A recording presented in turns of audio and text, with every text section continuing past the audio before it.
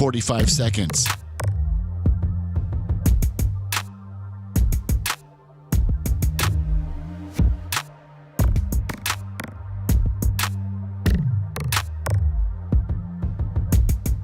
$30 seconds.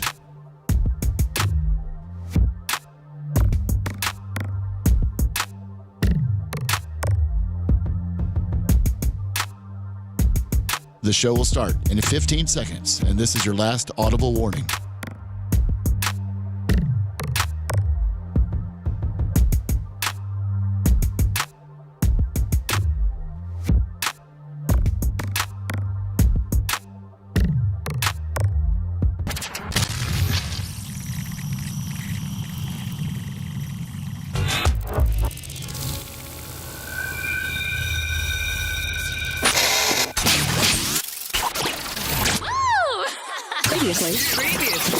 Previously on the Bubba the Love Sponge show. Okay, perfect. Our Twitch raid, don't forget it, 950. Let's get on there. So I heard the call yesterday. It was a little creepy. Well, easy. Well, thanks for listening. Thanks for the podcast. Listen, Johnny Insurance. You're supposed I liked you a second ago, but you said something I don't like now. Listen, Johnny Insurance. You're supposed to be. That's 100% right, man.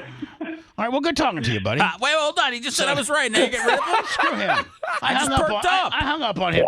You're listening to the Bubba the Love Sponge show.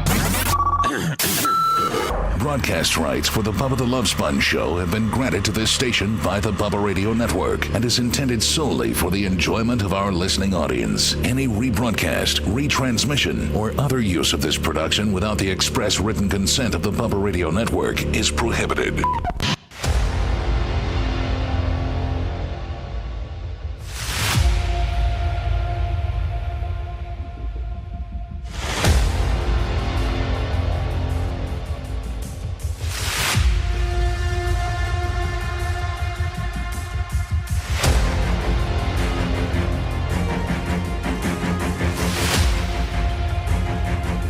Friday, November 15th, 2024, the Bubba the Love Sponge show. Hello, welcome. Today is the big day on, well, a couple different situations that are big. Three for me. I have four. I don't know. Jeez. Yeah, obviously, red letter days for Netflix, as it's their very first attempt to do live. This would probably be considered sports programming, right? And other sports programming. I see your shirt today. Yes, that was going to be. Thank you, Lummy, for baby facing me and getting ahead of me. Sorry. No problem. Yes, it's a red letter day for the Warsaw Tigers, as it's only the second time in the history of the school that they've made the regional finals in football. Warsaw, for nearly 100 years considered a basketball school. A guy named Bart Curtis came in. He was an Indiana Hall of Fame coach from Mishawaka, and somehow Warsaw lured him to run their football program, 8 or 9 years ago, and he has completely turned the program and the town around into a football town. And they've won one sectional before, I think in 2019, where they beat Penn. Let's get that ass tonight, Sponjo. Well, tonight during the content Go house. Bobcats. It's the Tigers. Tigers, right? Seth earlier was like, good luck to the Tigers playing East Plantation. I'm like, Jesus, Seth. So, Lummy, one, Netflix debuts its sports programming. Two, my high school that I played football for is in the regional finals. But Lummy, they're playing Lafayette Jeff. Lafayette Jeff's like 11-0. Oh, man. And they're like a passing juggernaut. So how many points are they getting? I don't know. I don't know what this. We should bet. I don't know. I don't know that you can bet on high school Let's football. go to a Warsaw Facebook page and let's just start taking action. Yeah. There you go. So no, it's not. Oh. It's going to be live on YouTube. So starting at 7:30. Now we have, and today of course is the first time that we've attempted. I mean, this is kind of like our Netflix. This is the first time Netflix has attempted a live sporting event with Jake Paul versus Mike Tyson tonight. I don't know what the time the preliminaries start. What, 7? I'm sorry, probably about 8 o'clock maybe for the preliminaries. We had a couple people email correcting us that it's not their first live sporting event, that they did the hot dog eating contest also. So Just wanted to clarify and correct. Oh, go Richard. suck your own heads, losers. Richard Longwood, 25 on the Cash App. Thank you. Cash App, Venmo, PayPal. Hopefully it'll be quite brisk as you're supporting the Content House. So it's the second attempt. Well, their first one was the hot dog eating contest. This is their second one. Jake Paul, Mike Tyson tonight, originally scheduled for, I think, July. And was it Tyson got hurt? He had like an ulcer flare-up or something? Yeah, something like that. And we'll be covering a lot of this. A lot of the pre-fight interviews went down yesterday. And to me, it looks like, Mike Tyson says you better watch out because Iron Mike is a personality I can't control. And he's a man-eater, and he's crazy. But, man, yesterday he didn't, other than maybe the fake slap that he did Jake Paul at weigh-in, he seemed really subdued and very, like he's not on, like he's on Xannies. Well, no, Jake Paul actually stepped on his foot. Yeah, he did. He stepped on his shoe. That's why they're saying that Tyson, slapped him. I'm sure it was all, coordinated ahead of time. Right. But Step on my shoe, I'll slap you. let's just get this. And then we'll have people step in and separate us. Just get the circus over with. Right. So anyway, it's a red letter day for Netflix, as this is, God, what how much is this costing Netflix? I mean, aren't we saying didn't we get a figure that Tyson had a $40 million guarantee? Yeah, Paul's saying he's getting $40 million, but I think that's light. You think that's light? Absolutely. Were they getting on the back end? Yeah, it's looking like, says Netflix is paying Mike Tyson $20 million. $20 million. So maybe it's 20 and 20. And Jake but Paul Mike, $40 million. But okay, and Jake Paul $40 million. To me, it looked like Paul would also have maybe points on the buy rate or something like that. I know when I used to hang out with Hogan, he would get like $1 million to show up at a pay-per-view, but then get a percentage of what the buy rate would be. Well, I mean, they definitely should. I mean, Paul and Tyson are pretty much single-handedly promoting it on social media. It's not like they did any sort of, interviews with any, like Pierce Morgan to promote the fight. No, so. they don't even need to. Yeah, those guys definitely should be getting some back end action. I saw an article one time where, like, The Rock, when he cuts a movie deal, he cuts his deal. It's a $5 million show up. And then it's, 5 points on the back end, which equates to a successful movie, meaning he'll get like $20 million. But then there's another kicker for every time they get like, the movie company gets like 2 or 3 free Instagram, Twitter, they get 3 free ones. And then every post past that third one or second one or whatever the number is costs them $5 million. So, like, The Rock owes him 2. Don't forget I'm going to be in the new, Fast and Furious 66 coming up this July. Me and Vin Diesel, it's going to be the best ever. They hate each other so badly. So, but then he has to do 2 of those.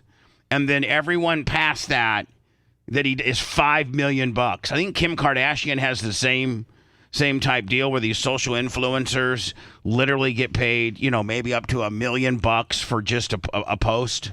1.7 million for The Rock. Read the story. Just said The Rock makes 1.7 million per sponsored post on Instagram, making him the 6th highest paid celebrity on the platform. Oh, the 6? Can you give me the 5? Let me look him up. Now it's just on Insta? Yes. Okay.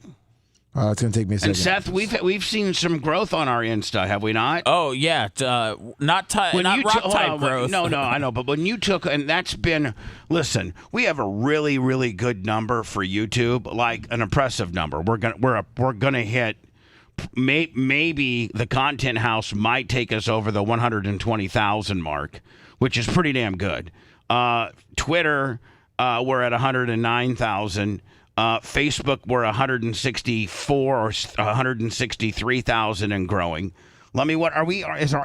Is our TikTok? It's growing. Impressive. It's at 30. It's at 30.5, 30.6 and growing. 30,600 followers. Yes. Okay. And Seth, I know what was it when you took it over, and it's been kind of your baby. By the way, we're approaching our next milestone in podcasting. Will be 8 million downloads. So, Seth, what was our Insta when you got it, and what is it now? I'm thinking it might have been around 15,000. I think it's 27,000 now, Nice. and we're actually making money off of it. Nice. So I mean, a lot of it was I wanted to make sure that we had clips from the show every single day, and Gary was able to start doing that and getting those up there, and a good majority of those clips end up getting 100, 200,000 views because we're putting out what people are talking about. So that's been a good combination for it. Yeah, so, our social numbers by radio guy standards are huge. And now all the local radio guys are now, Tuttle, I know you really are big on what local radio guys are doing. They're all trying, as much as they made fun of us, they're all trying to be us now with regards to the digital space. I think Russ and them, and they've been doing it for a couple. 31,000. Yeah, so I keep up on all of it. They got a lot to go still. But here's the thing: them and other people that are attempting to do a YouTube deal, that's all they do is YouTube. They don't have Rumble, they don't have X, so they may have 500, 600, 700 people watching them on YouTube, but they don't have 4 other platforms. They're just putting all their eggs into their YouTube platform. Whereas, we're spread across 4 different platforms. At Lummy yesterday, we did a Twitch raid. Yeah. I heard that worked out pretty good for her. She did 525 new followers or something like that. But I also heard that I heard this too, man. Holyoke Joe gets God. in there and wants to take his shirt off and show her his Hogan hairlip tattoo. Well, no. What I heard, Sponjo, was that I hate that I know this as. No, but it's stuff that we need to know so that we can put people on notice. Yeah. Well, I guess after we raided her, they said that Joe convinced her to raid him. So I think that's why he might have been able to show off his tattoo, because I think all the viewers that we sent redirected over to Joe. He got via her. He got a redirect deal on us, man. And so when we do this next Thursday, because we're going to consistently do it, we'll tell the person, listen, our fans are sometimes rabid. Will you not? They may ask you to, raid them or redirect them, however long your stream lasts. I mean, we're never seeing that French lady again, Bubba. No, it's over now. I understand that, Seth, but when I'm saying moving forward, we had a chance. Moving forward, I think we will see her again. But that being said, we're not trying to, do anything with her. Not trying to creep her out. But when we are setting them up on Tuesdays during Clem Kush, we tell them our fans are a little rabid. Please understand that, and please also know we're going to be in and out. We'll probably be out by 10 after. We'll be on for 15 minutes with you. And no redirect gimmicks. And please, no matter what our fans say, don't re-raid them. Just keep it all to yourself. End your stream when you want, and then run away. And then hopefully our fans will be. I only heard of a couple situations. Lemmy, what did you hear? Same thing. Pretty much. I heard the Joe thing. He's the only one that would do that, though. Joe is the only piece of crap that would do that. That's a part of the Bubba Army. Joe, you got to stop. You just got to. Joe, you're one of the greatest fans of all times. You probably are maybe one of the longest tenured fans. You've actually helped the show by giving. We are getting some good stuff off of his cassettes. Yes, we are. Longwood just said, I'm going to call that place Joe is at and pay someone to step on his oxygen hose. Please. Longwood. Well, I'm just saying, he's. We don't even know how much of a gimmick that is. You know what I'm saying? Well, I don't listen. Talk about steak on the state. Yeah. How about steak on the state? The only gimmick I know is that he got a redirect, and he had a 21-year-old French university student all to himself. And she was so innocent and so cute and naive. And let me. Clint Grubbs, $20. No, I think that's Clint Grubbs. Is that Clint? Yeah. No, never mind. It's I was trying to. right. Yeah. He's got it handled, Bubba. Yeah, Lummy, you got it. You do. And so I'm sorry. I just thought it was Clint Grubbs because if you glance at it, that's kind of what it looks for. It does. Right. So, Joe, listen, I don't know where you're at. I think you've been banned from a lot of different places.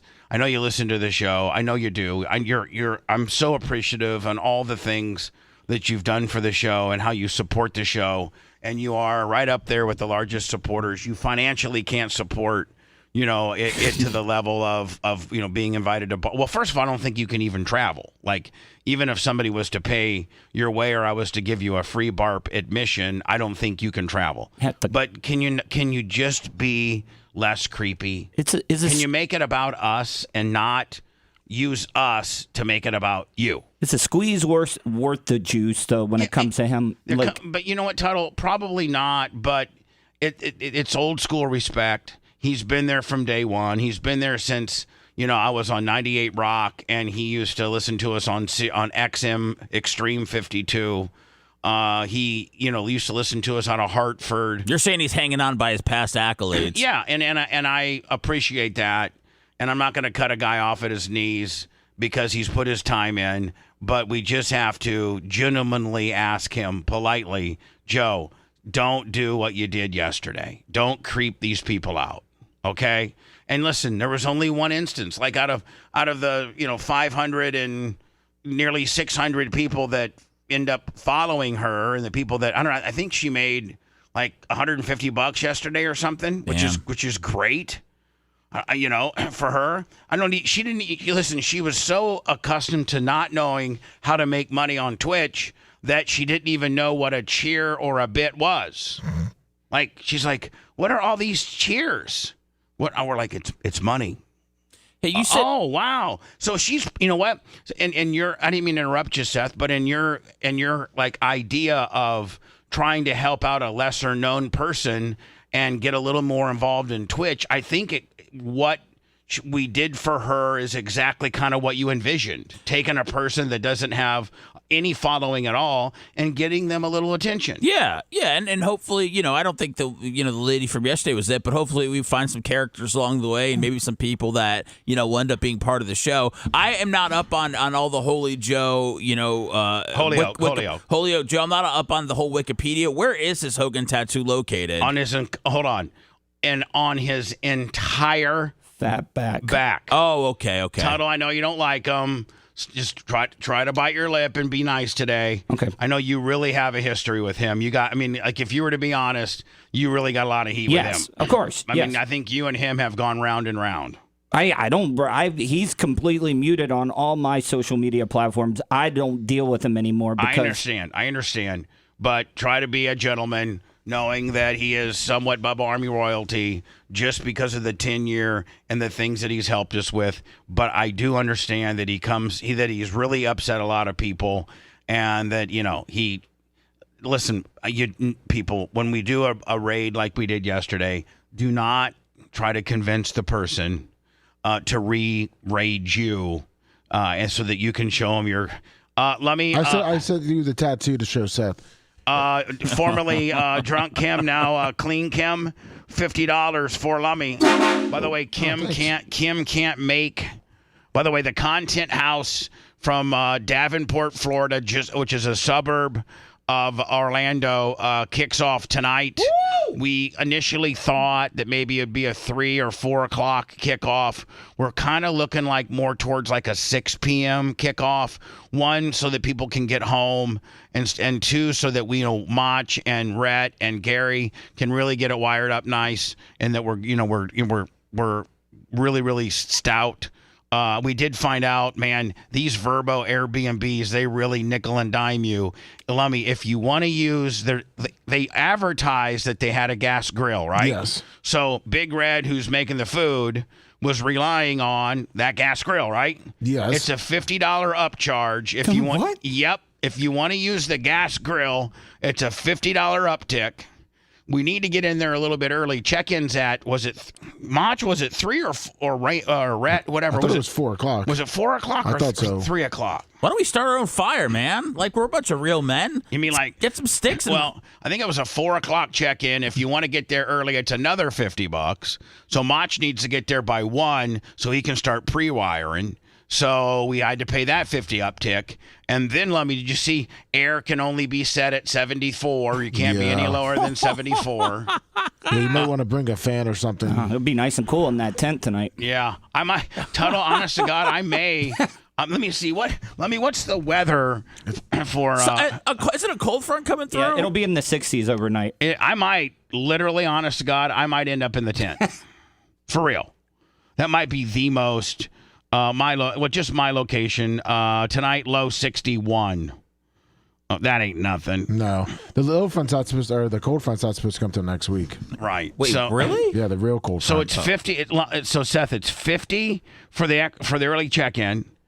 It's 50 for the gas grill, and it's like 50 if you want a heated pool, which we don't need a heated pool. No. What's please. a deposit like? I think the deposit's $1,250, which we'll get back because we're not Heathens. No, yeah, I mean, like we'll get back. I mean, we will clean up after ourselves, take the trash out, wipe down everything. You know, It's going to be a great time, man. I know there's a lot of details that we're dealing with right now because we're going and it's our first time, but between hanging out at the house tonight and then going and hanging out with everybody that's either from Orlando or traveling to Orlando to see us at the Ale House, I think it's going to be a good, 36, 48 hours. No, I agree with you. It's just this is the first one we've done, and so, we'll work out the bugs. And it seems like this Verbo Airbnb is being a little stiff on, then they're like, you can't set the. Now, Mach, do you think that they have a way to monitor what we do set the air at? They got a Yes, there's a nest. Yeah. I was gonna say there's usually a Bluetooth or wireless. The person can watch, and it tracks where your temperature goes throughout the day. Now, do you think they have cameras in the house? I don't think in the house. Outside the house, yes. Right.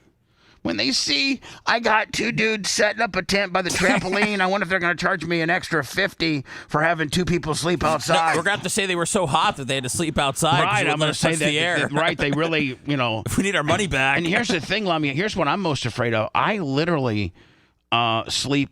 My air's like 61. I know. And I mean 74 to me.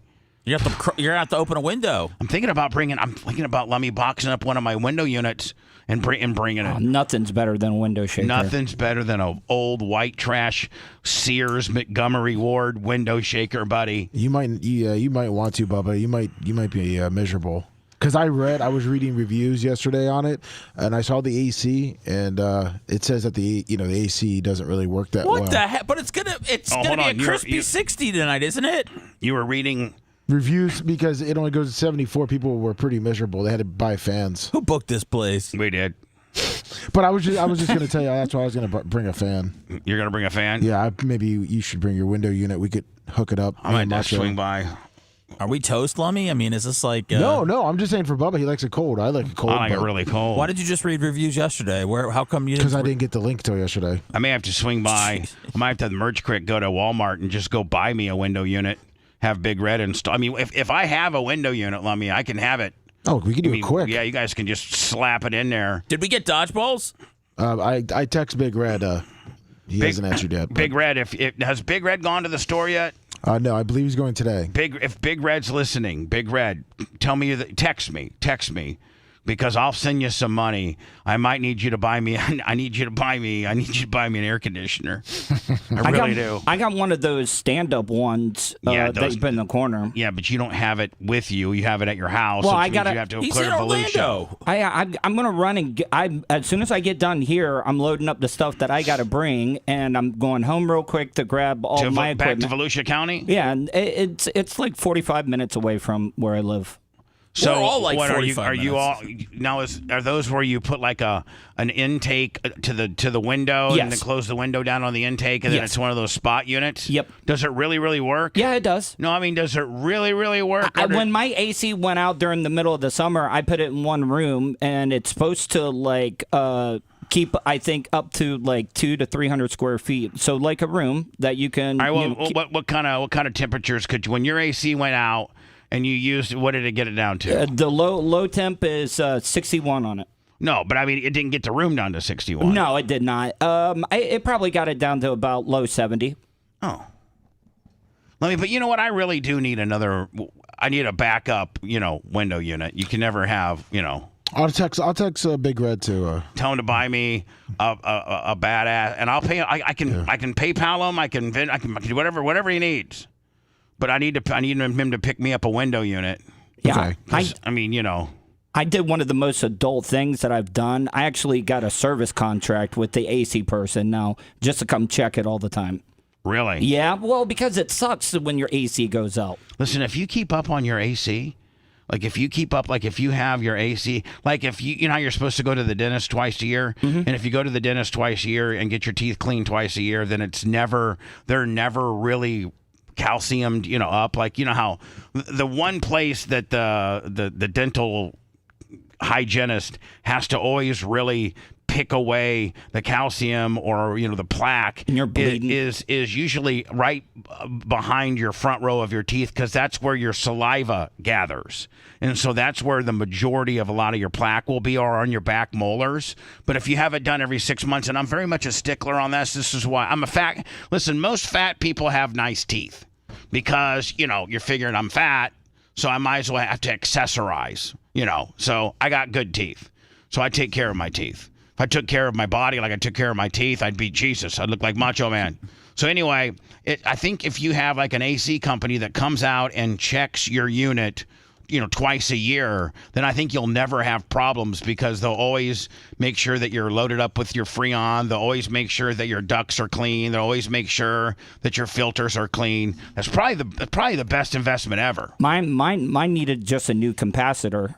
Yeah, those are the first things that usually go on AC are capacitors, which are, I think, those are the kind of the starter unit. They regulate the electricity for when your unit kicks on. Yeah, it kicks on the fan. Yeah. So usually capacitors are the first thing that goes bad, and they're really not that big of a deal to change out until it's blown and it's Friday at 8:00 p.m. And your favorite AC guy we don't have an AC company per se that we use, do we? No, we need to get a hold of Creatine, because his family's in the AC business up north, and need to find out who's his Tampa guy he would recommend. Okay. Maybe we could get from Creatine, get a hold of an AC company that is where all Bubba Army, and Bubba Army gets a little bit of a discount or something like that. Somebody in the chat said they do HVAC. Really? Yeah. Well, we're going to make sure that Creatine Travis approves of them.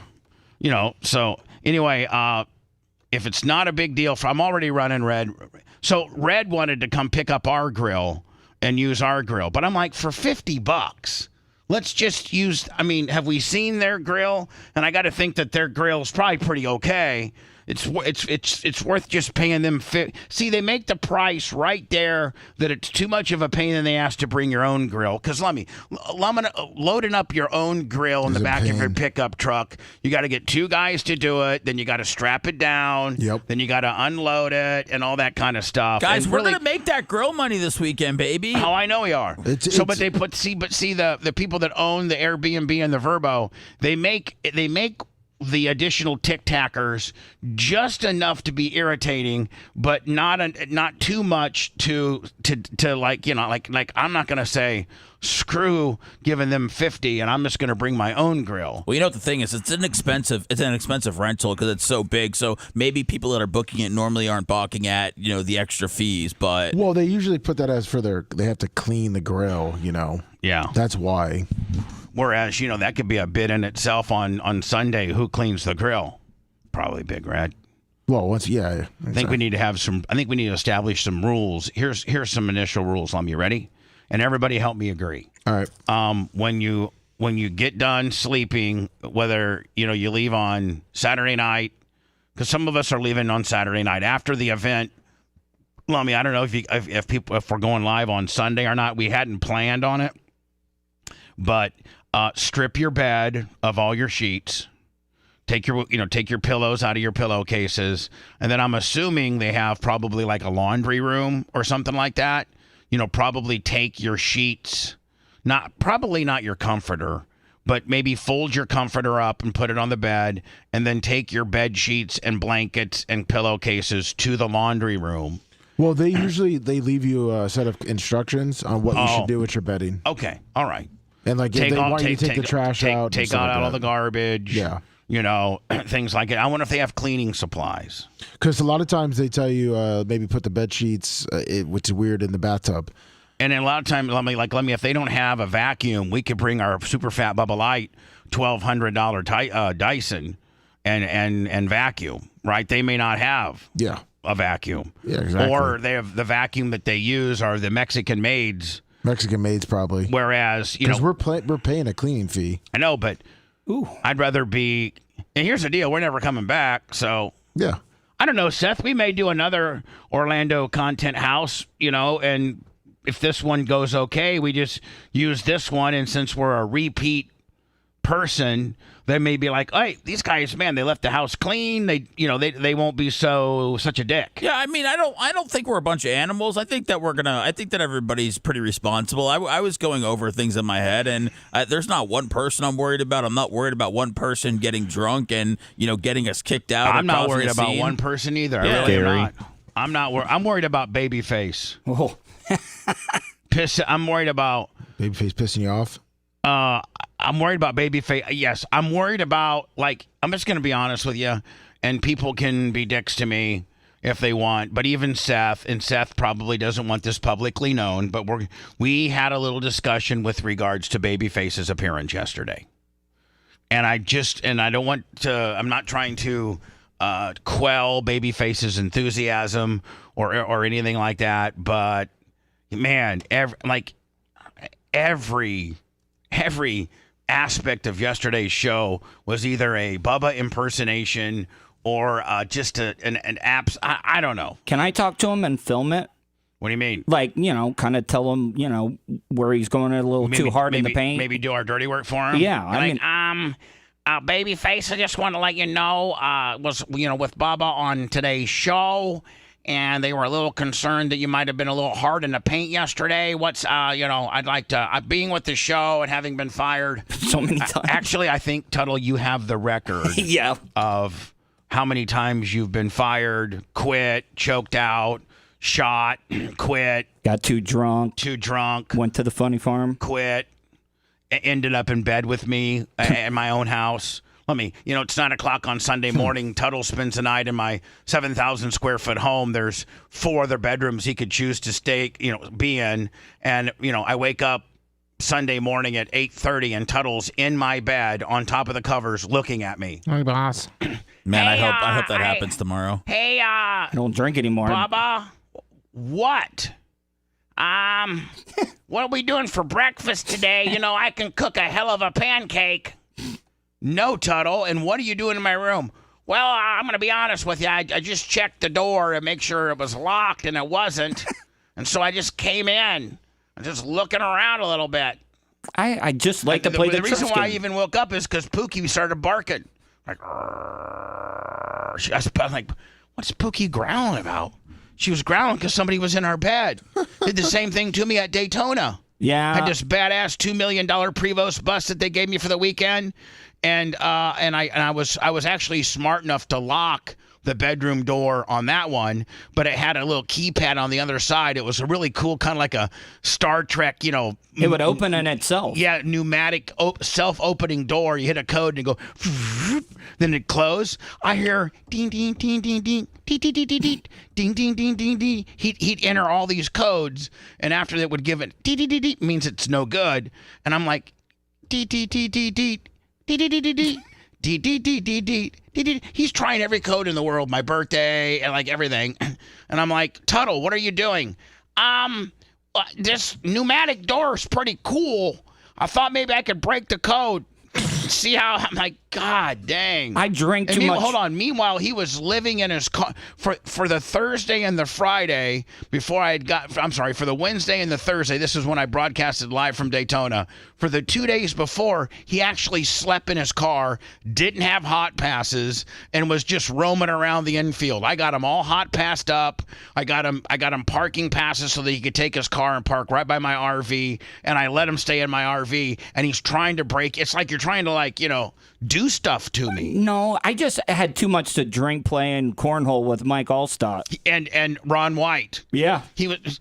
I go to bed, Lummy, at 11 o'clock, and Mike Allstott, Gerald McCoy, nice, and Ron White are playing cornhole, and they are drunker than hell, and the only human being in the entire facility that can match him on drunkenness is one Patrick Tuttle. And he walks up and goes, I'm with Bubba, and I'd like to mix in here on the cornhole game. And so it could have gone south real fast. But Allstott was so cool and so nice. He's like, yeah, man, come on, buddy. Did he not, Tuttle? Yeah, no, he did. But he could have said, hey, listen, get the hell out of here. You were a little worried because you had not seen him since like some of the songs. Yeah, I hadn't seen Allstott since we'd made some songs about him and things like that. Oh, really? And I told Tuttle, man, when you go over there, maybe not. Well, they eat. Allstott the day before had already been in our bus. Oh, okay. And was super cool. Remember? Oh, yeah. And he just folded Tuttle right into his game and was super cool. Yeah, when he was in Diaco's box this year, besides the fact that he looks absolutely ripped out of his mind, I'm telling you right now, super nice. Mike Allstott, could put on a pair of pads. His knees might not make it, but he looks. When I saw him 2 years ago going to the Purdue opener, God, he looked good. And I'm going to see if I can get him on. Yeah. You know what, Seth? That'd be a good get, don't you think? Allstott for a podcast. Oh yeah. I'm going to get him. And you know what? We need to really work on now. Does getting Gruden, does that change tremendously now that he's a Barstool guy? It shouldn't. He has a lot more to promote now. But man, what a deal! A deal! And Barstool, you know what? Congratulations. That just helps his whole situation out. Yeah, but it's brilliant for Barstool. Gruden it was the right time. Gruden was on the sidelines long enough for sending those racially hostile emails, and I think it's time that he gets back in the mix. And man, when you have unlimited funds like Barstool, when you can go pick and choose, guys that you want to produce content for you, it's awesome. And it's not a reach because he's brilliant. Oh yeah, because he's brilliant. Barstool, I'm not saying Barstool needs anybody, but boy, he's certainly a great addition to their roster, is he not? Well, Barstool's obviously, people say it's, for frat boys and everything, but Gruden's Gruden's an upper demo guy. Don't forget, Dion was on Barstool for a while. Yeah, I know. I'm saying Gruden's an upper demo guy. He brings guys like us to the table. Every one of us would watch it. Yeah, we're going to start watching Gruden stuff. Hi, who's this? By the way, 813-90-BUBBA, if you'd like to call the show. We've been having a lot of... the phone calls have been, whatever happened to the crazy-ass Jen? I told her to call me with an update, and I've not heard from her, from Fort Myers. Yes, go ahead. Sir, caller? Hey, Bubba. Yeah. Bubba, I'm on air. Yeah, you're on the air, sir. Oh, Bubba, can you hear me? Yes, I can hear you. God. Oh, cool. Here, let me take you off speakerphone. Sorry, Yes. I know you hate that. I do. Sorry, Bubba. Austin Graham, $100. Austin Graham, $100. There's grill money, baby. Hello. And there he is. Sir, you know what? I think in taking yourself off Bluetooth and putting yourself back on, you hung up on yourself. So just call us back. I'd love to hear from you. 813-90-BUBBA. Love to hear from our Orlando listeners that plan on coming out to. I talked to Shannon Burke last night. He's 50-50 on making it to the He's like, Davenport Ale House. Do you know how far west that is? And I go, yep, that's why we did it.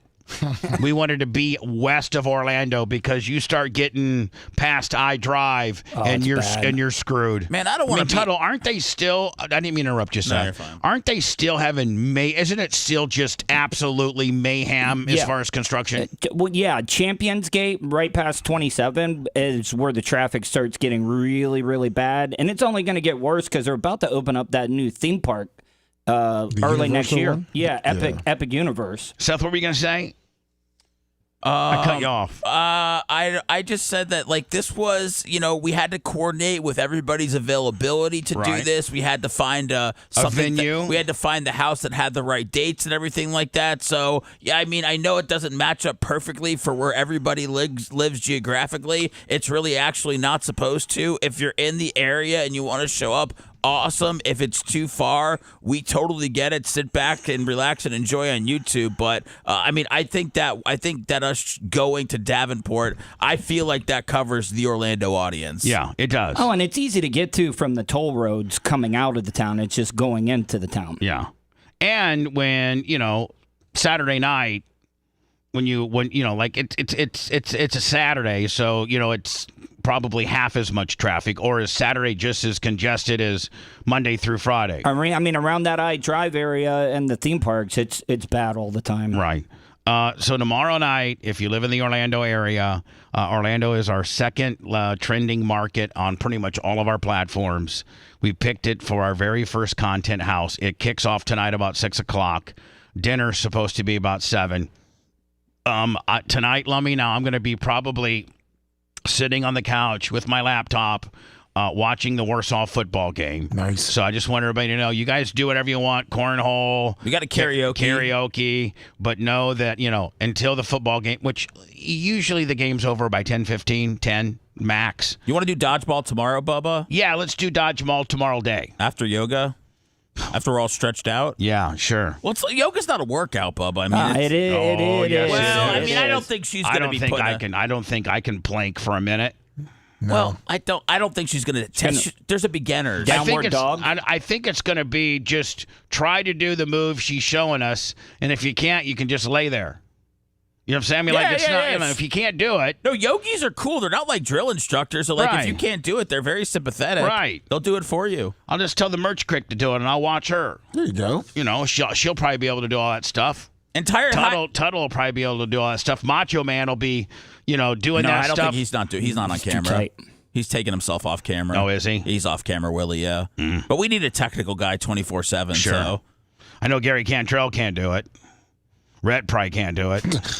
Lummy, you can't do it. I can't do it. I can't do it. I do beach yoga with Kristen every other weekend. Why don't we have footage of that? Well, I can ask the yoga instructor and I can film it. Just if you just not even film everybody else, just put a little sand tripod, down by you, and it's just getting you and Krista. You know what I'm saying? Okay. Like not everybody else. I'm not trying to be a heathen, Bubba, because I have a daughter, but Tuttle did say that this yogi has a nice rack. That's nice. That'll be good.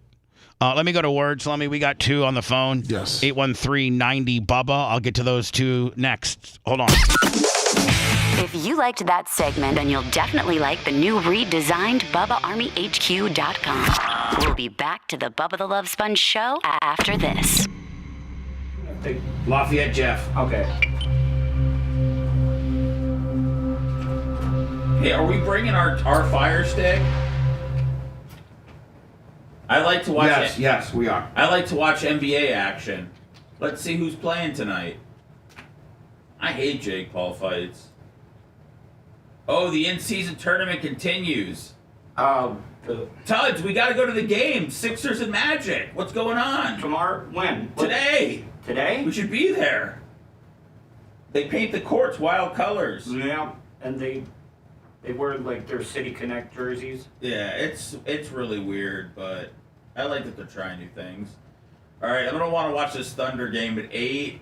Spurs and Lakers at 7:30. That Wemby versus LeBron, can't beat that. All right, then I'll check back in later.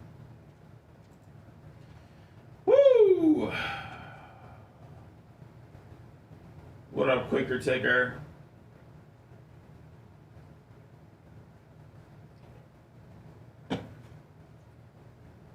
What up, April? What's up, everybody? So glad you're here. It's Coolio with the flow back in your ear. What up, Jesse? April, man, we're gonna chill tonight. We're gonna have, if we have the capabilities, we'll have some shit going on YouTube at once. We'll have some shit going on Twitch at once. Good morning, Organic Gene. What up, Pape? What up, Timothy? Who's coming tomorrow? Anybody at least thinking about it? I need some good, just beginner's yoga tomorrow to get a good stretch, and then I want to go out and play some dodgeball, baby. That'll be fun. I'm over on Rumble looking at Hi Snook Slayer. Welcome back, lover.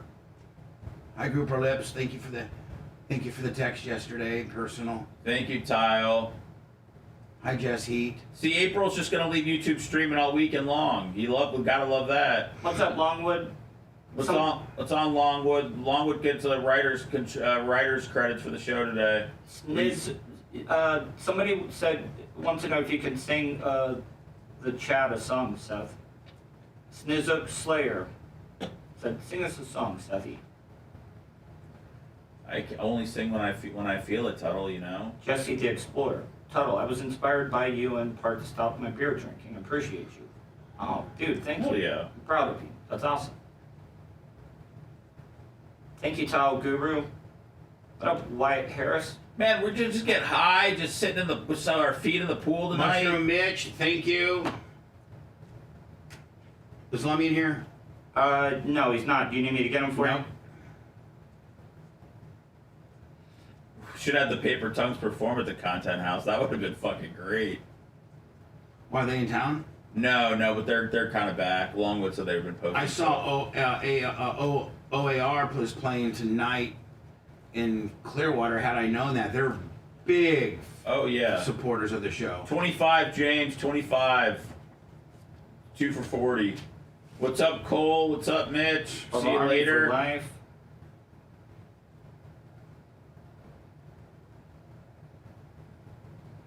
Yeah, we're doing some fucking karaoke tonight, and Babyface said he's making Bubba do it. This is all just to kill time before Jake Paul. Yeah, well, I'm watching football. Okay, well, buddy, you can mix in a song during halftime, okay? Listen, we got to give him his space during the game, okay? Toto, we need this guy for content. We can't have a content house with no Bubba. We can carry it, okay? Wait, you being Babyface can carry a karaoke? No, I'm just saying, Bubba needs his relaxation. Fine, we'll get Erica. Well, that's fine. Yeah, she loves to sing. Get merch quick. Let her steal the show. Good, I will. We don't even need you. Bubba wants to support his alma mater, okay? So just let him do it. Cole wants to know if I can still taste Bubba's forearm. That was a pretty aggressive takedown. Hey, what happened? I had to give him a little bit of the title business. Fucking took me down yesterday. He felt the strength of the gorilla. He gets a little overboard sometimes too. Eyes rolling his head back in his head. Me or Bubba? No, Bubba. Yeah, Bubba. People underestimate my power. Bubba pushed me, and before I could realize if I should push him back or not, I was on the ground. No, once he gets the momentum going, you're done for. Once I get my mitts on you. What's up, Berto? Got a pretty good I bet Bubba has the strongest grip on the show. No, Lummy does, probably. No, you do, Bubba. Guys, check it out this weekend, man. Throw a thumbs up. Let's see how it goes, you know? Let's have some fun. What up, Buck? See you tomorrow, buddy. It's okay, dog. Night Rider.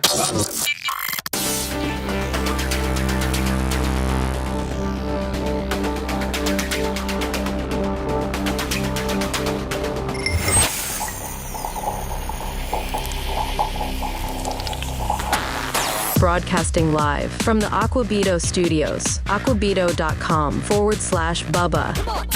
It's the Bubba the Love Sponge show. Lummy, you need to get a hold of the Mike from Aquabito. Yes. And tell him I need that check. I will reach out to him again. Yeah. Seth, something has been brought to my attention. Knight Rider 12, thank you, buddy, said Bubba must not have listened to the Blizzard podcast yet. Uh-oh.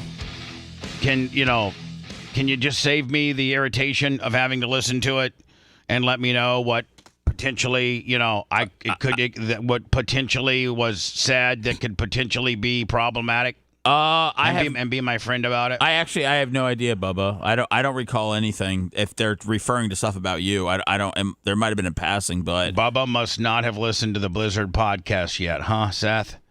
That's what Knight Rider 12. Well, I don't know what Knight Rider is. I don't know what Knight Rider is referring to, Bubba. I don't know when people are vague. All right, Knight Rider, could you be a little more specific, or anybody that did listen to the Blizzard, which by the way is doing really well. The Blizzard podcast is well.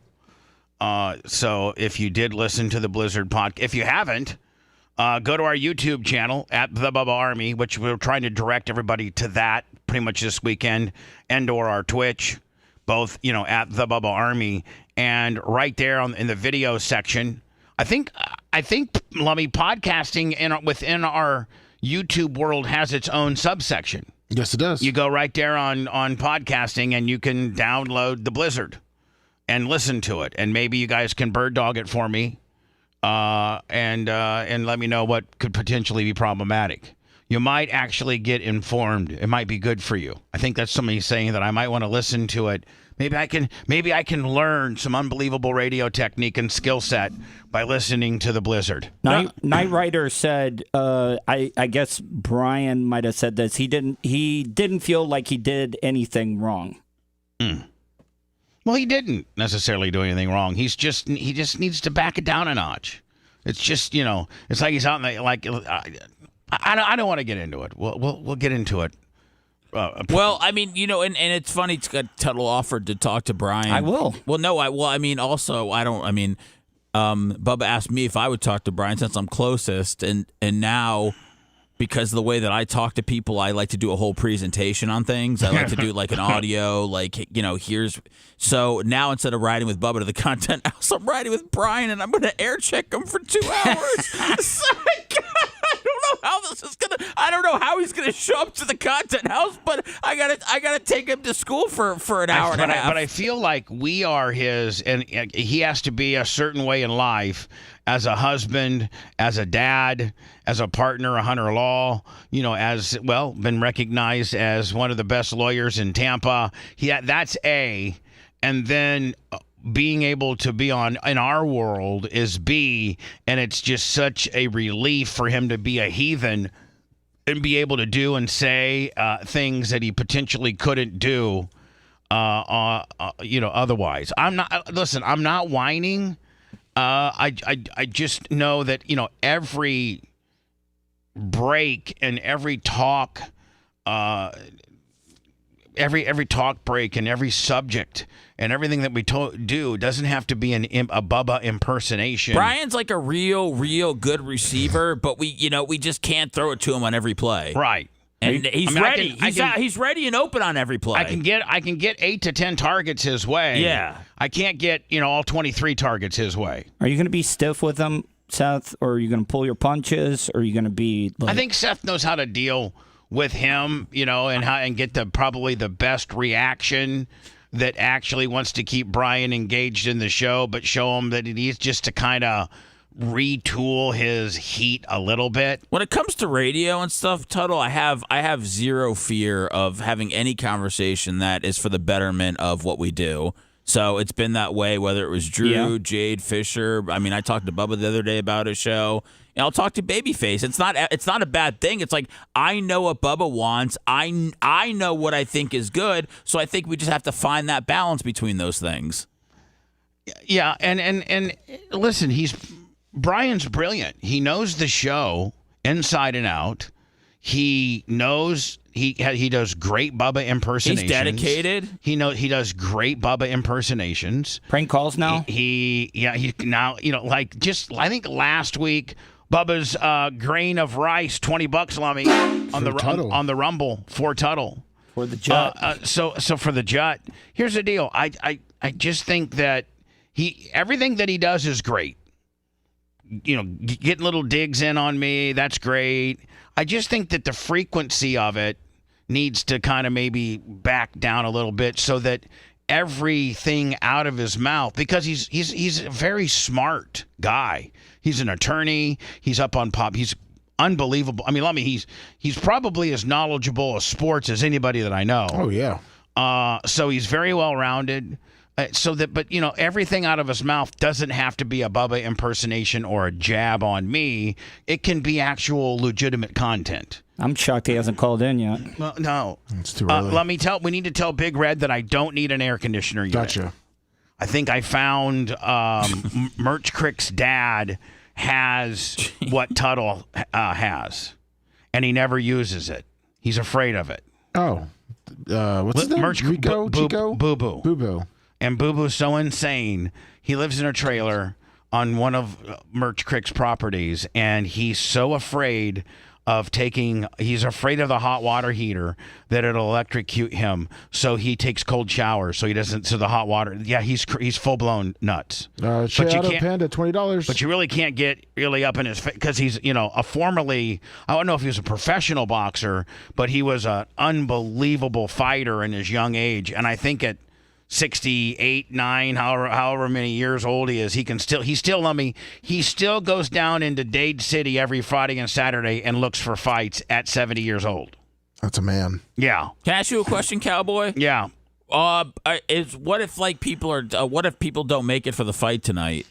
Like, what if bodies start dropping? What do you mean? What if people start falling asleep?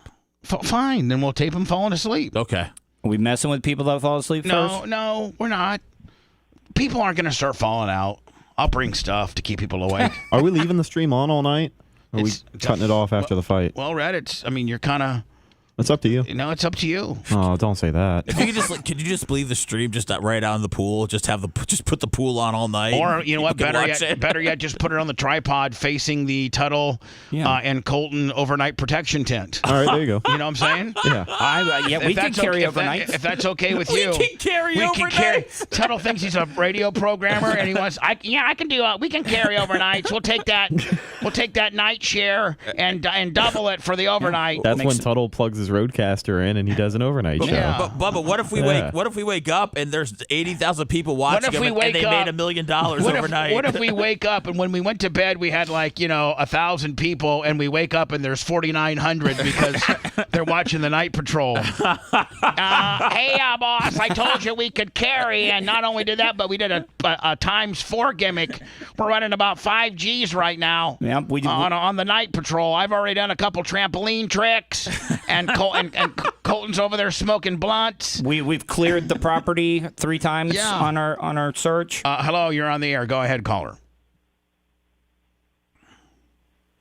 Hello. Hello. Yeah, you're on the air. Is it that guy again? Is it the same dude? The Bluetooth.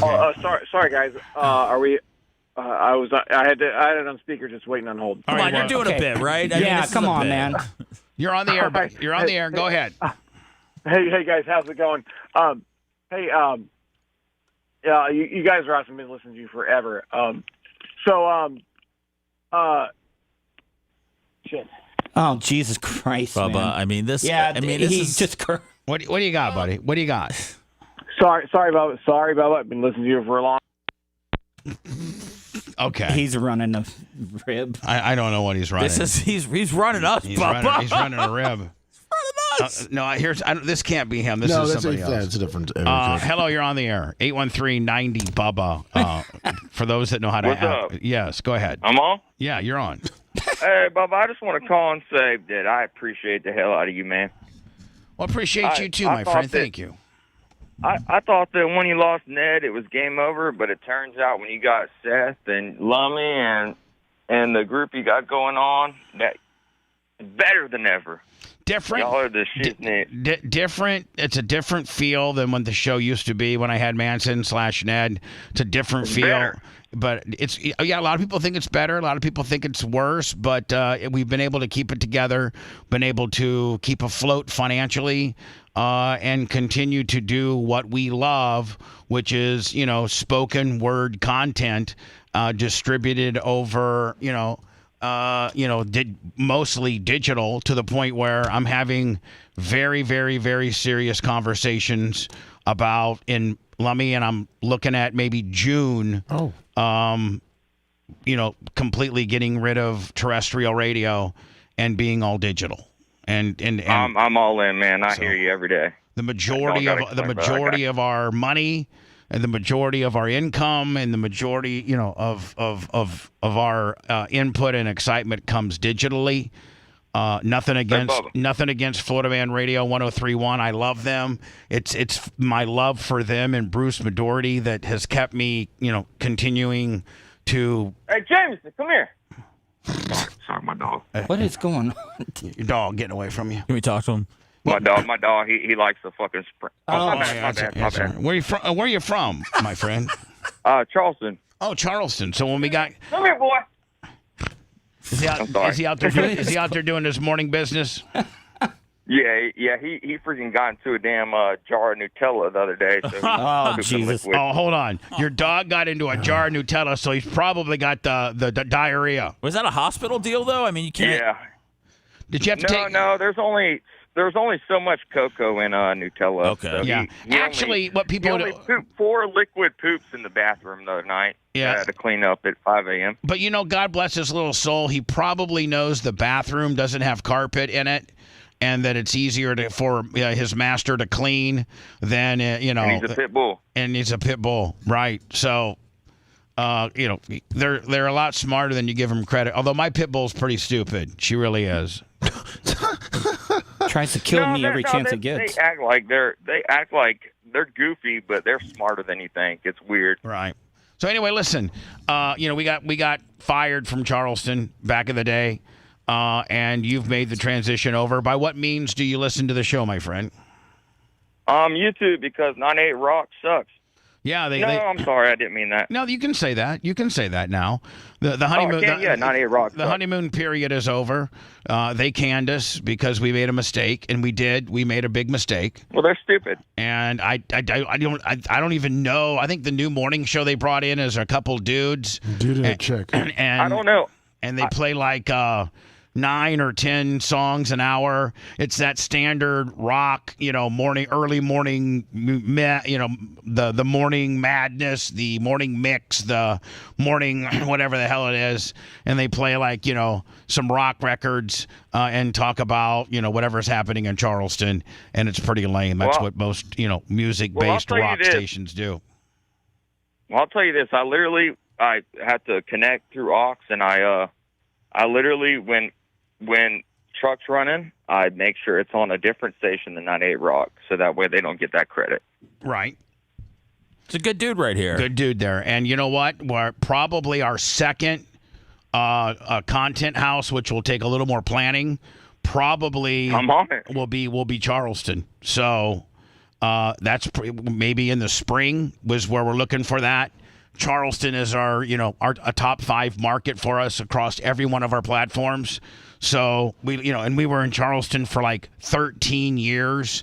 The owner, God bless his soul, Lynn Martin, gave us 13 great years of employment. Got mad as hell at us based on our mistake, which I don't blame him. I think he maybe should have suspended us for a few months and then brought us back. But it's his station. I can't tell him what to do with his station. And he seems to think that this new team that he's got is going to, perform better. I really wouldn't be surprised that if I could, maybe if I could talk to Lynn, cooler heads have maybe prevailed. I'm deeply sorry in the mistake that we made. And I could maybe, before I quit regular radio, I'd actually pick up the phone and call Lynn Martin and said, hey, would you like to do, one more shot at it? We can perform. We were always top 5 in Charleston. Yeah. So, dude, this is Johnny Charleston. So anyway, listen, man, Charleston P1, we appreciate you. And can I say one more thing? Yeah, 2 more if you like, bud. So I'd love to say, Bubba, you're my number 1. Love you the most. Tuttle, I used to get annoyed by you, but now you're up there in my top 3. You're awesome. I love what you're doing, man. Seth coming in. Oh, he's better than Ned and them. How about that? No doubt. That's a hell of a compliment, Seth. Lummy is the shiznit. I love y'all so much. Y'all make my day. Y'all literally. I hate my life. No, don't say that. No. It ain't like that. Ain't like that. Everyone hates it. Are you having problems with your old lady? You having problems with your old lady, or you just hate your job, or you hate everything? No. Yeah, no. Just getting up. Doing your thing, but I got it. It's just your job, getting up early, every daily grind. Your boss is probably a dick. It's just that. I understand, but we are the one bright spot that makes you a little bit happier when you're going to work. Y'all make it easier. Yeah, and we I think our show represents that for a lot of different people, my friend, including yourself. Yeah, my bad. I didn't mean that to be negative. We just still want to make sure it was on a suicidal tip. Yeah. We'd have to step in. No, not at all. Not at all. So, all right, my man. Hey, be looking for us to do a content house in Charleston. That's our next target if and when we do this. I sure as hell hope so. All right, buddy. Maybe check in on YouTube a little bit this weekend because we're going to be live on YouTube all weekend long in our first content house, which is just outside of Orlando. So maybe, check in on a few times. Okay, bud? Absolutely. See you later, buddy. Thank you. If we do Charleston, are we going to do a convoy like we did last time going up there? Well, if we were to do Charleston, we should probably rent a big van, big church van like we had before. That was a hell of a trip. Oh my God, it was the front row, which was the drivers and the passenger. Then it was a row right behind me, and then there was a row behind that, and then a row behind that. Mm-hmm. So if you look at like me and like Lummy up there in the front, and you put like maybe the Merch Crick and maybe Seth in row 2. And then row 3 could be like you and Rhett. And then row 4 could be like Babyface and Dan.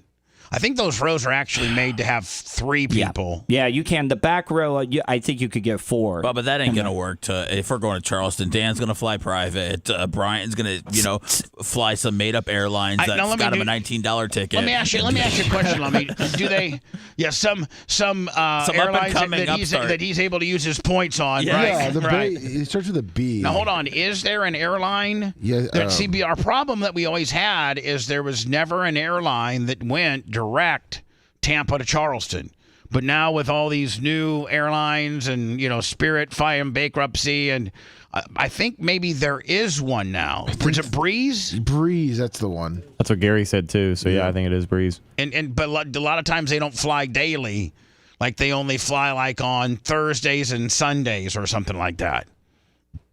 I'll check. I'm on their site now. Do you remember that drive was a drunken mess? Oh my God! We stopped in Charleston, and so Tuttle listened to. Seth, listen to this. I had Tuttle, who was hammered the entire time. First of all, we stopped in Ocala, and we're ripping laps around my track in this van that we're lucky I didn't roll it. Flip it over. Yeah, I was literally going. He was drifting it. I was literally. How many people in the van? 8, 7 in the van. Can you imagine Chili bowling it with 8 guys in the van? No, really, for real. And they're all freaking. They're like, oh my God. And we run it. It's a brand new van. It has like 400 miles on it. And I get it running. I get it to almost blow up. Because the clay, I guess, was getting in the radiator or something. So then we went to a drive-through, and that ended up being a big disaster. And then we find out that Tuttle got married in Savannah, Georgia. And he's all drunk, and we start ribbing him about Savannah, Georgia, and that's where his true love was. And so we go to downtown Savannah and stop in Savannah and go to, I think, the actual place. The square that I got married. And we do a Tuttle got married reenactment, and he's drunk. I think this is on our YouTube. Yeah, it is. You made me, the Ned puppet stood in for Kristen. Yeah, the Ned puppet was Kristen. Mm-hmm. And was I the preacher? Yes, you were. You did the ceremony. Yeah. Let me maybe see if Gary or Rhett can find that. And we did that, and then that got Tuttle all flipped out. And I drank more. And then we get there. We had kind of like a Yellowstone bunkhouse. The bar that we were at had kind of a bunkhouse that they put, like they had bands. It was a pretty good idea, actually. Mm-hmm. They had bands that would come to their place and play, and they had like a 4-bedroom bunkhouse literally right behind the bar.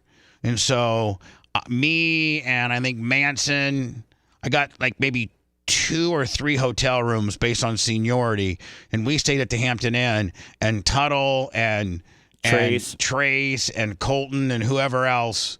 Lummy, were you part of? I don't think you were part of that, were you? Oh no, my grandpa died, and I had to fly to Chicago. Oh, okay. Yeah. Otherwise, you would have been there. Yep. And then I thought we were going to die because. So then, go ahead.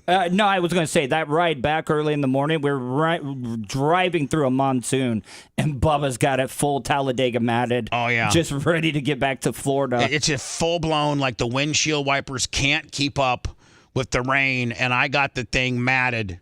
Going 100, the speedometer, like this, it had a speed sensor that stopped at 101, and I'm literally hydroplane, like and everybody's on. So here's the big fight we get into. So Donna and Manson flew up there. I sent you the BRP. Now there is a good amount of language on it. I'll get it. All right. They flew up there, but I think it was either. Oh, and remember, Trace brought his girlfriend. Yeah, they wanted. But I think it was you and Colton had 2 crickets lined up, couple groupie girls. Yeah. That were ready to take you around the farm in the bunkhouse. But after the deal on Saturday night, we got done like around 10, 11. I was just going to pull up stakes and get out of there and drive in the overnight and get home instead of in the morning. Well, Colton and Tuttle both have P1 groupies that are ready to take them around the farm, and Tuttle and Colton were so mad at me because they had literally had girls in their bed ready to, do whatever. This was the Charleston. This was in tour stop? Charleston, yeah. Mm-hmm. Oh boy. And Tuttle and Colton both had P1 groupies ready to take them around the farm, and I got the van pulled up at the bunkhouse. I'm already packed, and I'm gassing it, vroom, vroom, and I literally say, I'm leaving in 5 minutes. And if you're not packed and in the van in 5 minutes, then you're going to have to figure out, because they didn't have plane tickets. Only Manson and Donna had plane tickets.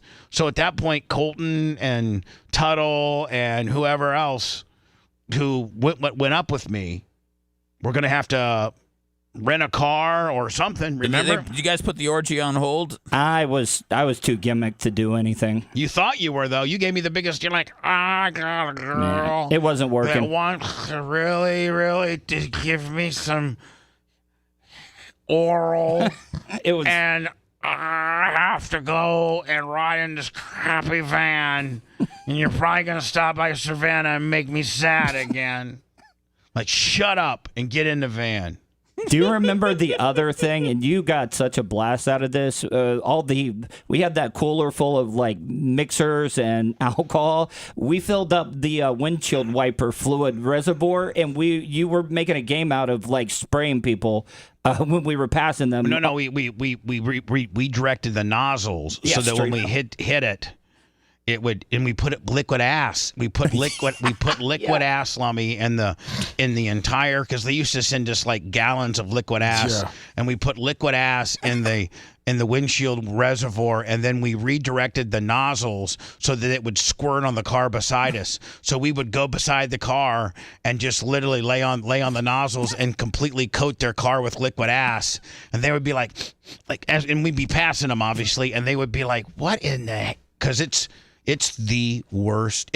Liquid ass is so bad that if you just open up the top of the container and smell it, it will make you puke. Yes. It will literally make you puke. It's horrible.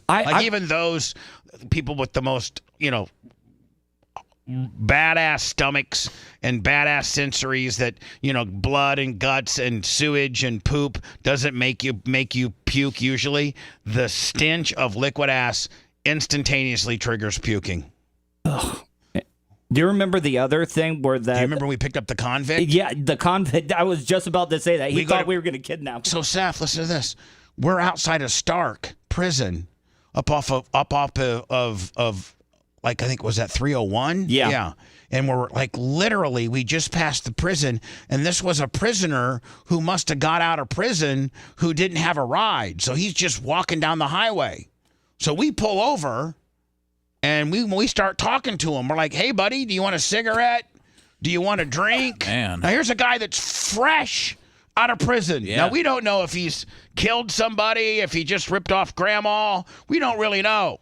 You know what, Lummy? What we might do is we might have Gary and Rhett maybe take all that footage and maybe rework it into something. Okay. And I don't know, maybe I'll play a little bit of it now, but man, that was such an epic thing that I don't think, and it's so buried in our YouTube world that people really wouldn't know to go find it. But even the prisoner exchange, so we pull up on this prisoner and we open the door, the sliding glass door, and we're like, "Hey, buddy, do you need a ride?" I sent you that video too. And he's like, "Nope, I'm okay." And we're like, "Buddy, listen, we'll give you a ride. We're going wherever you want to go." "Nope, I'm okay." We got cigarettes. And this guy has just got out of prison, so he doesn't want any trouble. He didn't want any trouble. So we're like, "Hey, man, did you just get out?" "Yep." "Do you want a beer?" "Nope." "You want a ride?" "Nope." "You want a cigarette?" "Well, I wouldn't mind having a cigarette." So we gave him a cigarette, but we were begging him to get in the van with us so we could, I don't know, We were kind of reckless back then. That guy could have killed us. That guy'd probably been robbed before. Yeah, it's hard telling. Lummy, you got that? You got that? I said you got that, yeah. got a little bit. You know what? I'm gonna try to wade through a little bit of that. But yeah, Seth, that's what we got in, and all of this would give you anxiety. Yeah, I might have to sit this Charleston. No, what if we fly you up? You're not So afraid the to fly? No, Seth, are you afraid to fly? Hell no, man. All right, so if we fly you up, I think we really need to for cost. Well, tell me what's the flights look like? Well, there's only, let's see, February, March, April. They just don't fly on Tuesdays. Okay, so And like then, June, July, August, they fly pretty much. There's no. We got to hit them the first quarter. There's next no year. blackout dates. all right, so they fly every day? Yes. All right. So we're in. Give me let's look at the third weekend of April. Look at that. Like just do 4 passengers. Tampa, leave. We probably would probably leave Thursday and return Sunday. Which one? Sorry. Any weekend of April. Okay. Second, third weekend of April. Okay. Like just tentatively rough that in. Tell me what it is per airfare, because a lot of times Fly back Sunday early. Okay. Early, the earliest one available. Seth, you got to ride with us. I mean, that would be like... No, if we can fly, we're going to fly. I'm all about content, but I don't want to be in a van with you guys for multiple hours. I think it would just be bad for everything overall. I think Seth's limitations about Orlando as far as driving with us. I mean, listen, I know Seth's limitations. I've really become close to him. What do you got? For nonstop, we're not 120 to 249. 120. Looks like we're stopping a few p.m. times. to 2:49 p.m. on Thursday. All right. Well, how much per ticket? $199. Round trip? Yes. Oh, that ain't bad. No, it's good. $199 per guy. And Gary's up there, so we don't have to fly him. Yeah, Gary's up there. And then Sunday, the only nonstop. Hold on, $199 for just one way? Let me do the whole trip. Are you our travel agent or not? Yeah, I don't know. He doesn't know what he is. Well, I'm trying to get the times because there's different time. 9:31 to 10:59. It doesn't matter what time. Just get us the early. All right, $189 per guest, so it'd be $756 for 4 guests. Round trip. $750. Felix Barajas, 25 with a PayPal, Venmo, Cash App at the Bubba Army. So you're looking at how much? It would be $179. $189 per person. Per person. Yes. And we need here's who we really need: me, you, Tuttle, Seth. Colton's usually your liege. Colton, Merch Crick, Macho Man, Rhett. That's 8. Dan and Babyface, but you think they can cover there? Ooh. Think they can cover it? 10. Go 10. If you go 10 passengers, that's $2,000 just in airfare. What if Hunter Law and Diaco Law or Diaco Plastic Institute sponsor the trip? Well, we might have to get a sponsor. Yeah. We may have to get a sponsor. What, Lummy? Well, no, it looks like Breeze has a little bit of up charges, so it just, yeah. Well, no, listen, here's what we're doing. We're going to UPS all of our stuff. We're not taking any equipment and anything like that. We're going to UPS all of that. Carry on? No I carry mean on. our stuff though, like a backpack, Yeah. like whatever they allow for free, because they charge. They'll start knick-knacking you at $50 a copy. $50 a copy for this, $50 a copy for that. Next thing, your $2,000 airfare is, $34.50, because we want to bring some stuff. What we might do is actually, Tuttle, send you and Colton in the van, like how the how the Bucks send big, like they send an equipment van with all their gear. We could do that. Yeah, we could do that. Get as many people up that way. It's like Monday Night Raw. The equipment guys got to get there before the talent. Yeah. Like the NASCAR hauler. If you want a deep dive into the Bubba the Love Sponge show from the past, go to BubbaArmyHQ.com. We'll be back after these words.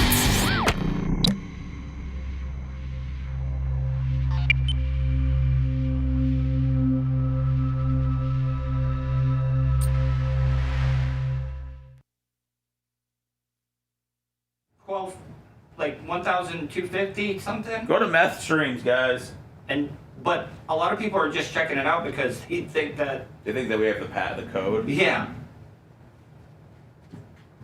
You mean the code for the fight? Yeah. You mean that our clickbait is It's working, yes, big time. We should have just said free code to the fight. Yeah. Yeah. That would have worked, man.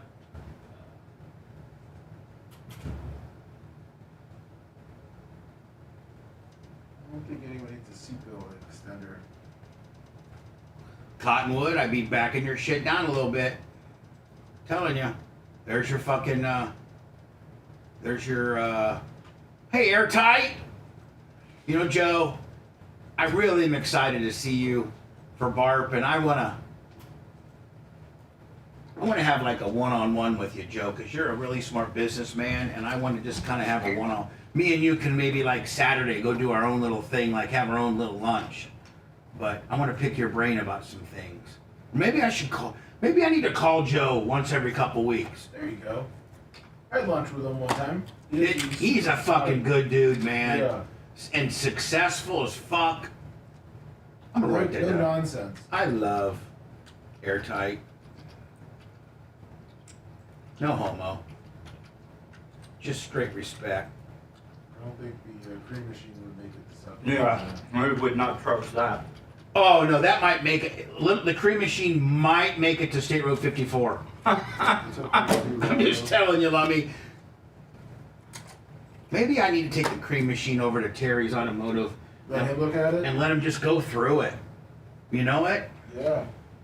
Because it just sits back there, and it's such a great, rewrap it. Yep. And I'm going to talk about that. What's up, homie Drew?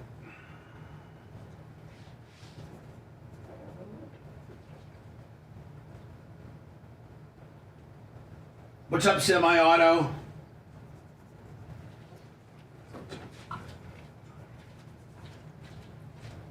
All right, Bubba Army for life. Hello.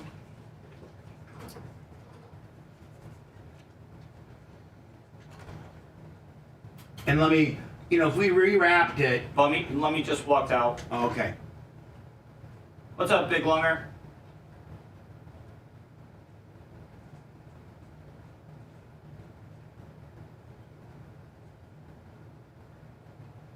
How's everybody doing this morning?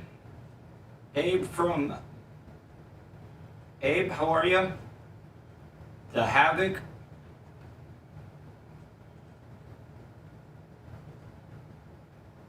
Good morning.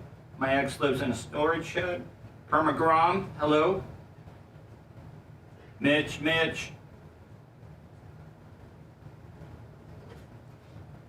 Thank you, Knight Rider 12. Oh, I appreciate that, Jess _ Heat.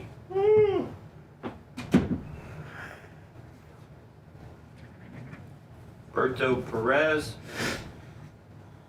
Thank you, Bub Army for life.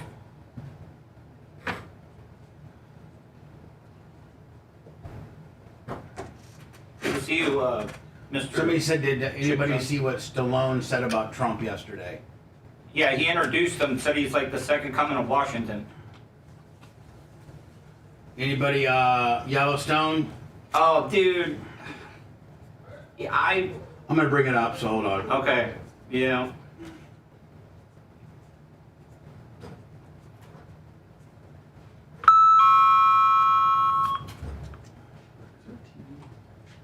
TV up by the pool? You need to bring one? I don't think there's one, but I mean, there's definitely room for one. What's that, buddy? A TV by the pool. Got College Game Day. Got Oh, bets yeah. in. Oh, Lummy, do we need to bring the TV for the monitor? I mean, I don't think we need. I mean, it might be kind of tough on. Yeah. Let's not. We're not going to do that. Because they would have to break everything down from the content house. Snizuk Slayer, I'm saying for a monitor at the ale house, but I don't think we need one. Oh, okay. Yeah. Email me, tunnel@gmail.com. We got a monitor at the ale house. Yeah.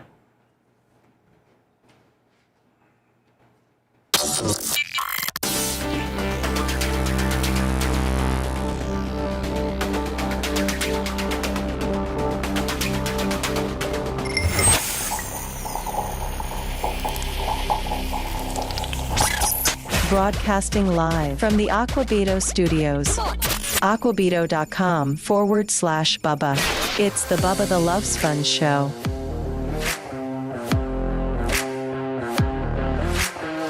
Lomi, I don't know what the hell's going on. This is really a good thing. But, by the way, the Bubba the Love Sponge Show, I am the infamous Bubba the Love Sponge. Don't Google me. Or if you do Google me, you'll see that I'm very famous for getting in a lot of trouble. Some of it's warranted, a lot of it's not. Lummy, I don't know what the hell's going on, but usually our Facebook, we're live on Rumble, YouTube, and usually the order of like highest to lowest as far as amount is Rumble, YouTube, X, Twitch, Facebook. Yes. Usually the numbers are about, sometimes we'll hit 2 Gs on Rumble, but usually we're around the 18. When we're really on it and we got a good show going on, got the right click, got the right, whatever. Usually we're 1900 on Rumble. Usually we're 1400 on YouTube. Usually we're sometimes 1900 on X. Twitch, we run around anywhere between 100 and 200. And then Facebook, where usually it's our, like 40 or 50. And we just throw Facebook in there for good measure for the boomers out there, people in Warsaw, Indiana that can't believe that they can watch my show on Facebook. And so Facebook is usually just kind of the tag-along Willie. Did you see it today? No, what is it? Well, what? Nothing. Go ahead. I'm sorry. No, you go ahead because you might know what's going on, buddy. Yeah, I think I don't know what's going on, to be honest with you. It's a lot of bots. It is a lot of Russian names, a lot of we're getting that on YouTube. Broken English. Maybe we hit a recommendation. Maybe we hit a recommendation algorithm. You never know with listen, it's not bots that we're buying or that we've asked for. But obviously, Rhett, it's probably we're getting them honestly, and maybe we hit like a recommendation algorithm or something. Like on YouTube, we're getting a lot of Middle Easterners. Okay, well, I love Middle Easterns. Praise Allah. they're all coming in. With I think it's the click. Weird language. Yeah, I mean maybe you might be right. It's the click with. You might be right. Actually, thank you, Rhett. Actually throw me a little bit of I kind of know what I'm talking about, Bone, which is about 0% for me, usually. I'm an idiot. I don't know what I'm talking about. I'm old. I'm stupid. When I ask for something, you're usually like, oh, yeah, we did that 2 weeks ago. Or you're wrong about it or things like that. And listen, I don't ever get mad about it because you're right. I usually don't know what I'm talking about. Well, can we speak directly to the foreigners and explain to them how to do Super Chat while we have them here? No, I just think we can tell if you're watching the show, share and like it. And, how? We want some of that oil money. So, I mean, like, we obviously, Lummy, I think, hit some kind of algorithm that put us up on a recommendation deal. And we're getting, actually... Foreign people rock, Bubba, I mean, yesterday you talked to we got almost 500. No, I said foreign. Yeah. Yesterday you talked to the French lady. Today we've got, some Russians that are joining us. I mean, it's a show for the world, baby. Embrace it. Yeah, there you go. I couldn't say it any better. Wow. You know what I think is happening now that I'm actually... digging into it? George Crosby, $100. I think... Now trying to put your positive red hat on, please. No, this sounds bad.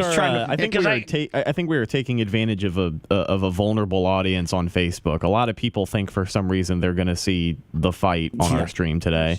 I'm looking at the live chat, and a lot of people are here. It's not illegal to have a real good clickbait. It's not even a clickbait. It's our cover story for today. It's what we're talking about. Eventually, at some point. Tech and YouTube said how many hours left to fight. Right. Mike can upset Jake. Fine. That's Tech. What's Tech? That's his name. Oh, okay. So it's not the Bubba Army, it's these foreign idiots? Yeah. Well, let them go figure it out, man. Just keep your eyeballs on us for a while. The fight, it's coming right up. Yeah, we're going to listen. Hi, it's Bubba the Love Sponge Show, and we will be, I think this is an honest question. I think this is an honest answer. We will be covering the fight tonight extensively on our on our YouTube and our Twitch channels. And you're only going to see it here and there. And, maybe, I don't know if we can go, we probably can't go 3 across with the limited bandwidth that we have. But it looks like Facebook is very vulnerable upon clicks too. So could we? Can Some guy commented asking where the ring is. This fight's a bunch of crap. I want everybody to know it's Bubba the Love Sponge. This is the pre-fight, and we're just basically a show that's going to get you warmed up for the real commentators. So keep it right here for your latest Jake Paul. We're the undercard. Mike Tyson information. As a matter of fact, I probably should maybe start getting into a little bit of that. Because that's what people think that we're getting into. So here you go. This is from yesterday. Man, this is douche fest. Yeah.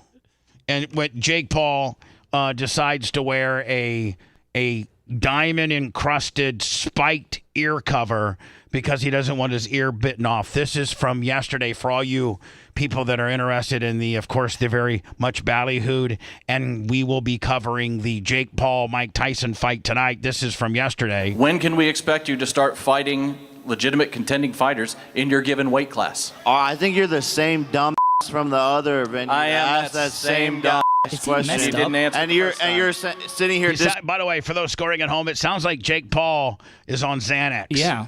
Somatong. Disrespecting Mike Tyson to his face once again. I asked you a do you not think that he's a serious boxer? Yeah. He walks away. There's a lot of people that say this fight between you and Jake isn't to the level of professional boxing or what most people perceive as I will tell you, man, Mike looks good. Mike looks good. I know he's 58 years old. professional boxing. Who better to ask than Mike Tyson? How does this fight line up for you? How does it feel? Well, let me tell you something. I'll tell you how it feels. $20 million is what it feels. That's good as hell. I'll take a fall for $20 million. Still got a big ass neck. I just hope that he fights to the absolute best of his ability and he doesn't hold back, because I don't think there's any way, shape, or form that Jake Paul has a chance against him. Now, you know what? It's 8 2-minute rounds. That's kind of more of an exhibition type deal, but maybe you know what? I wouldn't be mad at Mike. I wouldn't be mad. We got bigger gloves, 14 ounces instead of usually 12 or 10. Usually you go 10. I wouldn't be mad if Mike puts it on cruise control. It's 8 rounds for maybe 3 or 4, and then the last 4 comes out and really, really, really tries and kills him. Well, and you know what? Part of everybody's fascination with this is Mike has he lost that much? Has his skill set deteriorated that much? From the training videos, it doesn't look like it. But is he going to try his hardest? Now, his last time he stepped in front of in the ring was with Roy Jones Jr., who arguably was one of the greatest light heavyweights in the history of the world, and it was pathetic. Mike killed him. Mike held back, and then they didn't even score it correctly. They called it like an exhibition draw. A split decision draw. And even with Mike holding back, he won the fight like 6 rounds to 2. So I hope that's not. I hope Jake Paul and Tyson at least dance together so well that they leave people wanting more. Right? I just want to see someone get knocked out. Right. I don't have to ask. Biggest lie. What do you say now? Well, the people speak for itself. I don't have to ask. What are they saying? They're estimating what, 80 to 90,000 people at where is the AT&T Center? Yeah. At the AT&T Center where the Cowboys play, and it could be as high as they can with boxing configuration, because you can use the field for seating. I think for football, the AT&T Stadium's configured for what, 80,000, 85,000? Yeah, about that. And I think for football, for an event like wrestling, I think didn't they have WrestleMania there one year? Yes. Okay, so like for wrestling or just a ring-based deal where you have something at the 50-yard line and you can utilize the field, maybe some concerts. I think. Check me if I'm wrong, Lummy. I think they can go up to 100,000. I'm checking right now. I think AT&T Field, where this event will be held, can, with field seating, can be up to 100 grand. Now, it said it can seat 80,000. Yeah, it says 80. I think it's far. I think it's for maybe type in AT&T Stadium capacity for wrestling or boxing. Not because 105,000 people. 131,372 for the last wrestling event there. How many? 131,372. Was that over 2 days, though? Oh, was that over 2 days? Because I don't think that was all in one night. If it was WrestleMania, they normally stagger the attendance like that to make it look beefier. Okay. I just need to know what the capacity. Expanded capacity can accommodate for standing room 105,000. Okay, that's awesome. So can you imagine if they do 100,000 people to watch this fight, which is what they're maybe looking at? Biggest live gate in U.S. boxing history outside of Las Vegas. Numbers don't lie. So people want to see this, and that's an amazing accomplishment. And what is going on with your ear over there, Jake, if I could just ask that? So dumb. I'm not getting my bit off on Friday night, so I got my diamond spiked. I wonder what Tyson thinks about that. Ear covers right there. All right. Well, he showed him a little bit later. Yeah. Here. I'm trying to find. I'm trying to get to all the Mike Tyson stuff so we can super serve. All those people that think that we're Our Muhammad's on YouTube. What's that? Our Muhammad's. All of our Muhammad's on YouTube. Yes. Here's the pre-fight. Look at that. Look at the chicks. Look at this. Look at that action. Wow. All of them. Every one of them hot. They look like they're oiled down. Can't see that. Well, they do oil down. I know. It's just not. What do you mean? I like a natural look, man. I like unoiled women. Well, the cowboy chicks aren't oiled, Seth. The cowboy chicks are the dogs. Look at this chick. She's just straight money. So this is the weigh-in / nose-to-nose press confirmation shot. You got right where he stepped on his foot, too. All right, so this is where he... See how he steps on his foot? Oh, yeah. As he kind of leans down? Yeah. Ooh, I got to tell you, that's a pretty good shot. They got some slow-mo and some stills out there. He got him pretty good. He sputted him. Bam!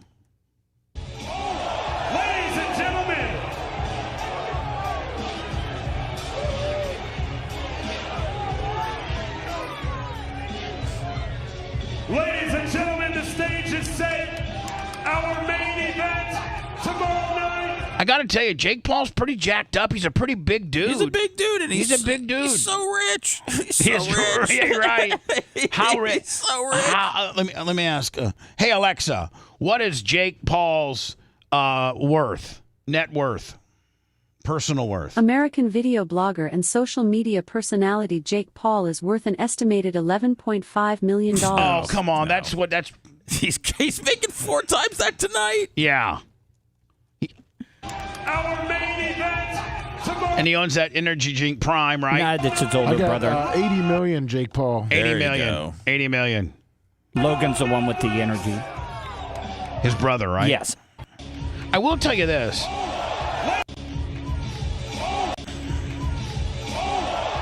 I will tell you this, man. His brother Logan, which is part of the WWE. I've watched him. I know a little bit about wrestling. Oh man, this video's funny. And I got to tell you, man, it might have started out as a gimmick with him, but he legitimately can work. Like, he's a hell of a worker. He's a pretty damn good hand. I hear all the other wrestlers kind of respect him. You would think that they would probably hate him coming in and not doing his time to get where he is. But yeah, I mean, he's a great high flyer. He put in the work to get to where he's got a lot of natural ability, but he put in the work to get where he is, and I think that's why he's got the respect. And he will be the John champ. Cena one day. Like, he will be For real? He'll be the top guy in their company. Yeah, when he decides to make it like a full-time thing, because he's got so many other business ventures, if he makes it a full-time thing, he'll be the champion, no doubt. Gloria Zach, the Glow Bug, Lummy, 25 with a PayPal. PayPal, Venmo, Cash App. That's how we keep the show going at the Bubba Army. Yeah, I mean, he's, but he didn't, he kind of got He kind of got put in the business as a gimmick, but he really, did job. He really has learned the craft, and he's not in there just like Goldberg or Ultimate Warrior or some of these guys that were over that could not work. Like the Ultimate Warrior was the worst. All he could do was literally, when I was hanging out with Hogan would be like, the only thing he's really good at is shaking the ropes. That's like, he's really good at that. Well, it's Goldberg, too. Goldberg. Bad, right? Goldberg had the spear, and then the scoop slam, and that was it. I saw this one wrestler, I think when Goldberg went to WWE, they told, oh, God, who was it? Was it The Undertaker? JR. Was it JR? Jim Ross? No, the guy from Texas that had a cowboy hat on, or I don't know who it was, but he was a hell of a hand. Bradshaw? It might have been Bradshaw. And they told Bradshaw, hey, listen, go out and have a 6-minute match with Goldberg.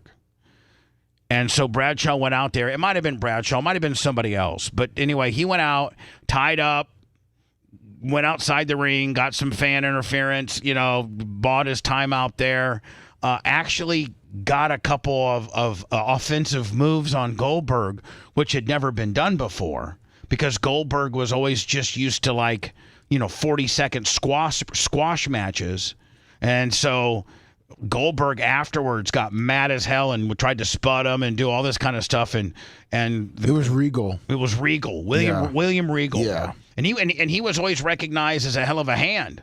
Yeah, he was. So he went out there and did what Vince or whoever was Johnny Laurinaitis,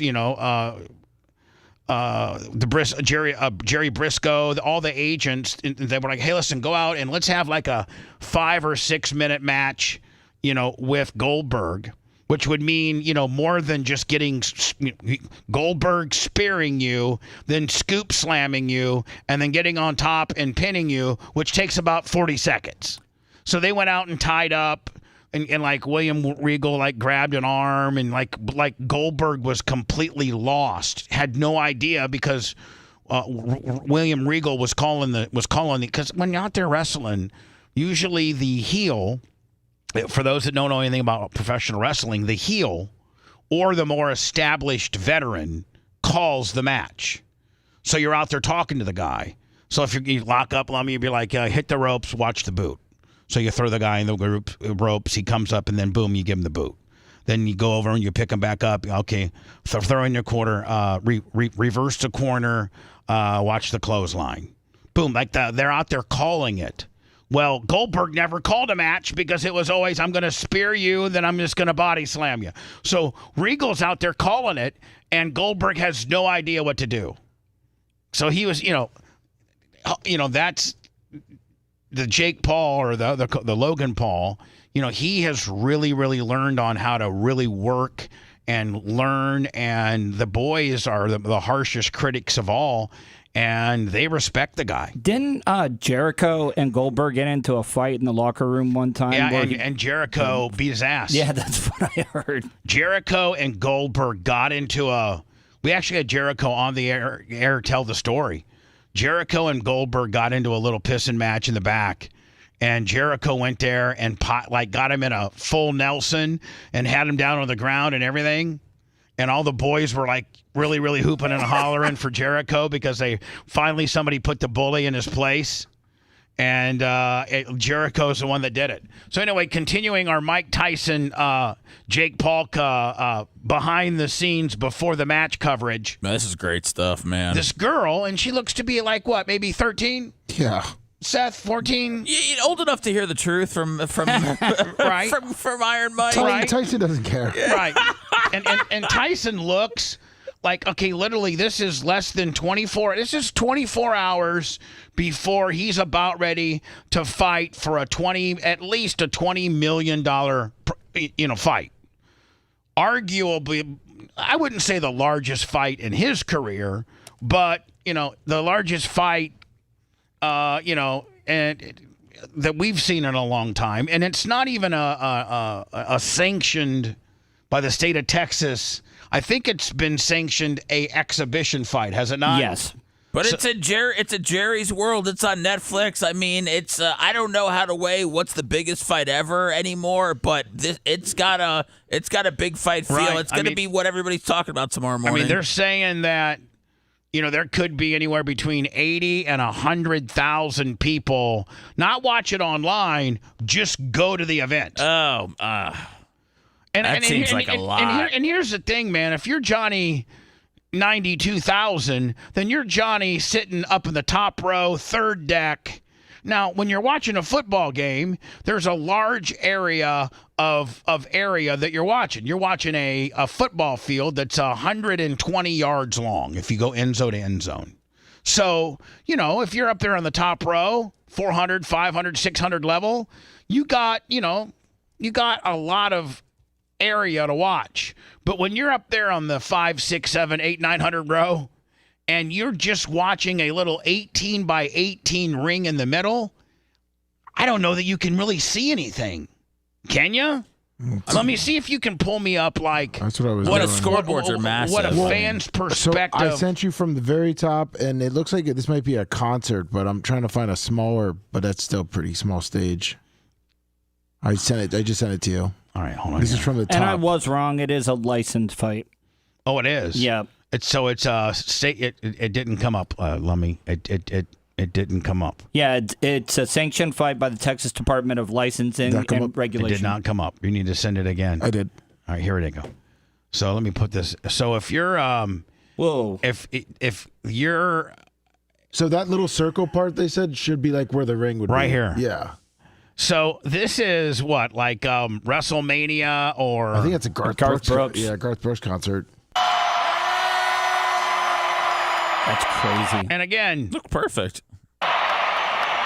Wow. That's a lot of people. Isn't Garth Brooks moving to Ireland because he's facing some rape allegations?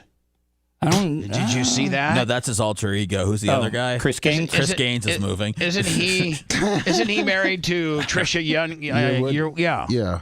And supposedly they're moving to Ireland because he just got trumped up, no pun intended, on some rape sexual allegations on her makeup, on Trisha, on whatever his wife. Yeah, it looks like that's makeup, and now he's threatening to move to Ireland because he's over the United States. He looks like he sold his Tennessee mansion amid shocking rape allegations and maybe moving to Ireland. Garth Brooks. Yes. So I mean, how can this be fun?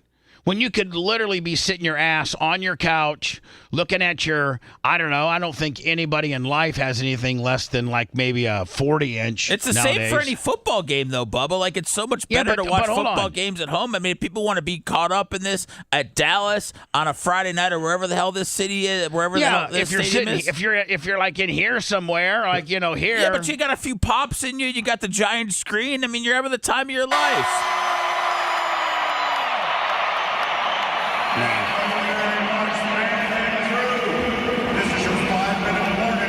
All right. Jeez. So that's what it's going to probably look like. That's nuts. Here, where am I moving? I was moving back to the. Damn, I got it buried. Here we go. So Mike Tyson, 24 hours removed from one of his biggest fights. I think back in the day he used to make like 40 and 50 million for some of his fights back in the day, like some of his Evander Holyfield. He blew through that, right? Oh yeah, he blew right through that. Oh Jesus! Oh, it's content, boy. No.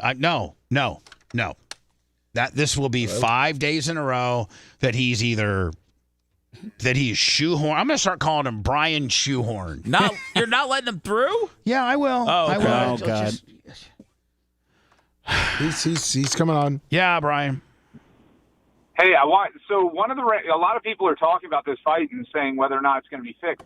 It's sanctioned, and they're taking bets in 35 states on it. Real sports books are.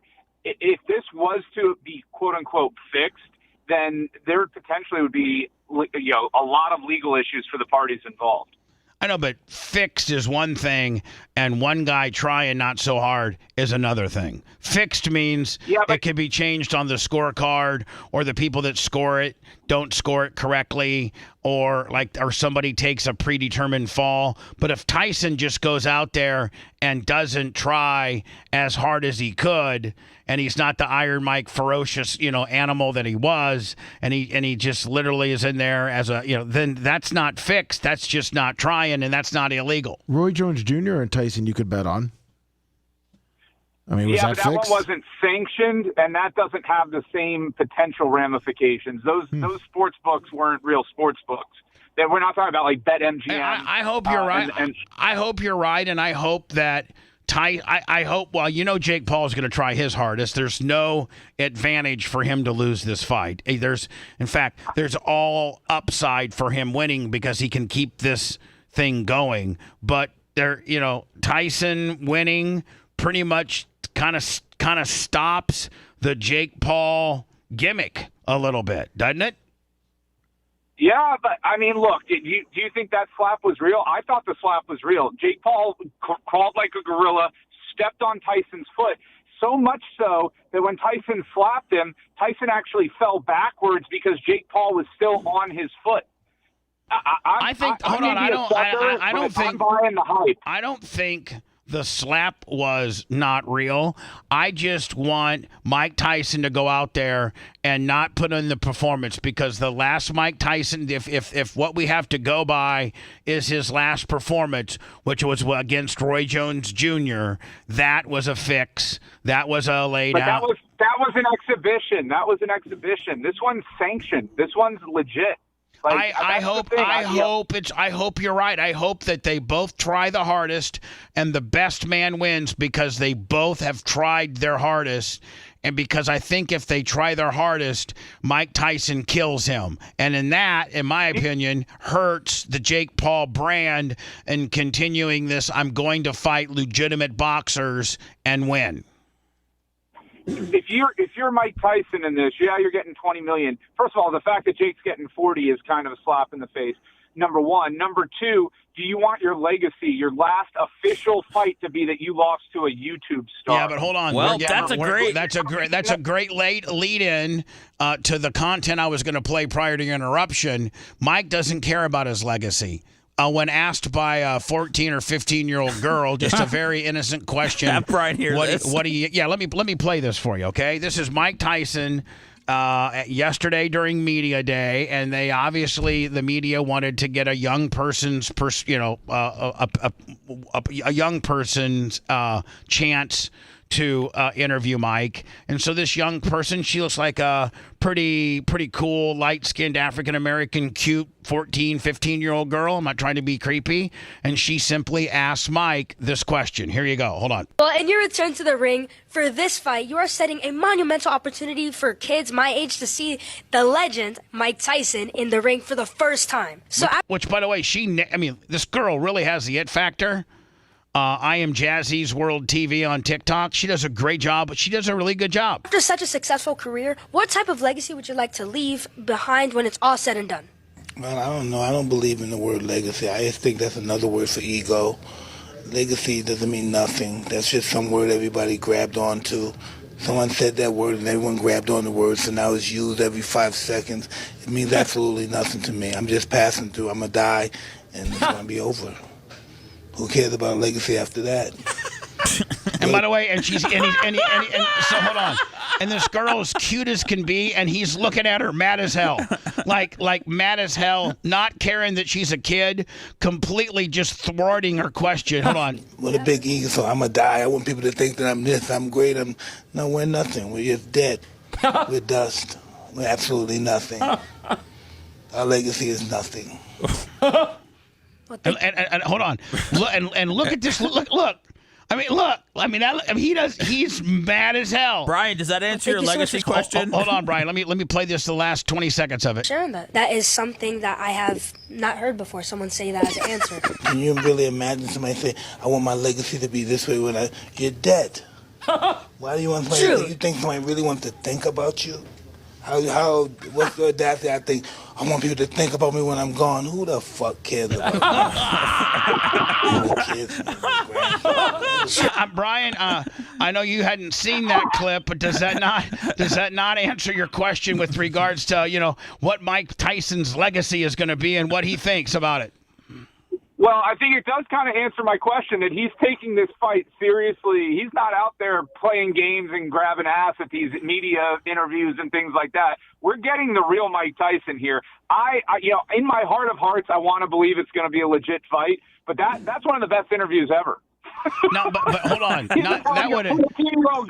When you die, you die. You're dust. That would have been one of the best. That would have been one of the best interviews had Bob Costas asked it. But man, it's even a better interview when a poor little 13-year-old girl and he looks mean as hell to her and uses the vernacular and the language that he did. Like it accentuates just how brilliant it is, and that he's so over this nonsense. And I thought she handled it pretty damn good too. She was trying to get out, man. She was. So, all right, my man. He's in full Ivan Drago mode, man. This is going to be fun. I'm excited for tonight. I'm excited for this weekend. And we're excited. We're excited for Monday. For maybe we won't have a babyface appearance. I think we've had one. I think we've had a babyface stab in almost every day but one this week, maybe two. Yeah, I didn't call in on Tuesday. Yeah, that is correct. So, but yeah, I mean, I'll let you go. Did you? You know what? I'll take next Thursday off because you're going to have a lot of baby face. I'll see you guys in 2 weeks. Oh no! Would you stop? Would you stop with that nonsense? I knew that's what you. If we try to make any adjustments to your shtick at all, it's going to be I'm not coming in now. Please don't be that way. Just please just let us adjust your shtick. Let us adjust your. Let us fine tune your shtick a little bit, buddy. Come on. You're brilliant.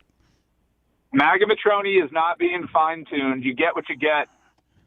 Oh boy. Well, I mean that is what the party believes. I mean he's Test telling your feelings. Well, maybe you and I can talk privately this weekend, okay, bud?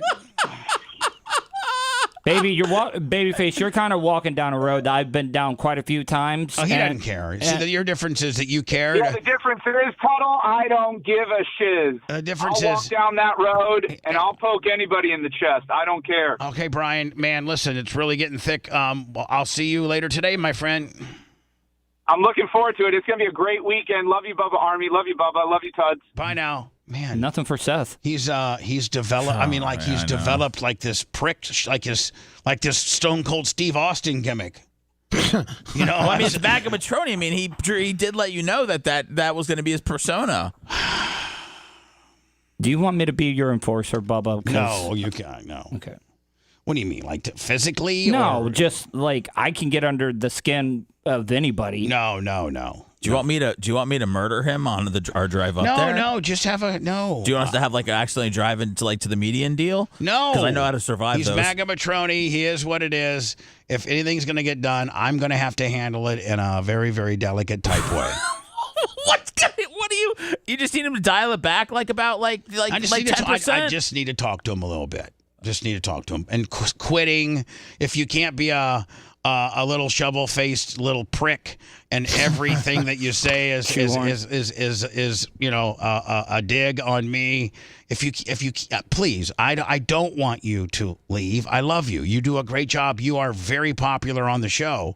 It's just we just got to dial you down just a little bit. But can you give him props today, Bubba? He didn't. I don't think he took digs at anybody, right? He came in. He was just shedding that information. No, he was great today. Okay. There was no Bubba impersonations. There were no. He just it was. Just want to lay out when it's good, so we can show him the good and what drives you crazy. Right. Exactly. So no, I have no problems with Magamatroni. We'll get it handled. I don't like him throwing out the "I'll just quit, not come out." I don't think that's healthy for the show. You're not trying to censor his First Amendment right, are you? No, not at all. Okay, what about a second? No, or his fourth or sixth or all right, good. Whatever. Lummy, I'm running way behind. I'll be back in a minute. Hold on. You're listening to the Bubba the Love Sponge Show. If you want 24/7 on-demand Bubba and the crew, go to BubbaArmyHQ.com. The Bubba the Love Sponge Show will be back after this.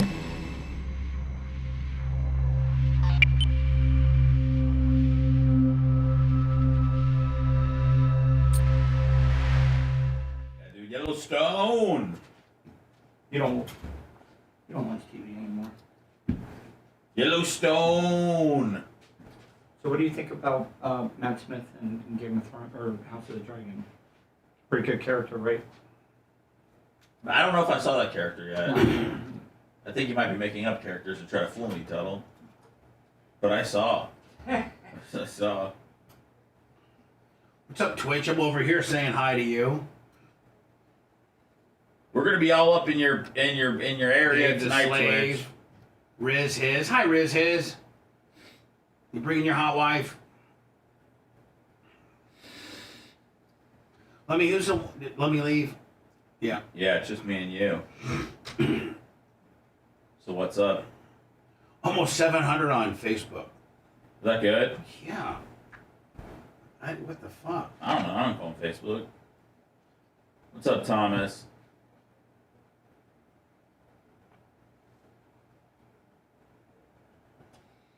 Boy, these fucking poor people from other countries are up in the middle of the night looking for this fight. They don't even know it doesn't start for another fucking 14 hours. Hey, welcome them, lover. They don't understand, Inglay. What's up, babe?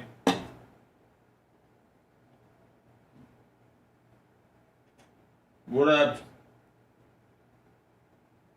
Xerxes? I might have fucked it up. 69.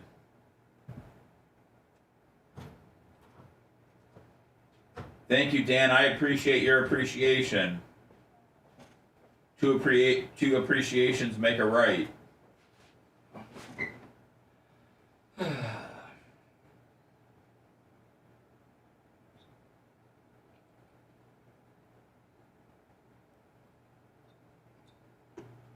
I don't know what these languages they're talking though, Danny. I don't even. One looks Ukrainian. I don't know what's going on here.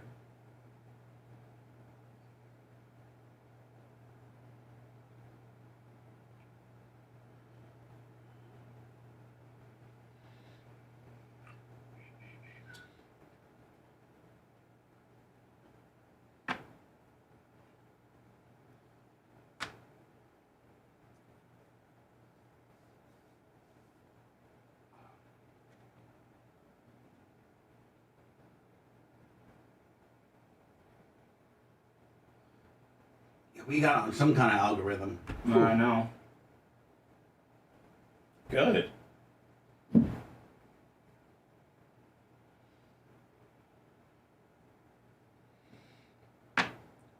Hopefully people click on it all day and then they click on it all night. Since we'll be live.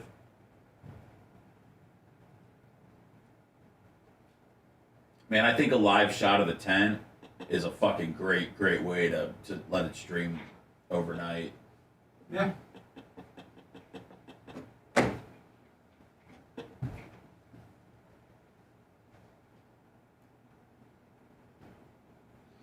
Oh yeah, I think the live shot of the boys patrolling, just having a fixed camera there. Yeah. And then maybe them walking up to the camera, giving updates but having the camera close to them, so it's it's kind of covering the tent, what they're doing. It is a UN gathering today, that is for sure. Hi, Lumix. What do you got there? What you snacking on? Anything good?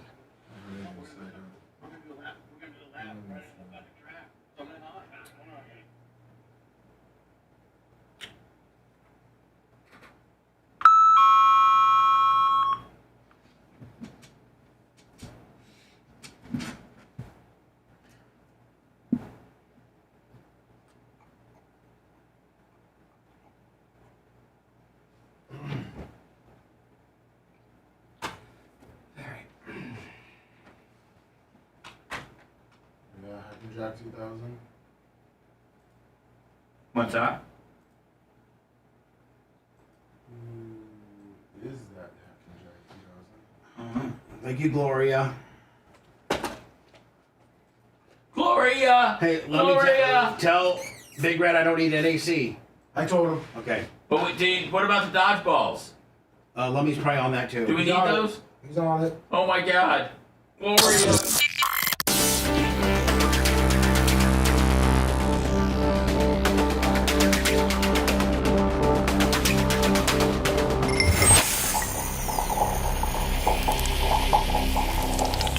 Broadcasting live from the Aquabeto studios. Aquabeto.com/Bubba. It's the Bubba the Love Sponge Show.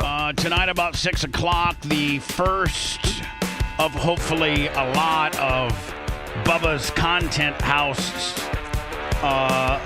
debuts right outside of Orlando in Davenport, Florida. Then tomorrow night, tonight we'll be live on YouTube and Twitch.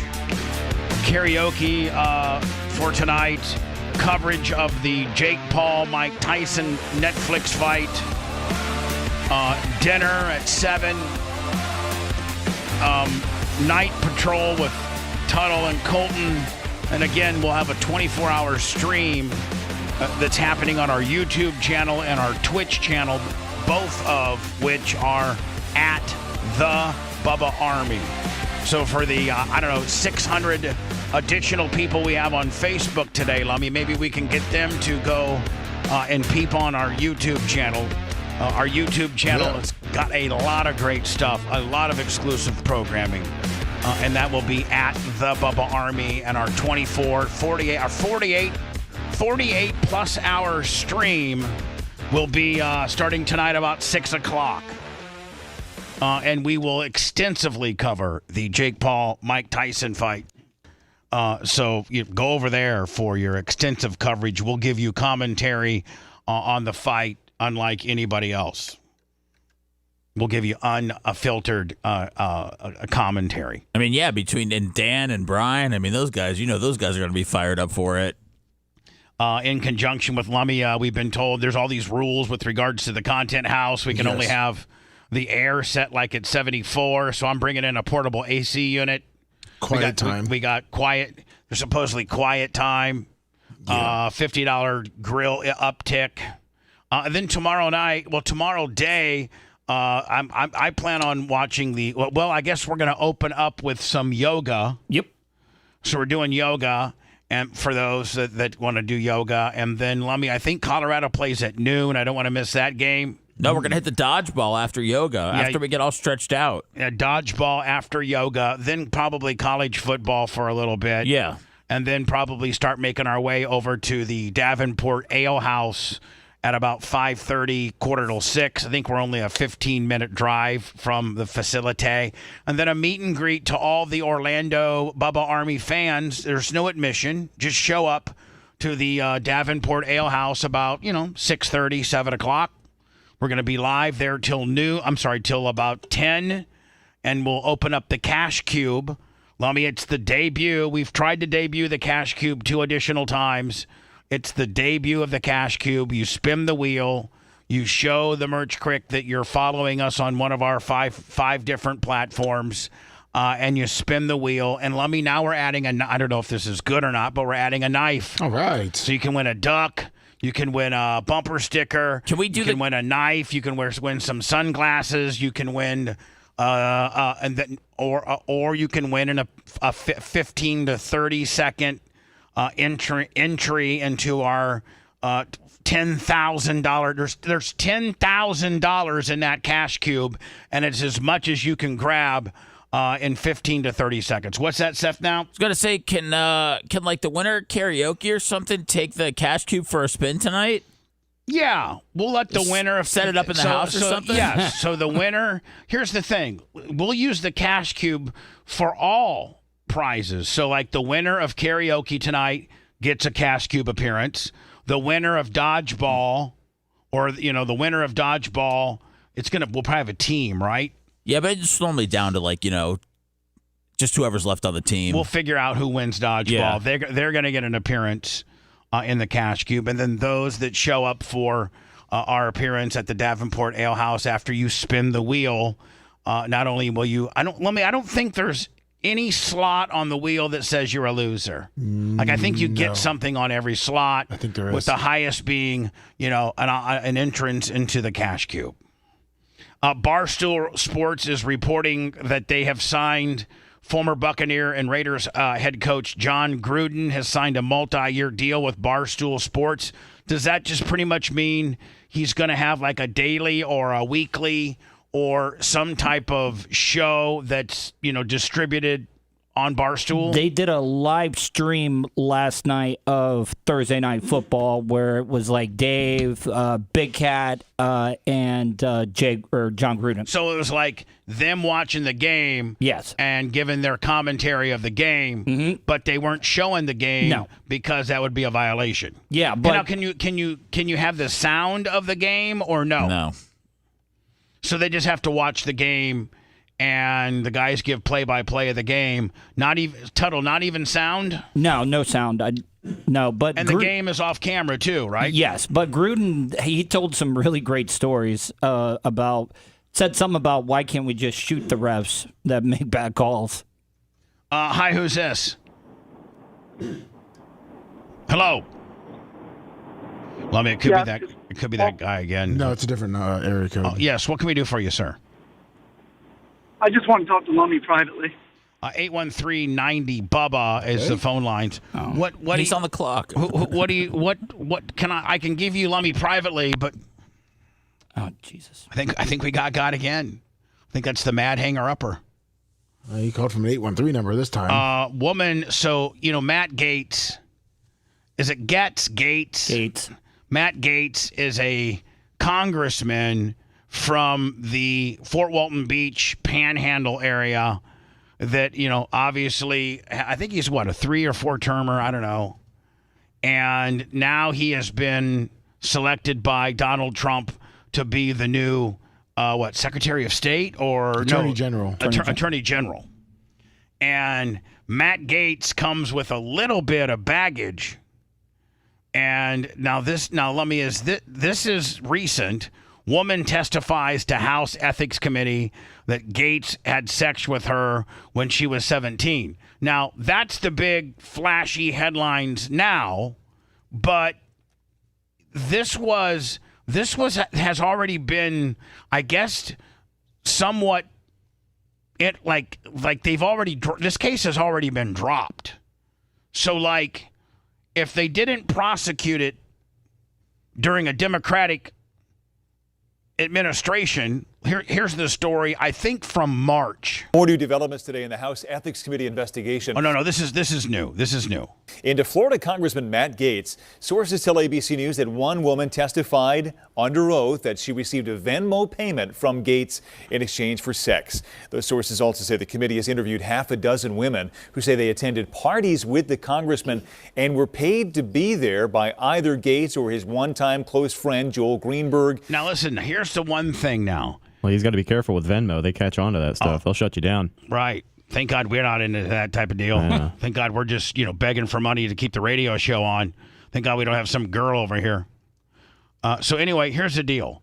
I think, Lummy, that Joel Greenberg has written me, and I'm in the middle of looking for this. Really? But I need you to do a check as to where Joel Greenberg is being housed, because I might be able to write him.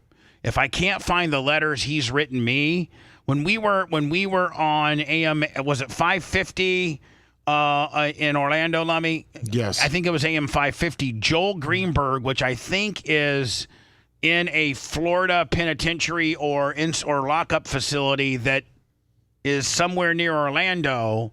I was getting letters from Joel Greenberg about all of this stuff, and I didn't really take much of it seriously. What was he but saying? He was laying it all out. How they used to get chicks from. He's in Miami right now. Okay, how they used to get chicks from seeking arrangements, and how he would kind of be the whore wrangler, and he would wrangle them up. And I think wasn't Joel Greenberg at one time he was had a political position within Orange County as the city of a tax collector in Seminole County. Yeah. So he was a politician as well. I got to go back and look through my old mail and some stuff. It's going to take me a while to find it. And maybe the guy that was writing me letters wasn't Joel Gold, but to my understanding that it was, because he said he was in jail for 10 plus years. He's in jail for 11 years. That's what this guy told me. Well, it seems like a lot of people don't like this guy, even within his own party. Yeah. No, they don't. Greenberg was sentenced in 2022 to 11. So if I got to find these letters, and here's the deal, Lummy. If it was him, I'm going to write him and see if I can do an interview with him. Oh, that'd be good. Because they allow jailhouse interviews if you jump through a bunch of hoops, and do an interview with him, right? That would be great. 7 years in prison. Because he was telling me all this stuff via letter, so why not do it? Do it like an interview. After pleading guilty to numerous charges, Greenberg pled guilty to wire fraud and sex trafficking with a minor. Including sex trafficking a minor. The Florida Republican denies all wrongdoing. Here's the deal. If you're Donald Trump, man, and you're riding a high right now because you really did way better than people thought you were going to do. I mean, right? I mean, I think everybody would agree to that Trump really pulled a rabbit out of his ass and did way better than people anticipated. Right? Yes. And so you're riding that high.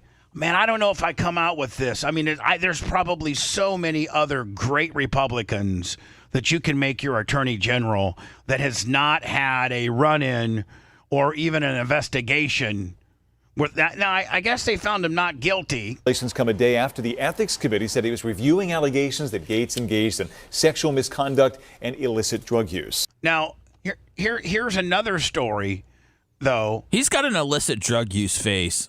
He does. Yeah. He does. He looks like a party guy. So here is a villain. Here is March of last year. So does the Ethics Committee take in consideration that the DOJ already said, we're not filing charges? And this was, the Joe Biden DOJ.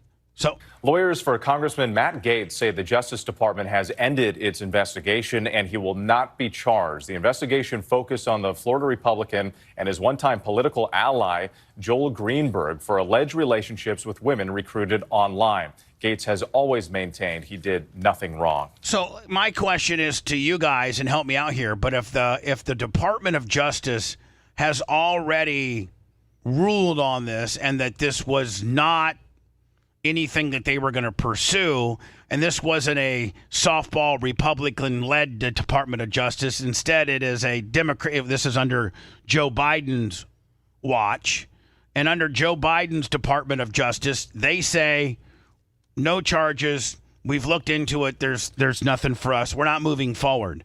Is that not the ultimate trump card? Yeah, but McCarthy, the one that was the head speaker of the House at the time, remember a couple of years ago they went through a couple of speakers of the House? Mm-hmm. And Gaetz is the one that kind of got McCarthy axed out of being the speaker. And he's still under investigation with the House Ethics Committee. Matt Gaetz, yeah. Florida Congressman Matt Gaetz' nomination as U.S. Attorney General has sent shockwaves through Washington and even among President-elect Trump's supporters. Mr. Trump making the announcement on Truth Social, calling Gaetz a deeply gifted and tenacious attorney. This pick has surprised everyone. Dr. Sean Foreman says Gaetz is not someone who has a lot of allies in Capitol Hill, meaning he will likely face pushback. And even though Republicans will have a majority... I got to find those letters, Lummy, from prison to see if it was indeed that guy. It might have been a guy that knew him and it's not really the guy, but if it's the guy, man, I got to get this guy on the air. In the Senate, there's no guarantee at all that Matt Gaetz will be approved. In fact, we're already seeing some moderate Republican senators come out and say they have doubts. And that's kind of a bad look for the president-elect when, one of the highest appointees, the Department of Justice, is all. If Gaetz would not, or Gaetz, if he would be not confirmed, because within the Republican Party they are turning him. A lot of people just don't like the pick. That's not a good look for Trump when he's already getting his stuff shot down. When he doesn't control the House and Senate yet, right? This is not yet. Right. No. So getting him confirmed now, it's probably not the right time. Some U.S. Congress members already expressing concerns. This feels. And by the way, Fort Walton Beach and 103.1 Florida Man Radio. This is your guy. This is a guy that represents you. What do you guys think about it? I think he was on his 5th tenure. 813-90 Bubba, specifically Florida Man Radio 1031. This is your guy. He represents you. What's your feelings about this guy? You guys are the ones that have probably the best. He's gone now, right? I mean, maybe. Now, so here's the deal. What if you resign your position as congressman because you think you're a shoo-in to lead the DOJ, and you don't get confirmed, and you get shot down on the confirmation process? Does that mean? Isn't that the conspiracy theory about it's to secretly eliminate him? Yeah, I mean, I'm saying Did I hear that from somebody this morning? Is he? I don't think he gets his job back. No, I think Laura Trump is trying to take his job right now. No, Laura Trump's trying to get Marco Rubio's spot. Rubio's job. Yeah. Okay. All right, so Florida has 2 slots. What has senator and a House like a red alert moment for democracy. Last year, now does DeSantis make both appointees? I think. Yeah. So. And he's trying to figure out how he can get both of them himself. Laura Trump, his sister-in-law, his daughter-in-law? Well, yes. Because was his son Don married to Laura? I think, is there another son? I don't know. Either way, Laura's the one that's cool with Alex Stein. Right. And she's pretty attractive. Yeah. The Department of Justice ended a sex trafficking investigation into. By the way, Fort Walton Beach, I want to hear from you. I want to hear from you. She's married to Eric.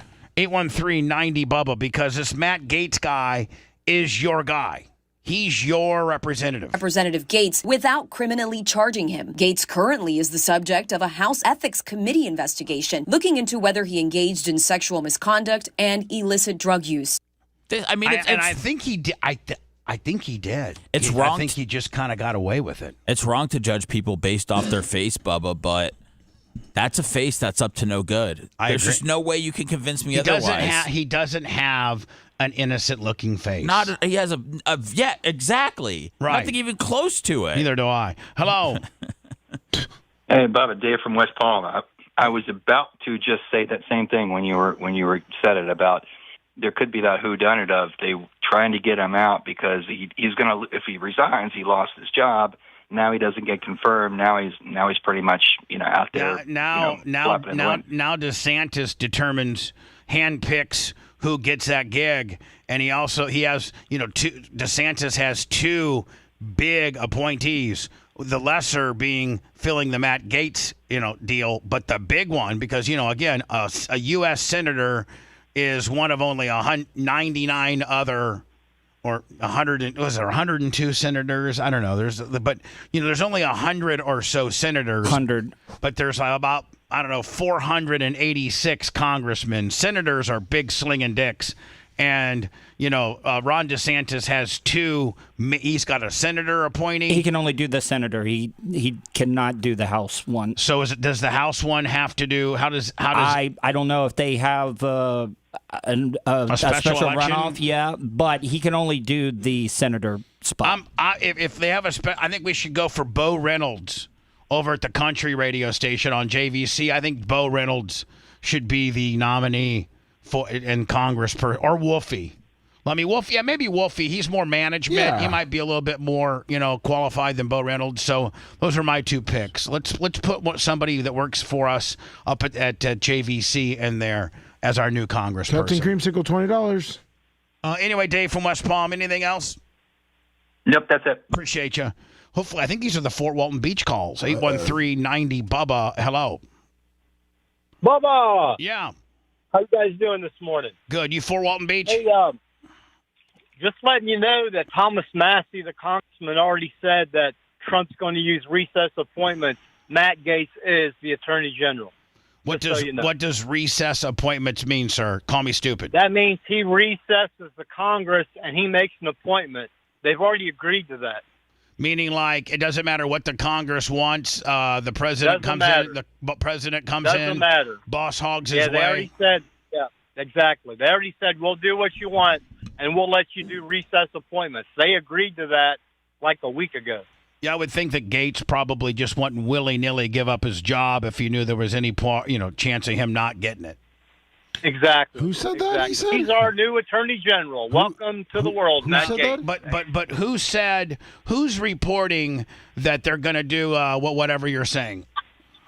That was like right after the election. The Senate came out and said they were going to do that. So now the thing is how can Trump do this legally? And I think he's going to do whatever he wants to do from now on, at least the first 2 years. So you know what you said about a week ago about you hope he doesn't go pedal to the metal and go full dictator? He's doing it, bub. Appreciate it, man. Thank you. Fort Walton Beach. I don't see anywhere they said Matt Gaetz will just be forced in. Hello, who's this? Hey, this is Brad. Brad, you from Fort Walton Beach, 103.1 Florida Man Radio? Around that area. So he's got a little bit wrong. What they said is they will think about doing recess appointments because Congress takes breaks, so that what Trump wants is to do recess appointments because if he can only put people in while they're in session, then it'll take a lot longer. My point is, or let's throw a little bit of gas on the fire, what if DeSantis nominates himself or puts himself in one of those seats? Because this is his last term as governor, and then it'll give him another 8 years. Man, just that'd be great. The effery just continues, does it not? It's just one F. There's nothing that's simple. He would about just slide into being our new senator. Yeah, I can see DeSantis saying. Our last two governors. I can just see DeSantis saying, "I just want to let you know that I think I would actually be the best senator, and so I'm going to go ahead and resign my position as governor." Great, by the way, sir. Great point. It's something that's a conspiracy theory that I've not heard, but is very interesting in the fact that, because Seth, when he gets done being governor, he's a two-time, he can't do anything. Well, he could run for, the natural progression would be like what Rick Scott did and run for senator. But why not go ahead and shoehorn yourself into there, right? I like it.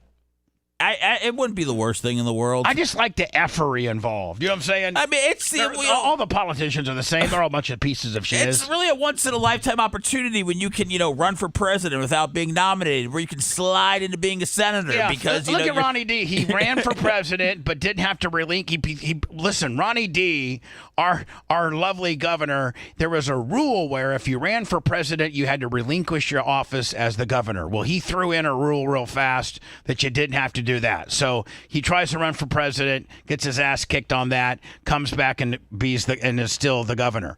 Then there comes a situation where Marco Rubio now is the Secretary of State? Yes. Yeah. So we take one of our two senators, and Donald Trump picks Marco Rubio to be the Secretary of State. So we have a senator position that's open, and the person that makes that decision is the governor. Ronnie D. says, man, I only got 2 more years to be the governor. Let me go ahead and slide myself in there. I'm going to appoint myself to be the senator because that's where I was going to go with this anyway. And I'll go ahead and I think at that point the lieutenant governor probably takes over, right? Yes. And then they get a new lieutenant governor. The lieutenant governor then would have to, when he becomes governor, give Ronnie D. the spot. Hello, who's this? Hey, this is Gordon. Hi, Gordon. Listen, you guys got this a little bit backwards here. Let me try to help you out a little bit. Yeah, we're by nature okay. We're backwards. We're not the smartest people here. So help us out. I get it, but I just want to help you out a little bit. I really appreciate you looking out for us, bud. Thank you. So Ron DeSantis can't appoint himself to the Senate position. Let's go back to Charlie Crist when he appointed to, I believe it was Connie Mack's position, Connie Mack the third's position, when he resigned to retire. So at that, the way this works is the governor can appoint somebody to the senator position, but not himself. But he can't appoint himself. Right. Okay, that's number one. Number two is that the way these recess appointments work, that has to go before a vote of the Senate. So what has to happen is they have to change the Senate rules for recess appointments. They don't want to do that because if they did that and the Democrats got in power, then that rule transfers over to them, and they could maybe pack the Supreme Court.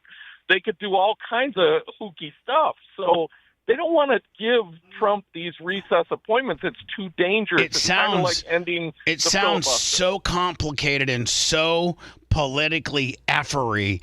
All this, 100%. if you do this, this happens. If you do that, that happens. If you do this, this means you can 100%. relinquish, it just, God. I think the easiest would be anybody that gets appointed a position has to go through a confirmation hearing. I think that's MBSC, $20.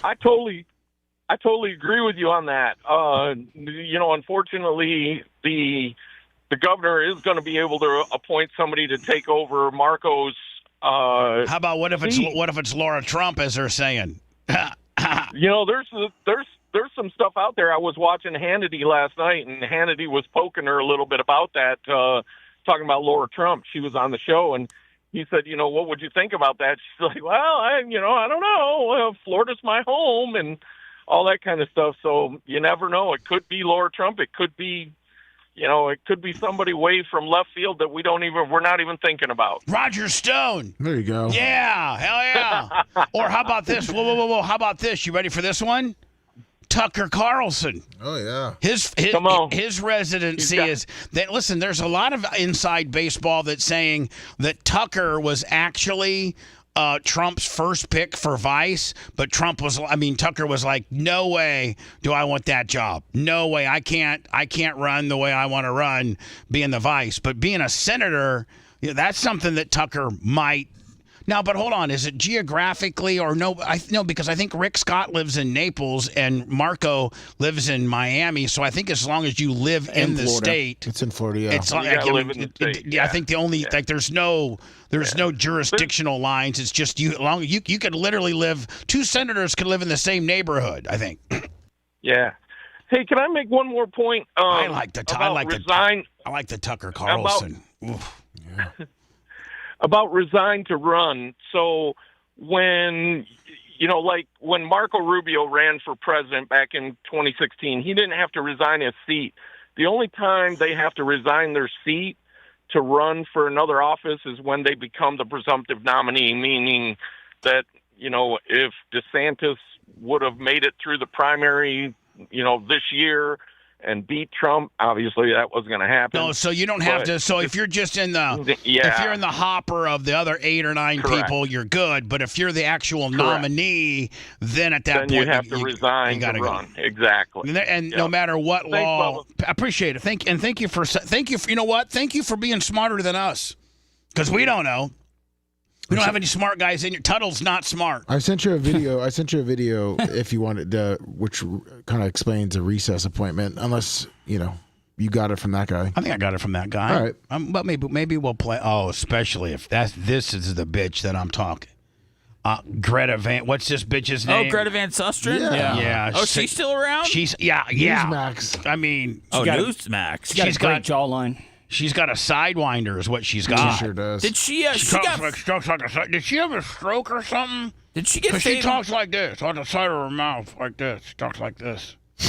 Everybody, right now, talk on the side of your mouth. Everybody go like this. Hi, Baba. How's it going? Seth, how you doing? What's going on over there? I'm doing good. What's up? You got to do your sidewinder like this. Hey, that might be the gimmick to take us to the top if we all become sidewinders. I'm definitely not sure about that. Did she get? I'm afraid it's going to stick. Did she get famous from the O.J. Simpson trial, breaking that down on CNN? I think she did. Just like Ashley Mansfield got famous for wearing her cute little glasses and giving us 9/11 reports. I'm way behind. We'll go to the sidewinder next. defining the, and it's 5 minutes long. I don't know if I want to. And look at that gin blossom nose the dude's got, man. That guy's got is that alcohol? Oh yeah, big ass nose. Does alcohol make your nose grow? Yeah, some of them. Red? Yeah, the gin. Yeah, it make your nose grow, and you get that like red rosacea like on your skin. I mean, we're gonna look into the Greta. What's her name? Greta Van Susteren. We're not gonna go through the entire story because it's too long. I just want to see how if she's turned into more of a sidewinder. And here's the deal: if Greta Van Susteren, whatever the hell her name is, if she became a sidewinder talker, because she had like a stroke or something, then I feel bad. Well, not really. What? I mean, I'm like, a lot of people become sidewinder talkers because they had a stroke or something. If you had a stroke, would you keep still doing the show? Yeah, I mean, as long as people were still, I mean, I have to maybe reposition myself as stroked out Bubba, but that might work. That might work, yeah. I mean, natural Bubba's only taken us so far. Stroked out Bubba might be the ticket. We'll get into that next. Hold on. If you love that segment, then check out BubbaArmyHQ.com and do a deep dive on past shows. The Bubba the Love Sponge Show will be right back.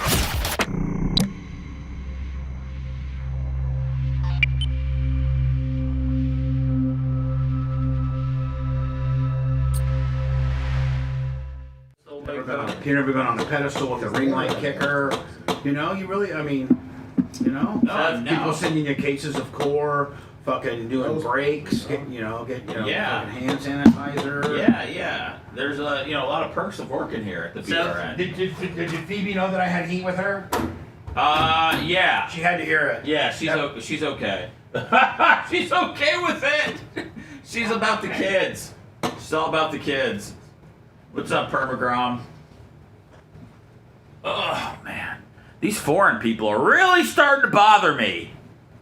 Well, because they are super foreign. All it says with her is that she looks like she had plastic surgery and talks out of the side of her mouth. Nothing about stroke. I think she did. I never thought she had a stroke. She had plastic surgery.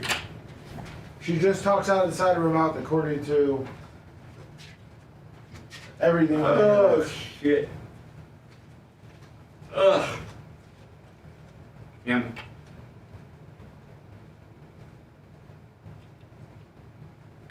Good morning, everybody that is just joining us right now. Show is flying by.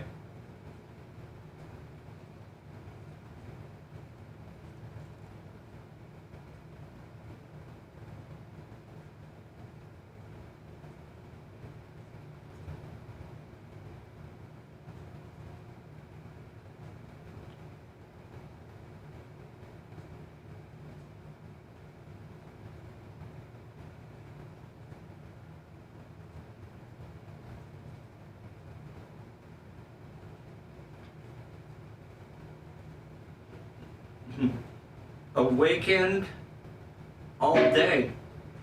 And you did we strike a nerve with you, buddy? Hey, Lummy. He's not in here. I think awakened all day. Did you piss somebody off, Tuttle? No, I didn't. He's the one. Tuttle, did you piss somebody off? Tuds? Waking all day said that I look like a pedophile or something. Now, why would they say that? I don't know. I've never seen this guy on here, but oh well. He said you're the only one that has any testosterone in the studio. Gay-looking guy on the bottom left, and the pedo-looking one on the bottom talking trash. Well, these are just assholes. Yeah. I'm happy with my 483 over there on motherfucking. Got a $136 on Twitch. Hi, Twitch. How you doing? You have a Vinny Boombops, Cherry Head, Lummy is the man. Awakened all day. You're just Cable another Dog. person coming in here. Cable Dog's my boy. Snook Slayer, Magnum. Awakened all day. Don't listen. Okay, Grouper Lips. I'll get done with this show and I'll never think about you again. Tuttle, stop engaging the trolls. Okay.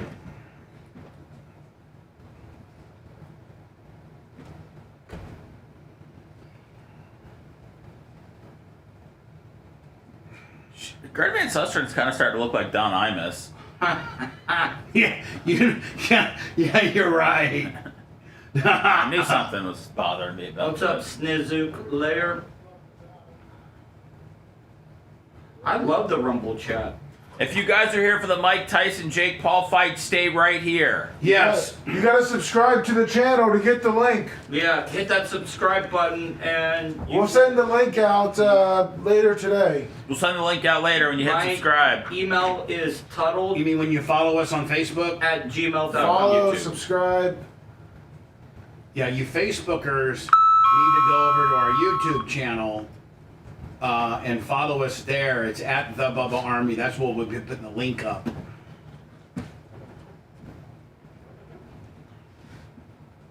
Still 500 strong on Facebook. DUI. Which is, we got a modern day algorithm going on.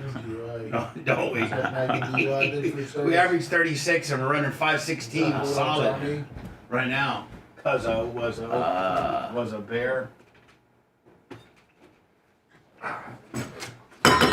What's Tell up? me that sounded bad. That was I was grabbing a piece of watermelon. All right, they're subscribing. Yeah, hit that subscribe button. Was Can't find any good watermelon anymore, man. It's not watermelon season. Fucking bullshit.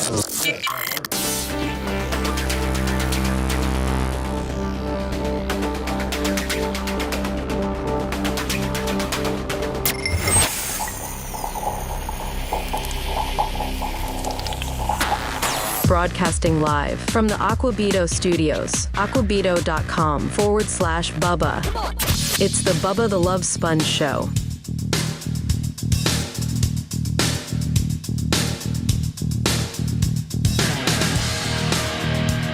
Uh, 813-90 Bubba. Make sure if you're on X or Rumble or Facebook that you make sure by the end of today's broadcast that you mosey on over to our YouTube channel or our Twitch, either or. YouTube would probably be more economical and easier and more widely.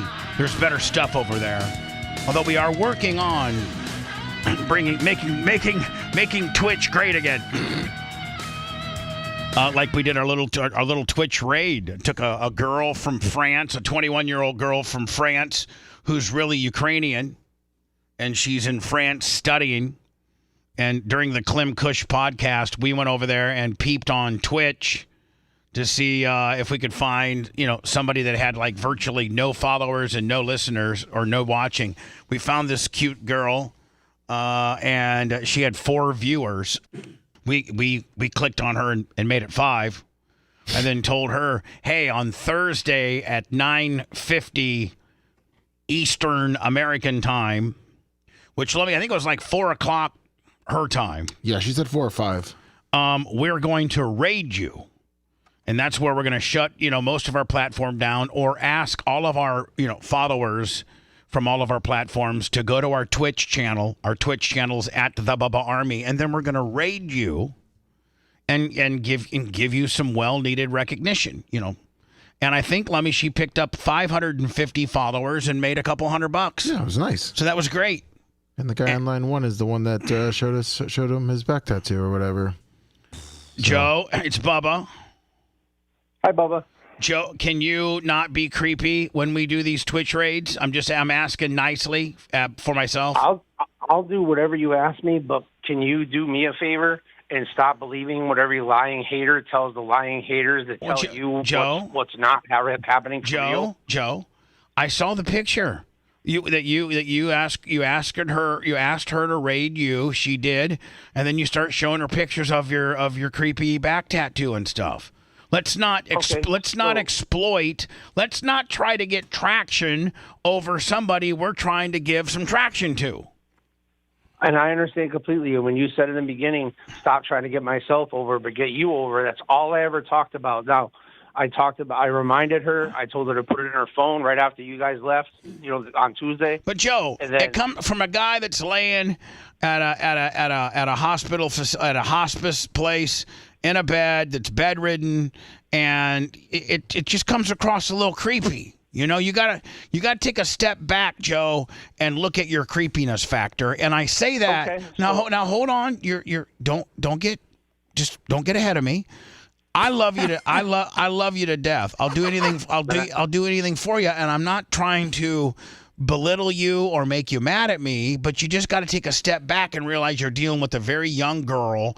And when a guy like myself or you kind of rolls up on there, and it's a very fine line of. That's why I was so very, very careful not to come across as somebody that could be your grandpa.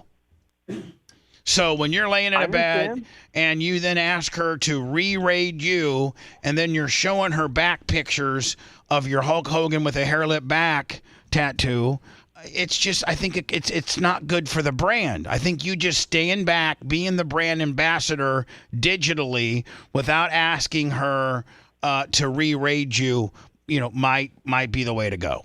The end row is $20. And that's none of that's even true. Like, this is, if you want to hear how I could sum it up in a minute, how it played out. All right, go ahead.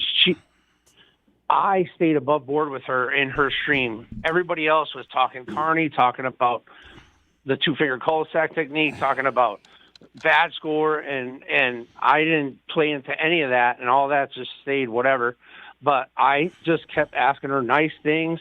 I understand the time zone difference. That's a huge factor. Do you ever take responsibility for your actions, you stinky hobo beard son of a bitch? All right, now, Tuttle. Can I finish? Tuttle. No, you never take responsibility. Tuttle, let him finish. I'll take responsibility for anything I do or say that's for real.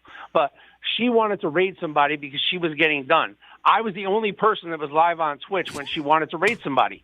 So who else is she going to raid? Nobody? Now, if somebody could provide me proof where she says, I'd like to raid somebody, then you're good. You're good. You're good. Now, maybe when you do get raided, if you happen to get picked, you don't get into the Hogan pick, the shirtless pictures and things like that. And that's the next thing is the fact that the chat was blowing up, asking A10 if she knew who Hulk Hogan was. And she said she didn't. So they wanted me to show her a picture of Hulk Hogan. I know, but the tattoo on your back probably isn't the greatest picture of Hulk Hogan. White hair is $50. I mean, I think you could probably get one of Hogan's NWO headshots and really make Hulk look better than what's been portrayed on your back. Right, but on the same token, the next few people in chat says, why don't you show her your back? Yeah, and that's when you say that's when you say, listen, enough of the back nonsense. Here's a cut. I know that you got probably bedside a few 8x10s and headshot promo shots of Hogan. That's when you just stick to the promo shots and you go, listen, guys, appreciate you wanting to see the back, but here's what we're doing with regards to the Hogan deal. Plus, you hadn't gotten your sponge bath yet, probably, right? The only I did that last night myself. Thanks for asking. So the 8x10 that I do have in my room of Hogan is a picture of me and Hulk Hogan side by side with my back open, showing the tattoo, and he's posing the same way. And he just autographed it 2 months ago. So that's pretty cool. That's in a frame on the wall. Hogan, you saw Hogan 2 months ago, or he autographed the picture 2 months ago? Yeah, he autographed the picture 2 months ago because he was in Boston. And my friend came out here, brought that picture, and he had Hogan autograph that, and he had him autograph a 12-pack of beer, but I can't have that here in the nursing home. But that's not the topic. I got to finish this because I put up the YouTube video so she could see for 30 seconds me get in the ring with Hulk Hogan, then rip my shirt. And see, do you get what? And her comment to that, Ooh la la. She did say "oh la la" many, many times, but beyond that, she said, "Wow, everyone in the Bubba Army is so famous." That was her comment back. Which shows you how much she doesn't really know about us. You were scaring her. She was telling you what you wanted to hear. Listen, Joe, I'd like to see if you're completely exonerated, if somebody or you can show me a screenshot of her saying, I would like to raid somebody now. If somebody can show me that, then Joe, first of all, Joe, I don't have any heat with you anyway, because when I tell you something to do differently or you've done something I don't care for, you always change it and you always listen. So I'm not mad at you. Thank you for your explanation. And if you do happen to have where she said, I'd like to raid somebody, if you have that, it further exonerates you even more. But I'm not mad at you because moving forward, please just do what do it the way I said. Always. And why would I make it up? If you're already not mad at me, why would I lie and say that she said something that she really didn't say? I'm not saying that you are, but if you did have proof, which I'm sure there's a screenshot out there if it exists, that even makes me happier. I'm not mad at you at all. You're one of our greatest ambassadors. A lot of people, you're not everybody's cup of tea, but I'll always stick up for you because I always remember how good of a fan you've been over the years. And I feel sorry for your plight right now. I think you're now, Joe. Are you literally? And I'm not trying to be morbid, and I'm not trying to be mean, but are you literally going to be bedridden for the rest of your life? I didn't even think I'm going to make it to the end of the year. To be honest with you, the way my health is going, I can't get ivermectin. I can't. I just beg my nurse practitioner, every doctor I come in contact with. And all they want to do is send me out to the hospital. But I've already spent years in the hospital. I know, but like what they can do. But what's officially like? What are you dying of, or what are you diagnosed on having that potentially you say might kill you by the end of the year? What is it? I believe what Dr. Dan says when he says that I have a parasite in my body. I have a parasitic infection. And when you go to the hospital, they never test for a parasite. But he did say that 5 days of ivermectin, 0.3 kilograms per milligram, and I would all of a sudden 5 days be good. But you know that medicine's for horses, not pigs. No, no. Tuttle. So then argue with Dr. Dan, Dildo. Tuttle. Shut up. You know, the last time I was on the air with Tuttle, we hashed it out, and he supposedly apologized, and I never said another word to him. I never texted. You do all the time. You're like, you do it all the time, man. I see it. I don't pay it any attention because you mean nothing to me. All right, and Joe. You mean less. All right. You're nothing to anyone. Well, Jesus Christ. Tuttle actually is pretty important. He comes in on. By the way, Tuttle, I did want to tell you that we wanted to ditch the Thursday deal because I think not because of your performance, but because I just think it's too hard on you juggling your job, and I think fine. and I'd like just to keep you on Fridays, if that's okay with you. Yeah, I mean, if you're happy with, if you do happen to have, there's a Thursday where you're wide open, and it's not then get a hold of me well in advance and say, hey, I would like to do this particular Thursday. Okay. But we'll just lock you in on Fridays unless it's 100% you have a Thursday open. Okay, sounds good to me. I just find it kind of ironic a parasite got a parasite. Well, I thought, Tyler, you were mad at me because I texted you that yesterday and you didn't respond. So I thought you were upset with me. I had diarrhea all day yesterday. Okay. Oh. You deserve it. Your jaw is jutting way out, loser boy.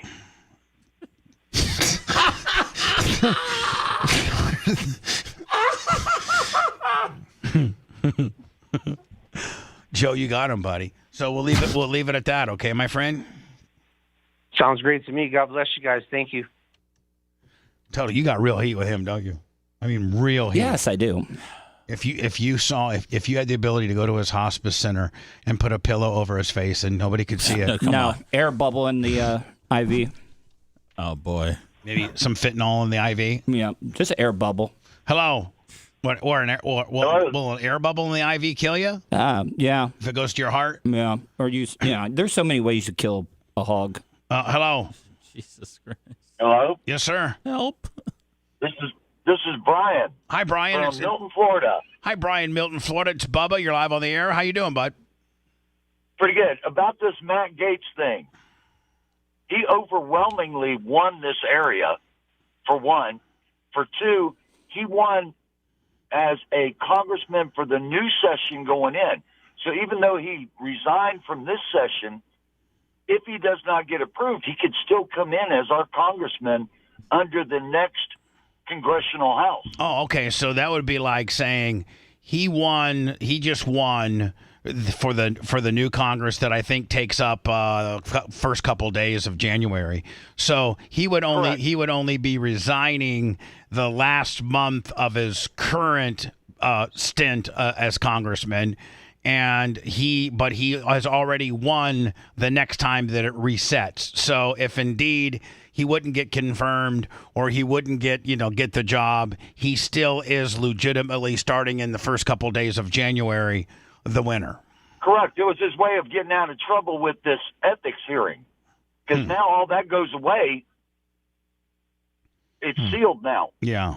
It seems like there's just so many different different angles on this particular thing, from Trump saying that there doesn't have to be a confirmation hearing, that there's a recess deal, that to the fact that he resigned only as the congressman for this particular term he's serving now, which ends in 45 or 50 days and resets in the 1st of January, which if he would lose, he would be the winner at that point. So there's just a lot of interesting turns and twists, and I don't necessarily know how much of it's right and how much of it's wrong.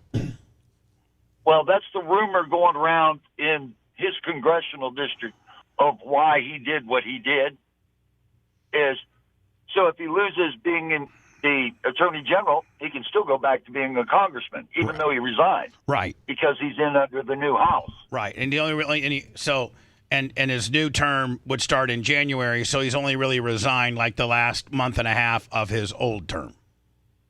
Correct. All right, bud. Well, thank you for the clarification. If indeed that's it. Thank you. Bubba. Can we ask this guy, since he is in the district, what they think of it, like the allegations? Camacho was asking, like all the allegations that the people. Damn it! Well, the phone lines are packed, and I guarantee you they're all for 103.1 Florida Man Radio. Hello. Hey, Bubba, how's it going, man? Long time listener, first time caller. You up there in Florida Man Radio 103.1?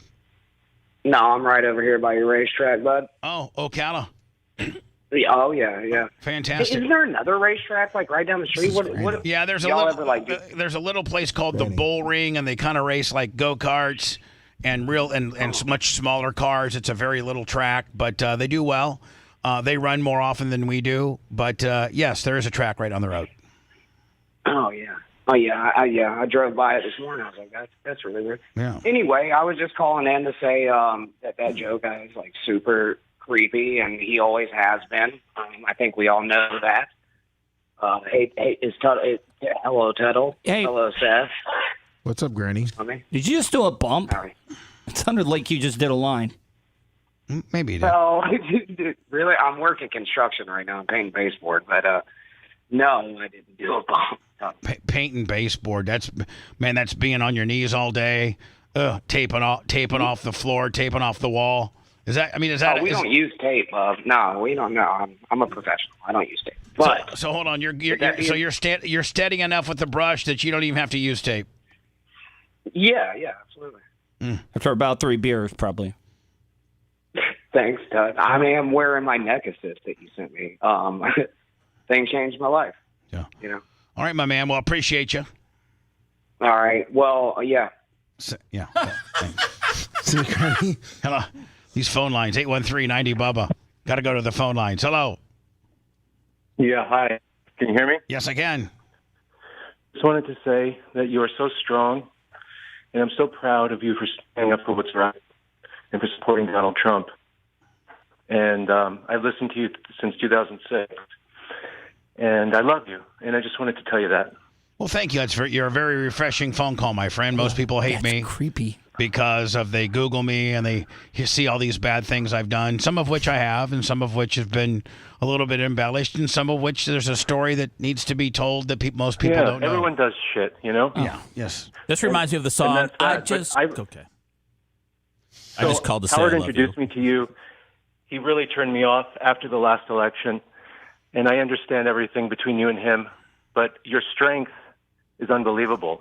Well, you should be very proud of yourself. Well, thank you, my friend. I also learned about Tucker Carlson through you, and I'm a little bit disappointed that he's abandoned you. I think it's wrong. I don't know that he's abandoned me. Well, you know what? I think he kind of has. I think he has. I think he kind of has, and I didn't do anything really necessarily to warrant that. I gave him a forum for 6 years on Tuesdays on my very, very large forum when he That's how I know him. When he was in between MSNBC. And was only a Fox contributor in the morning a couple days a week. You know, we obviously continued to have Tucker on. Tucker was and I thought is still a great friend, but you know, he never will come on the air. Well, I love Tucker, and I thought he was an annoying little, just annoying. And then the calls that I listened to every week with you were incredible. And that's how I started appreciating him. And I just feel like he should give you a little bit, just a touch, a little something. I just think it's wrong. I'm not down, but I'm not as, up as I was during the Tucker Carlson call-in days. And Tucker is at the top of his game. I wish that some of these people that I gave an opportunity to would, give me a little bit of a rub, because that's what it's all about. It's about helping people that helped you along the way. And he's also interviewed some real jobbers for his Twitter show. I mean, I know that he's had some great ones on there, but I mean, there are definitely people like you that have more interesting stuff to say. I just like it. But he's looking out for himself, Bubba. I know. And that's. I know. I think this guy really does love you. No, I think this guy is very knowledgeable of the show, and I think Listen, I'm from Connecticut. Nobody around me even knows who you are. You're a wonderful broadcaster and a deep talent, you should be more appreciated. Well, as you in your day-to-day life, wrangling around various people, you're big in Hartford, Bubba, aren't you? I think so. Organically tell people about us, and we're easier, in the digital age. We're, between Rumble, Twitch, YouTube, Facebook, X, we're easier than ever to find. So I listen to you on X now. So tell people about us, and spread the word one by one, my friend. Appreciate you. I will. All the best. All right, buddy. Thank you. That dude had his pants down while talking to you. Would you shut? I mean, you. I'm sorry, he was a nice guy, but so he was. Yeah, he's going to spread the word in Connecticut. So he's jacking it. I don't care. I just don't think you gave him enough time to finish. He's probably finishing right now.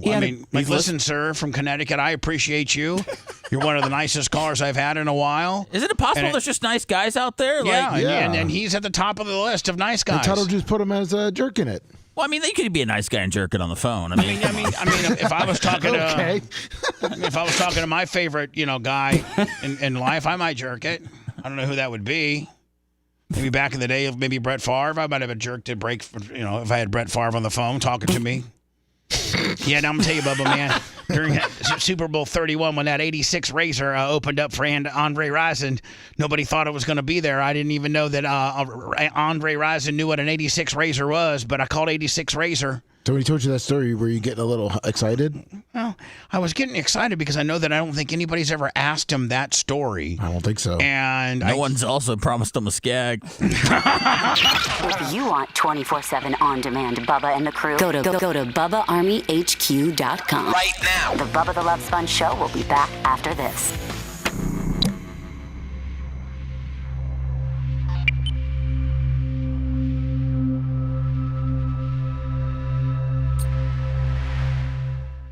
You can go after him. Okay. No, you're my assassin. Oh, was? It's no. Listen, that's why he didn't get sniped. You can go after, and I'll just try to. You babyface it. I babyface it, and you just keep going. Oh, okay. I'm sorry. No, it's fine. That's why I didn't I didn't understand. So that. people don't get upset. It's 100 on the main show versus snipe. Oh, okay. I got you. Okay, I knew the rules. That's why I didn't say anything. Okay. Thank you for teaching me.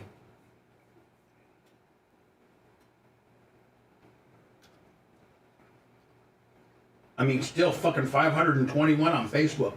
That's good. Are you kidding me? And the numbers have been real steady on the other ones.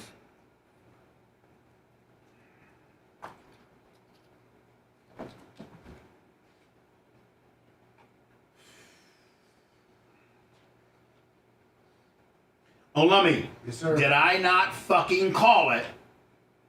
And everybody fucking thought I was fucking... When I said the Rays would play at the Yankees, did I not call it? Yeah, that was a good call. Yeah. Yesterday. Yeah. Did I not call it? Sure did. And they're like, no way. They have to have their season too, and as well. I fucking called it. Yeah, Babyface was, arguing with you about it in Clearwater. I called it.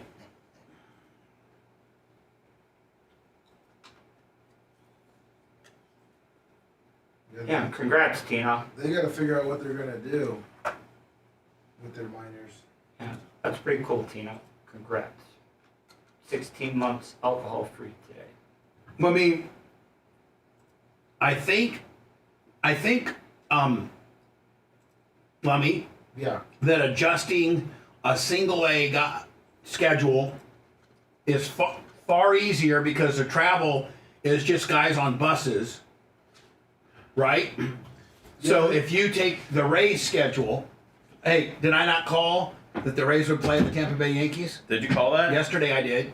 So the Yankees readjusting their schedules that they have home games when the Rays are away. You know what I'm saying? Yeah. The only problem is that stadium gets a lot of rainouts during minors, and they have to make them up and play like double and triple headers. Who cares? What I'm saying is, I'm wondering if they're just going to move them to one of the smaller. Move them to Al Lang. No, I mean, realistically, you got Port Charlotte. Yeah. No, they're doing that way. Everything okay? That way all the players can stay in their homes. You know, if they move to Port Charlotte, they all gotta relocate. For the minors? No, I'm talking about the fucking I was just saying about the minors. Yeah, no, they Brian got put on the waiting list for season tickets yesterday. Oh, on over there? Yeah. You know, he said every game. The Diacos have those for the spring training. For spring training, that might be you might be at the front of the line. No, because it has nothing to do with that. It has to do with the It's Rays. the Rays because the Rays have their own season ticket. I gotta tell you, man, as close as I live, I could go there and catch a fucking. Well, I mean, that's Brian said he wants season tickets because he said every game's going to sell out. So he said, like he's going to be able to sell every game. Well, yeah, but and his office is so close to you. Right? Yeah. A day game. And he was like, he's like, I'll take you to a game. I was like, you don't have to base getting season tickets around taking to a game. I was like, I'm fine. I should see. Where can I get season? Send me the link, or is that? They got to sign up for a waiting list. Are they already sold out? Well, they're trying to figure out what they're going to do with their season ticket holders that are in St. Pete. They only have about fucking 200 of those. Half the people will probably need a refund. Half those old people aren't going to drive. Yeah, over here. they got to figure out. Probably, I think they said there was like 11,000 season ticket holders. It's going to be the hottest ticket in town all season, and baseball's going to look like it's a massive success in Tampa, but it's a 10,000 seat venue. Still. But I mean, it'll look good. It's a remedy. And I'll tell you what, nice as fuck of the Yankees to do that, man. I'm sure they're getting compensated, but that was really fucking nice. But I was telling Lummy, it's easier for AAA to move their games because they only bus. It's around Florida. It's around Florida. Right. Yeah. So it's easier for them to say, hey, listen, we'll just plan all of our home games when the Rays are out of town. Yeah, they can figure it out. But it's.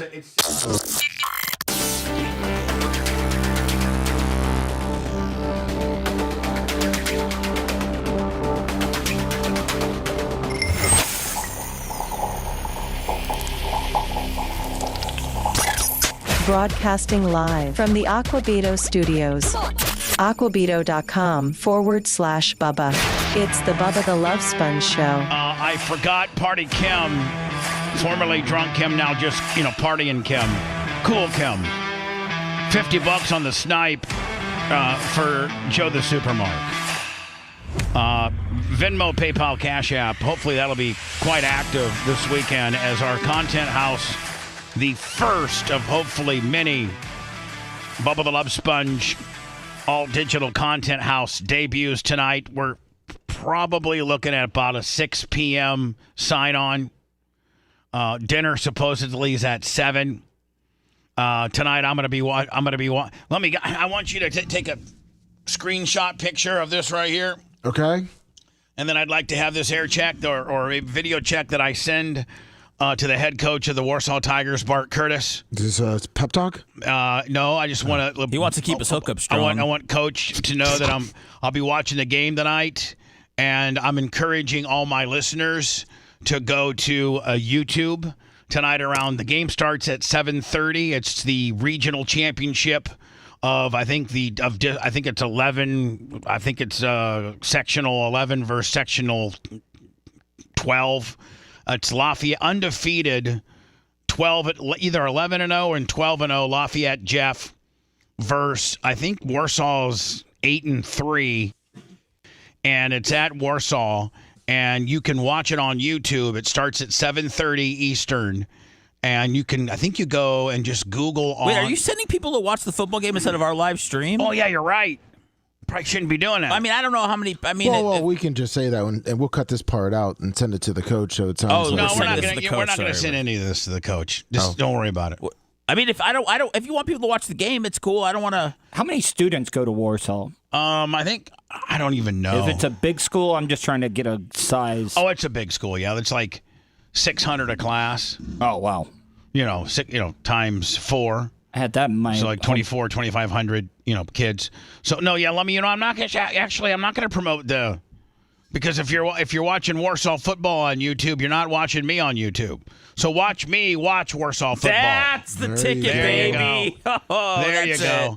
Our content house will be streamed exclusively on our YouTube channel and our Twitch channel, both of which are at The Bubba Army. Yeah, we're going to hit some karaoke up on Twitch exclusively. We got karaoke tonight. We got dinner tonight. We got me watching the football game tonight. And then don't forget the big high spot for the night is the Tyson versus Jake Paul.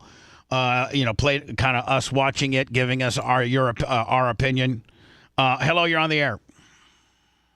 Hello? Yep. Hey, Bubba. How you doing? Good.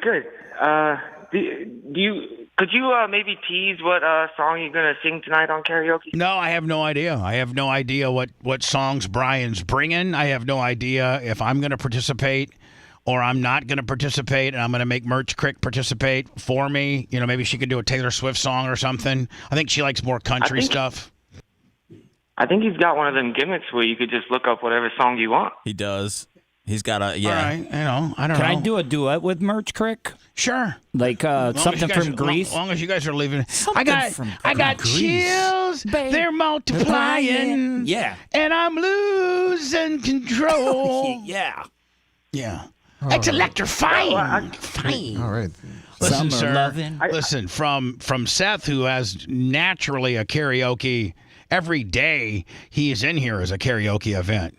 I just died in your. I know all of the songs. I just died in your heat of the moment. That's. What are you going to do, Seth? Well, it just depends on what I'm feeling. I could rap, or I could, do Smooth Criminal, Alien Ant Farm. Smooth Criminal. Yeah, we'll see. You just beat it. Check out the stream. Beat it. Yeah, we don't want to tell you what we're going to do, sir. Just check out the stream. That's all I got to tell you. Check out the stream. We're hopefully we'll be live by 6. It'll be on YouTube and Twitch exclusively. It's our first attempt at a content house. 48 straight hours or more of streaming from a house in Davenport, Florida. And then don't forget dodgeball tomorrow morning, baby. Yoga, dodgeball, cornhole, Papa Shot, night watchman patrol, and then a meet and greet at the Davenport Ale House 6 to 9 with a Cash Cube appearance tomorrow night at the Davenport Ale House. So, sir, are you near Are you near Orlando, or are you just going to be watching it digitally? I'm in Largo, so I'm close, within 2 hours. But I'll be tuning in. I'll be tuned in. All right, fantastic. Look forward to you tuning in. Appreciate it. What's your last question, quickly? The question was for Tuttle, though. Actually. All right, go ahead. I'll be listening later if you guys just want to answer it later. But Tuttle, I was hoping maybe you could talk about how you got to quit drinking, because I've been having a tough time lately, and it's just like. Now hold on. Tuds can do it. If Tuds could do it, I can do it. Let me jump in real fast. I'll let Tud tell. A lot of people have been asking Tuds for advice on that, by the way. Yeah, let me jump in real fast and ask a few questions. Then Tuttle will give you his success formula as to how he did it. But first of all, how big of a drinking problem? Nobody knows who you are. You've not identified yourself, so nobody knows who you are. You're completely anonymous. I'm not trying to call you out, but I want you to be truthful. It doesn't really matter. You just sound like everybody. You just sound like every other dude. So, first of all, I want you to be honest with me now. What's the volume of your drunkenness during the day? Like, how bad is it? I still go to work and everything. It's just same here. Same with Tuttle. I get home and I'm not busy doing stuff. I work construction. construction, so I'm always moving, doing stuff. It's easy to get it off my mind, but when I get home, it's like I got this like restless leg syndrome in my chest, and it's just like go get a beer. Just like Tuttle. The problem isn't. Just like The Tuttle. problem isn't with beer. Like I'll go golfing and drink all day from 8 to 8, and I'll be fine with the beer. But it's like when I start drinking liquor, dude, one shot turns into 10, and then Is this daily? I mean, is this daily? No, it's not daily. But it's also not the right days. So it's not Friday or Saturday or something. It's just like a random Tuesday. I'm at the bar, First of all, how old are you, and do you have a family? I'm 26, and yes, I have a family, and that's why it's kind of a problem. All right, and do you have like a wife and a couple kids? Like, what does your family consist of? I'm married, one kid. Married, one kid, and is it starting to get in the way of your marriage? I mean, can you hide it from your wife or no? Usually you can't.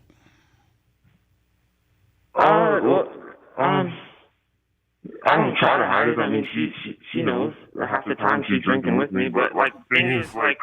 Well, that's problem number one. Yep. Is that you got a co-conspirator that's that at most wives would be giving you a ration of crap, telling you to stop this. It's breaking up our family.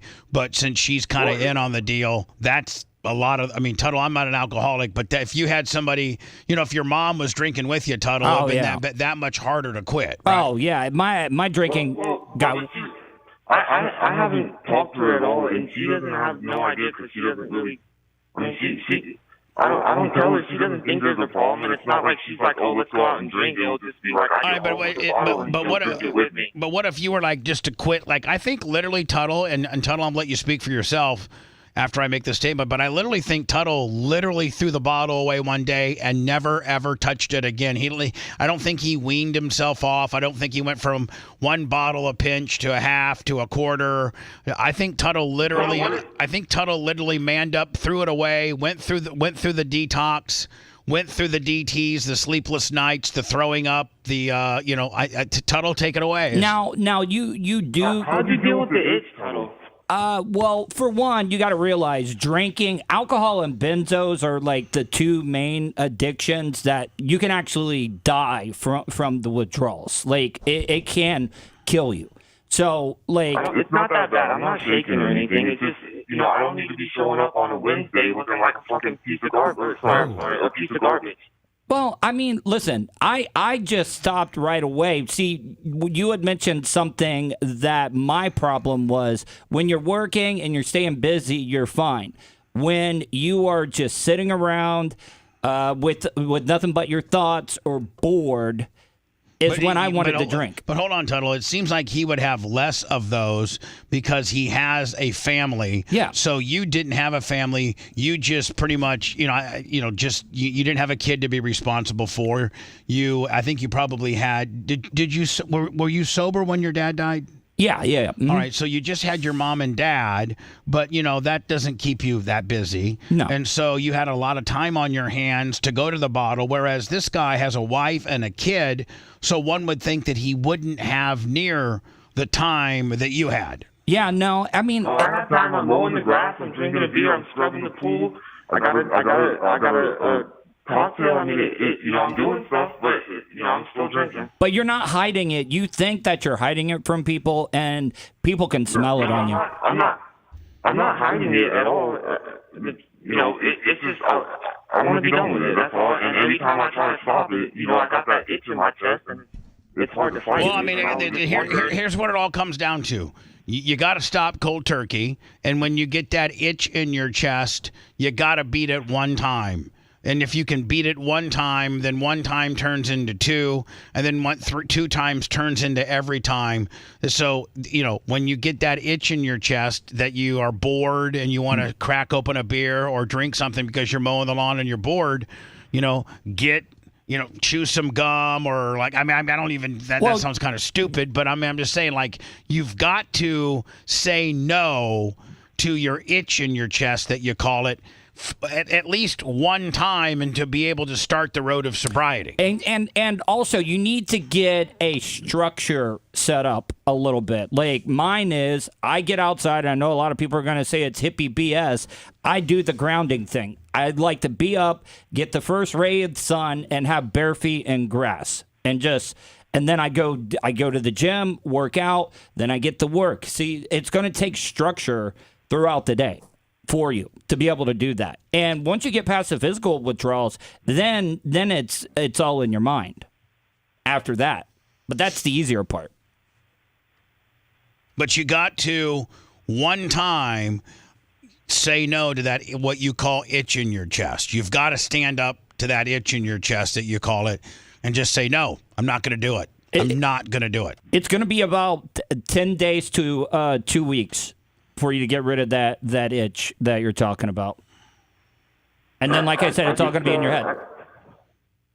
I just feel a little down about it because, growing up, I always knew, I don't do anything else besides read and drink, and I always thought that, people who did stuff were, they're not mentally strong enough to fight it, and here I am kind of in the same boat, and I'm feeling I'm mental midget or something. Well, I mean, you're the guy that you used to look down upon. Now you're that guy, and you can keep being that guy and feeling sorry for yourself, or you can man up and stop, and or you can keep being that guy and making excuses. But I mean, you're talking to a guy in Tuttle that says, keep yourself occupied, and in 10 days to 14 days of hell. Yeah, it's gonna be hell. It's gonna be absolute hell. I'm not gonna lie, Tuttle coming back sober was what really got me to start thinking about it. And you know what? Listen, I couldn't deal a drunk, still drinking, pulling the wool over everybody's eyes. Tuttle wouldn't work on this show. No. But a sober, clean, sharp, funny, responsible Tuttle does work, and he's a better person for it. And listen, he didn't have a kid and a wife that looks up to him and needs him like you do. That's why I can't get as low as Tuttle was. I gotta stop now. And you're ahead of the curve, dude. You're in your 20s. I didn't stop this until I was in my late 30s. Yeah, I mean, you can do it, bud. You can do it, but it stops with, with overcoming that first itch.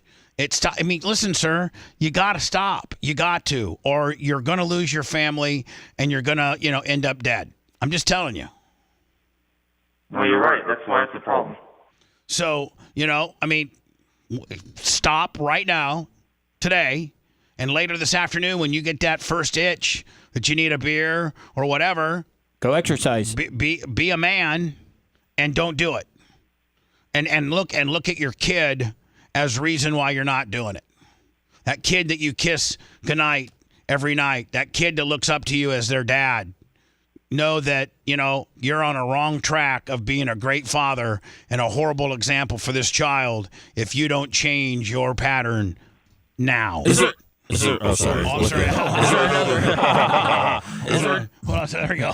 Sorry, Seth. Is there I don't know if this is true or not, but I feel like in order to give up something, you have to kind of take on something else. Is there something, Tuttle, that could help?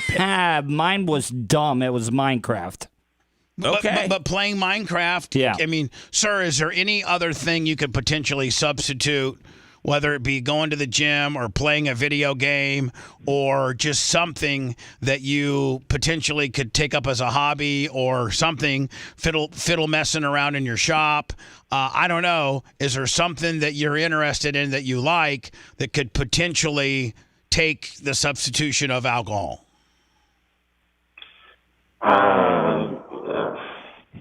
You know what you need to do? This is what you need to do. You need to tell your wife your intentions, and so she can hold you accountable. Yep. You're exactly right, Tuttle. Listen, if your wife... here's the deal. Here's the deal. What I'm trying to say was, it's at the stage right before it actually becomes a problem, so it's not a problem right now, and I'm trying to nip it before it actually is. All right, then so then nip it. Nip it today. Well, how if could it's you? not, if you say you don't want to tell your wife because it's not a problem yet, and you're trying to fix it before it becomes a problem, so fix it.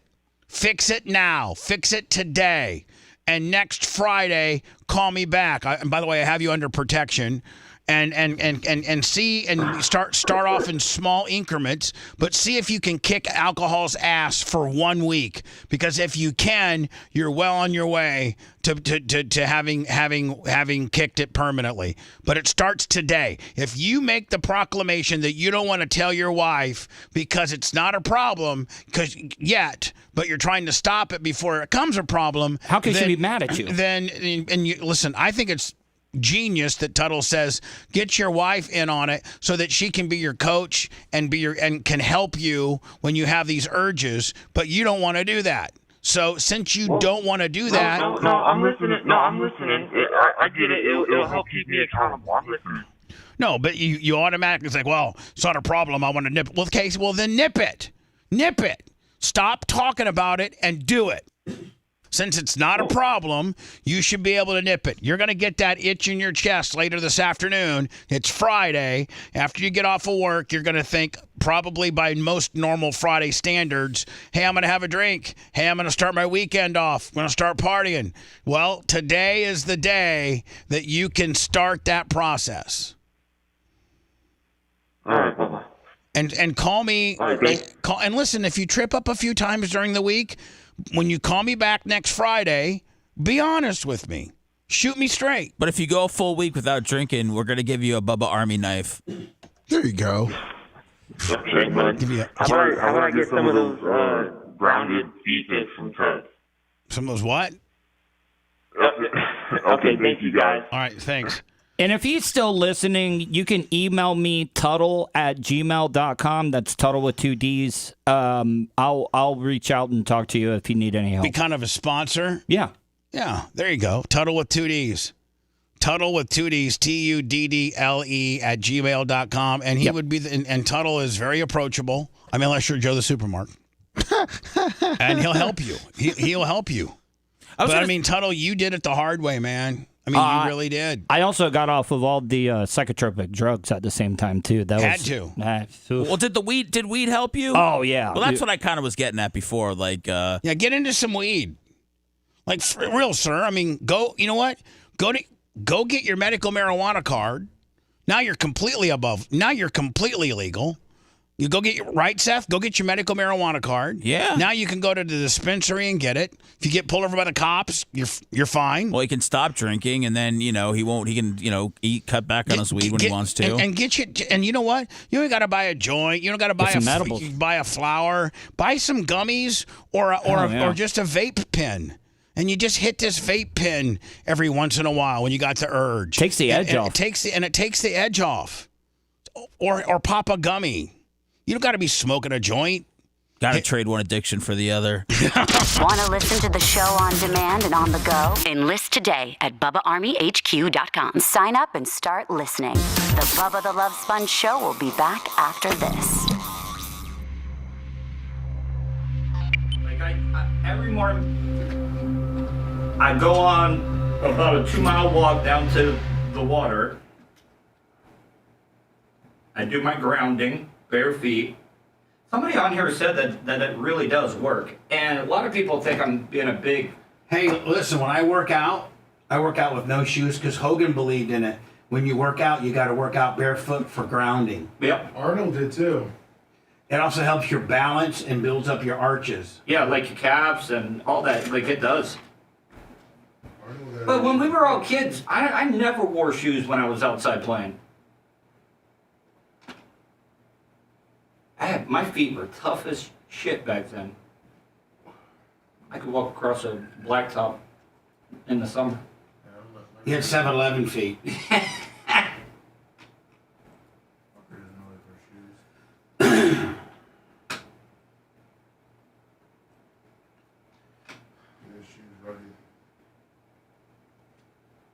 Is Soul Brother Kevin going back to TKS? I don't know. I just talked to him the other day. I heard that rumor. Huh. Oh, I heard Orlando just had a big bloodbath again, so maybe they made room.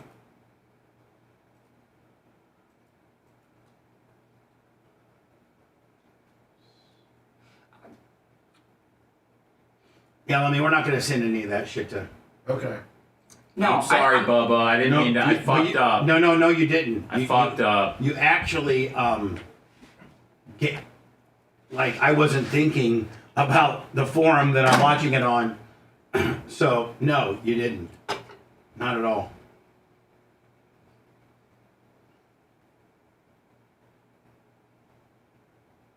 So it's tricky. Get Jack.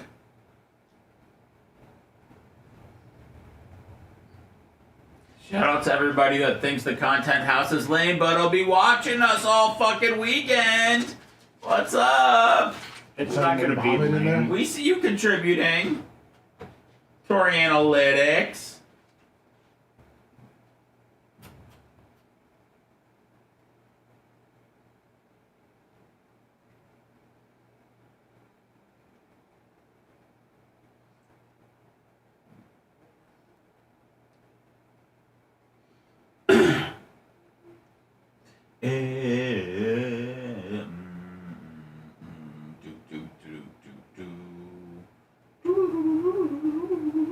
Carlos Clem, when I was married, Carlos Clem, I didn't drink during my marriage. I drank a bunch before my marriage. After the marriage is where it got really bad. And I went on like a good 8-year run where I played hell on my liver. I was drinking a full bottle of cheap rot gut whiskey every day. I've actually only done karaoke once in my life. I realized it was on Stupid Mike Calta show. I'm thinking about doing Islands in the Stream with Merch Creek. That would be great. Island in the Sun from Weezer? No. The one with Dolly Parton and Kenny Rogers. I don't know that shit. What's up, Thomas? Thank you, Kabuki. Thank you, Abe.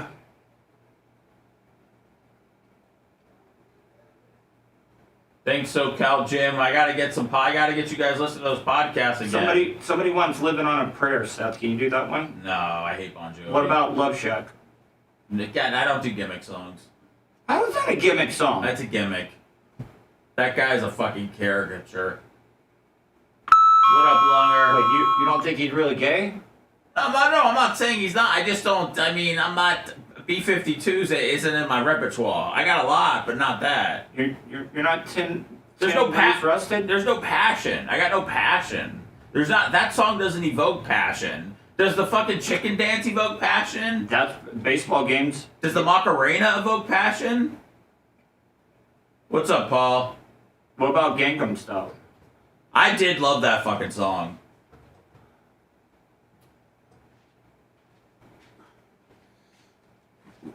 Oh, Funky Cold Medina. One Headlight from the Wallflowers. That's a good one. What about Ben Folds 5? I like them. Will you do great?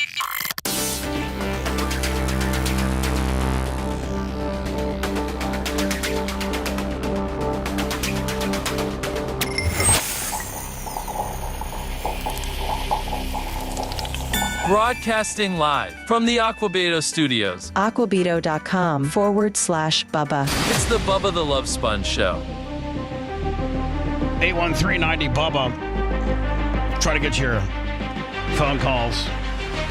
Lummy, I'm at a crossroads. You know, we were in the back, loaded up my truck, and you see the infamous cream machine just sitting there, yes, rotting away. And it's an 82 Garmin P30 step van that I think is, got a good transmission, good set of wheels. I think it's got a good Steve Frenzik, good motor in it. I think the fan's broken, the electric fan's broken right now. But if I rewrapped it, it's got an unbelievable light package on it. If I rewrapped it we could really use it as I mean, it really is and it's got a sound system that you can use. When's the last time it's been used? Well, the last time it was used, I think it was when Alex Stein was in town, and we drove it over to the Bucks game. Yeah, for the Bucks Packers. But but it runs. I mean, I start it every couple weeks to make sure it starts. I usually keep a battery charger on it. I think I disconnected the battery charger when Milton was coming. But anyway, I'm at a crossroads, where I either try to just scrap it and sell it, or take it over to my buddy Terry from Terry's Automotive, have him go through it. I think it needs a new electric fan deal. It's got a hell of a motor in it too, doesn't it? Just go through it to make sure that it's structurally sound and reliable, and rewrap it. Or I could just paint it flat. I could actually have my buddy Adam from Fenderworks. Look what he did for the Crown Vic. That's right, yeah. Take it over there, have him paint it flat black, and just put Bubba Army QR, the big ones. Yeah, and not have the girl with the lighted nipples or anything like that, but still keep the light package on it, and maybe start using it. But I think, Seth, in today's content world, promotional vehicles mean less and less. Like back when we were growing up in radio, you had to have a promotional vehicle because. But I think it caused a scene. Yeah, it was a. What about a mobile studio? Well, I think I don't know how hard. I have to get Macho Man. Your mic's on. When you say mobile studio, Tuttle, what are you saying? You could go out to events and maybe not. You could film and record everything there at a later date. So, say you went to a thing, an event, have a table with 3 microphones, and that rolls into somewhere into a computer that you record. Yes. Mach, would that be hard to rig up? A control room, basically in there? No. Just basically a table with 3 microphones that it goes into a computer. No, you just need Tuttle's talking about with your Roadcaster, right? Yeah. You just need a laptop. Laptop, Roadcaster, and a wall to plug power into, and a table to put it all on. But that's all you need. It's very easy.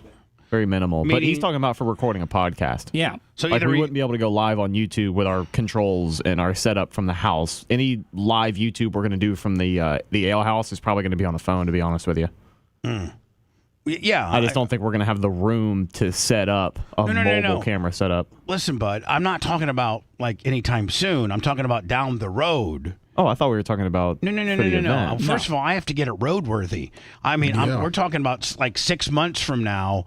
Could we turn the cream machine into something? First of all, I have to make sure that it's roadworthy. First of all, Rhett, make sure that the transmission's good.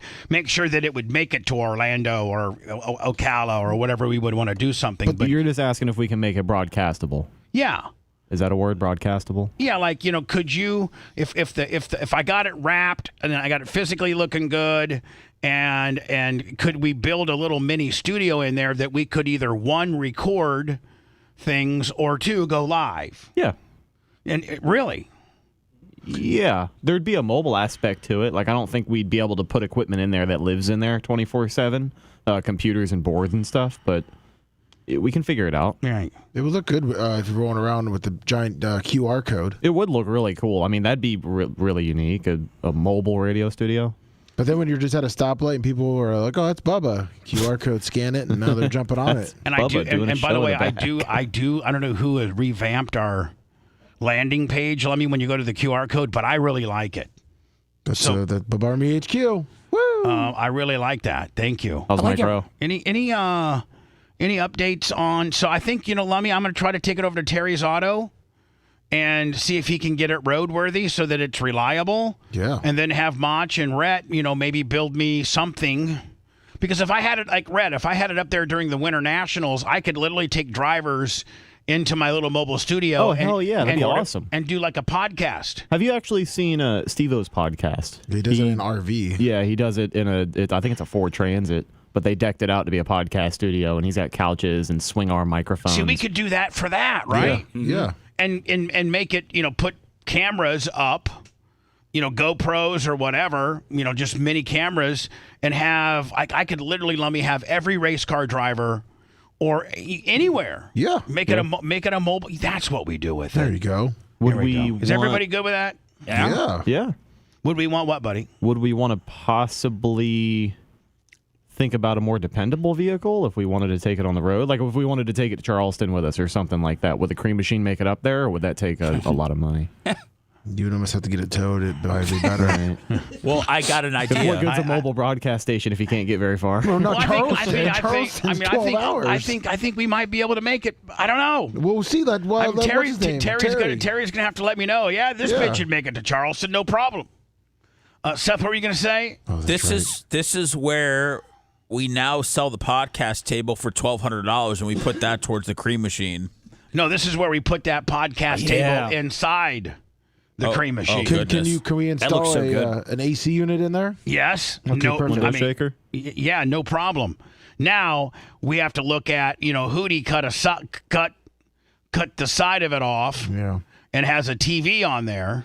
But it could probably be fixed if you're just going to get just matte black.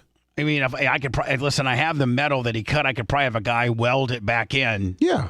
And then if you're just matte blacking it, it's not a big deal. Yeah, Gene can weld it right back up. Yeah, Gene can do anything. He can. Every single team in the top 10. Dude, you're talking quarterback. The question is Dion? Will Dion make sure that Shador goes to the right place? I think the answer is yes. But they're saying now, could Dion follow Shador? And listen, as much as I've argued with people, I don't think Dion ever steps a foot in pro coaching. I agree. I don't think he does. I don't think Dion's Johnny Rah-Rah. Dion can say now, get off my team. You're out. You're 5 minutes late. You don't bust your ass. I'm taking your scholarship away. You're out. You can't do that to a pro guy. I mean, you can, but you can't treat a pro guy that you're paying $4 million to the same way you can a guy that, you got a scholarship. And I think Dion's aggressive, kind of Johnny Rah-Rah. Dion's not soft. Dion. I mean, you got to have tough conversations with your players and with your staff. And I mean, although this guy, I don't know if Dion's running all over the field slapping people on their asses, but I mean, he seems like he would not be afraid to tell a player, "Hey, you're going to the bench today." Well, not only that, I mean, but the other side of the fence, Seth, is the fact that like if you're in the NFL. You got a coach like Dion who you can't say you don't know what he's done what you've done at the highest level. You know what I'm saying? Chances are he's a better player than you were or are. Not now. He's old. Even the better reason to listen to him, right?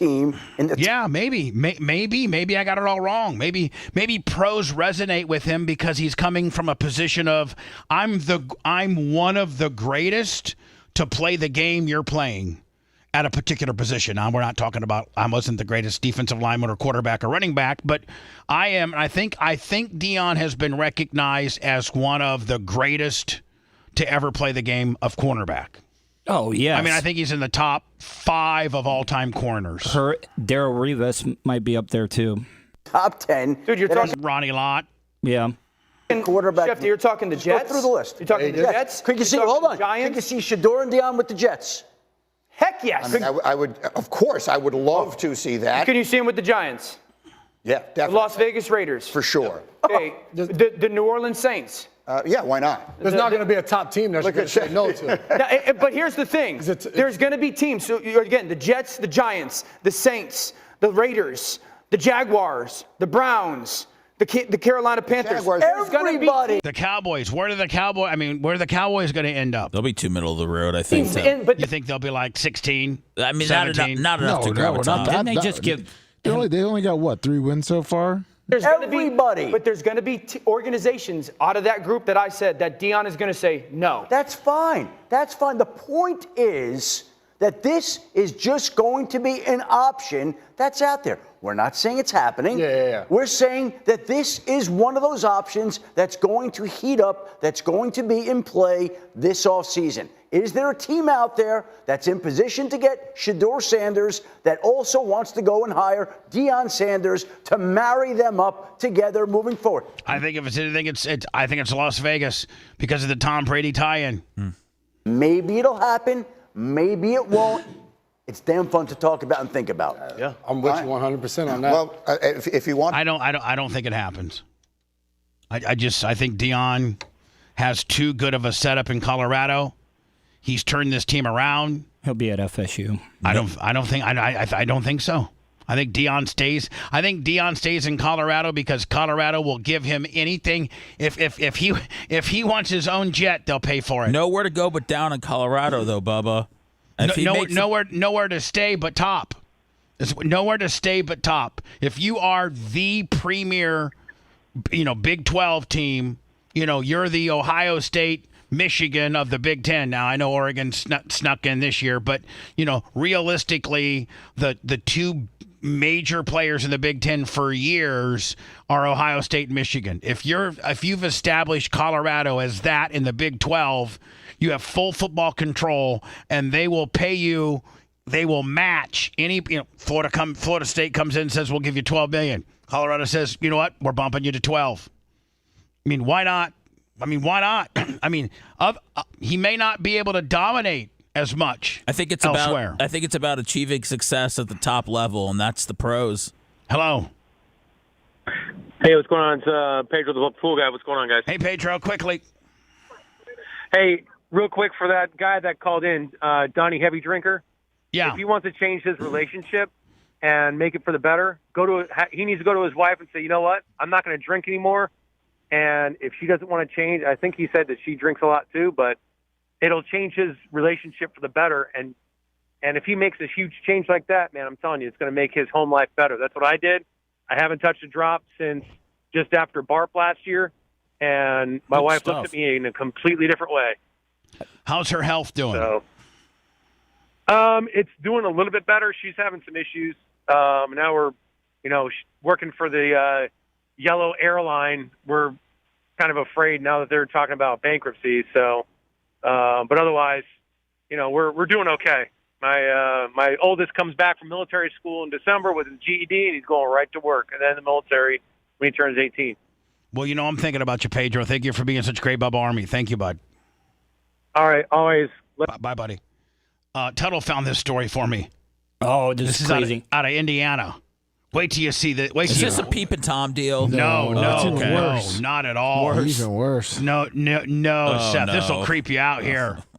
This will make you never want to use another tanning bed at any. Okay. A couple dozen people come in and out of this Planet Fitness on Tuesday, just one day after a man was found dead inside of a tanning bed. Nobody ever thinks you're going to go to a gym on a Monday morning and, potentially be in the same building as a dead body. Elizabeth Lynn says her Monday morning workout started like any other day until she noticed a foul smell. And I was kind of sniffing, trying not to look crazy, but I was like, something smells really awful here. That smell coming from one of the tanning bedrooms, where 39-year-old Derek Sink was found dead. The first thing that kind of went off in my head was, lack of attention from the staff members at Planet Fitness, which is pretty disappointing because... You're like, man, they don't really clean their beds that good here. Not at all. Maybe it could have been prevented. Sink's family tells 13 News. Proud partner of the Indiana Pacers. Don't think Halliburton doesn't get his tanning down here. To a tanning bed at the gym on Friday, but wasn't found Caitlin Clark gets hers done. Monday morning. So hold on. So I think I missed an important Shady part. Grady, $20. Listen to this. Here you go. Tells 13 News he went into a tanning bed at the gym on Friday, but wasn't found until Monday morning. So this guy goes into the tanning bed on Friday.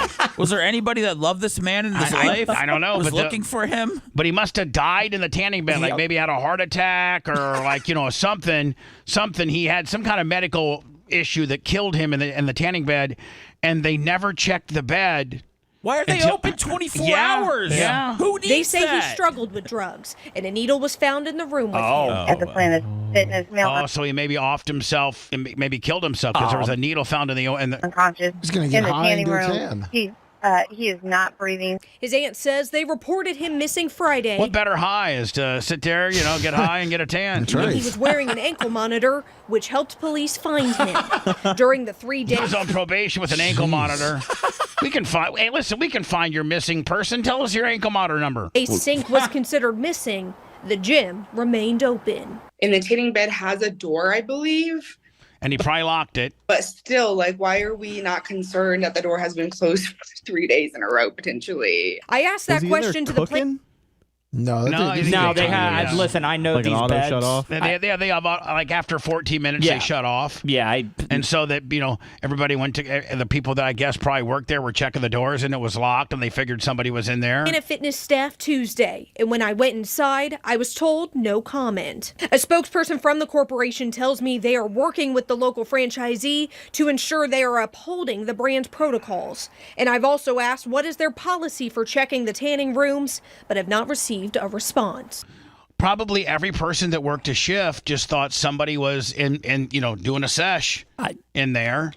But my God, I mean, after a day or two, you think you start to get the stench. Why are you open 24 hours? I mean, I would have to clean those beds all the time, man. And if you got a big, heavier set dude that would come in there, they really sweat like a sweat hog. Oh, dude, I'd have to use like 2 towels, and then like if they ate a lot of garlic or something, it would just smell like Italian food. Before I go into words, He died the day he signed up for the gym.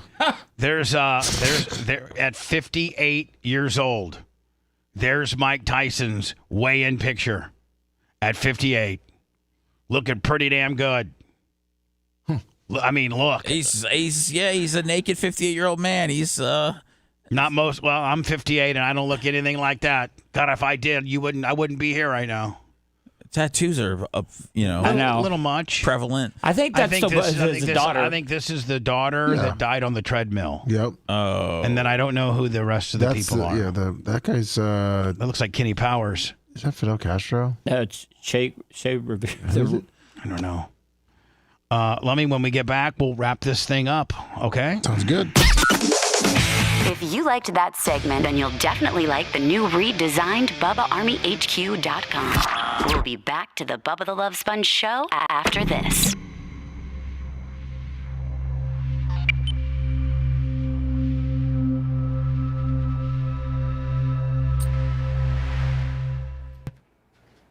What a way to drain the membership. I'm lucky that nobody ever died when I was tanning somebody's dick.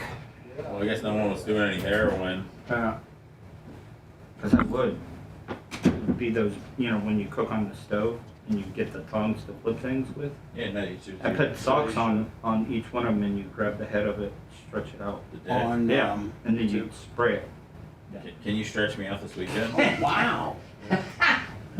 You must have got a recommendation on that, too. It's all the keywords, jam packing them in the You front guys there. fucking killed it. We got Great job. Thank you. Good job, Brett. We rich? Oh, we got some really good views. Good.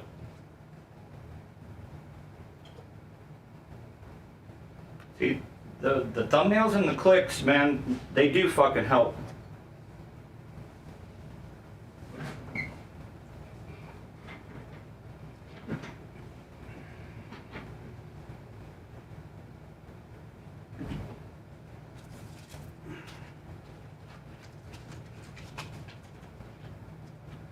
Red Lobster CEO says endless shrimp is never coming back because I know how to do the math. I just saw a big interview with the new guy.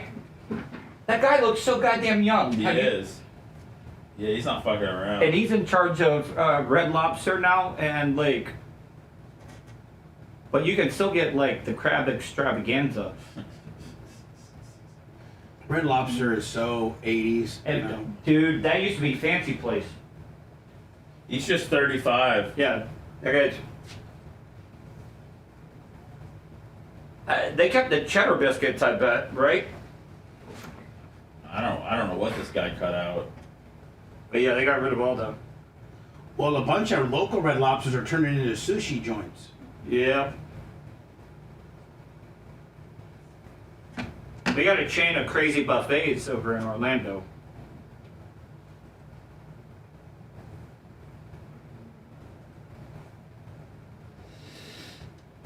man, I'm ready to get out of here.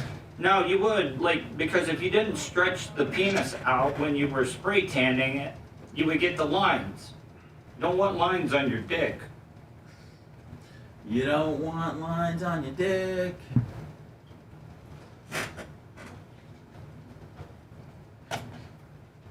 You guys leaving here about 2? Cheddar biscuits. Bubba? Yep. All right, because that's when Babyface is meeting me here. Ooh. Soupy John, 69 months. Soupy John. I think I took my prom date to Red Lobster. I never went to prom, but a lot of people would go to Melting Pot. Oh. What, to get the fondue? Yo, yeah. I've really never. It's a good date. It's a good date thing, man. The new thing is going to the Asian places and getting the pho. Oh no, with the noodles. They bring you all these ingredients. They bring you a quail egg, fucking. I'll meat. see you later, Felix. Take it easy, man. But they had some good ass sandwiches there. That bong mi.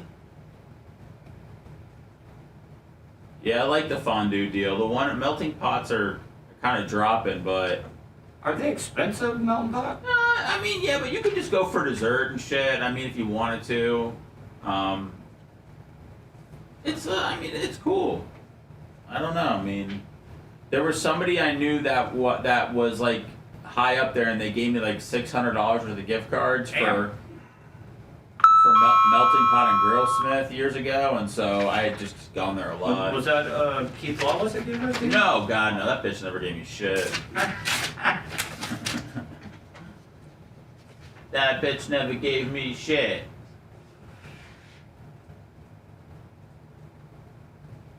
Ain't never been shit, ain't gonna be shit, and that's why I take shit whenever I see shit. The one time that I did get fired over there was from who was the hippie guy over there? Shark, yeah. He tried to call me in one time for a meeting. I sat in his office. I said, let's get this straight.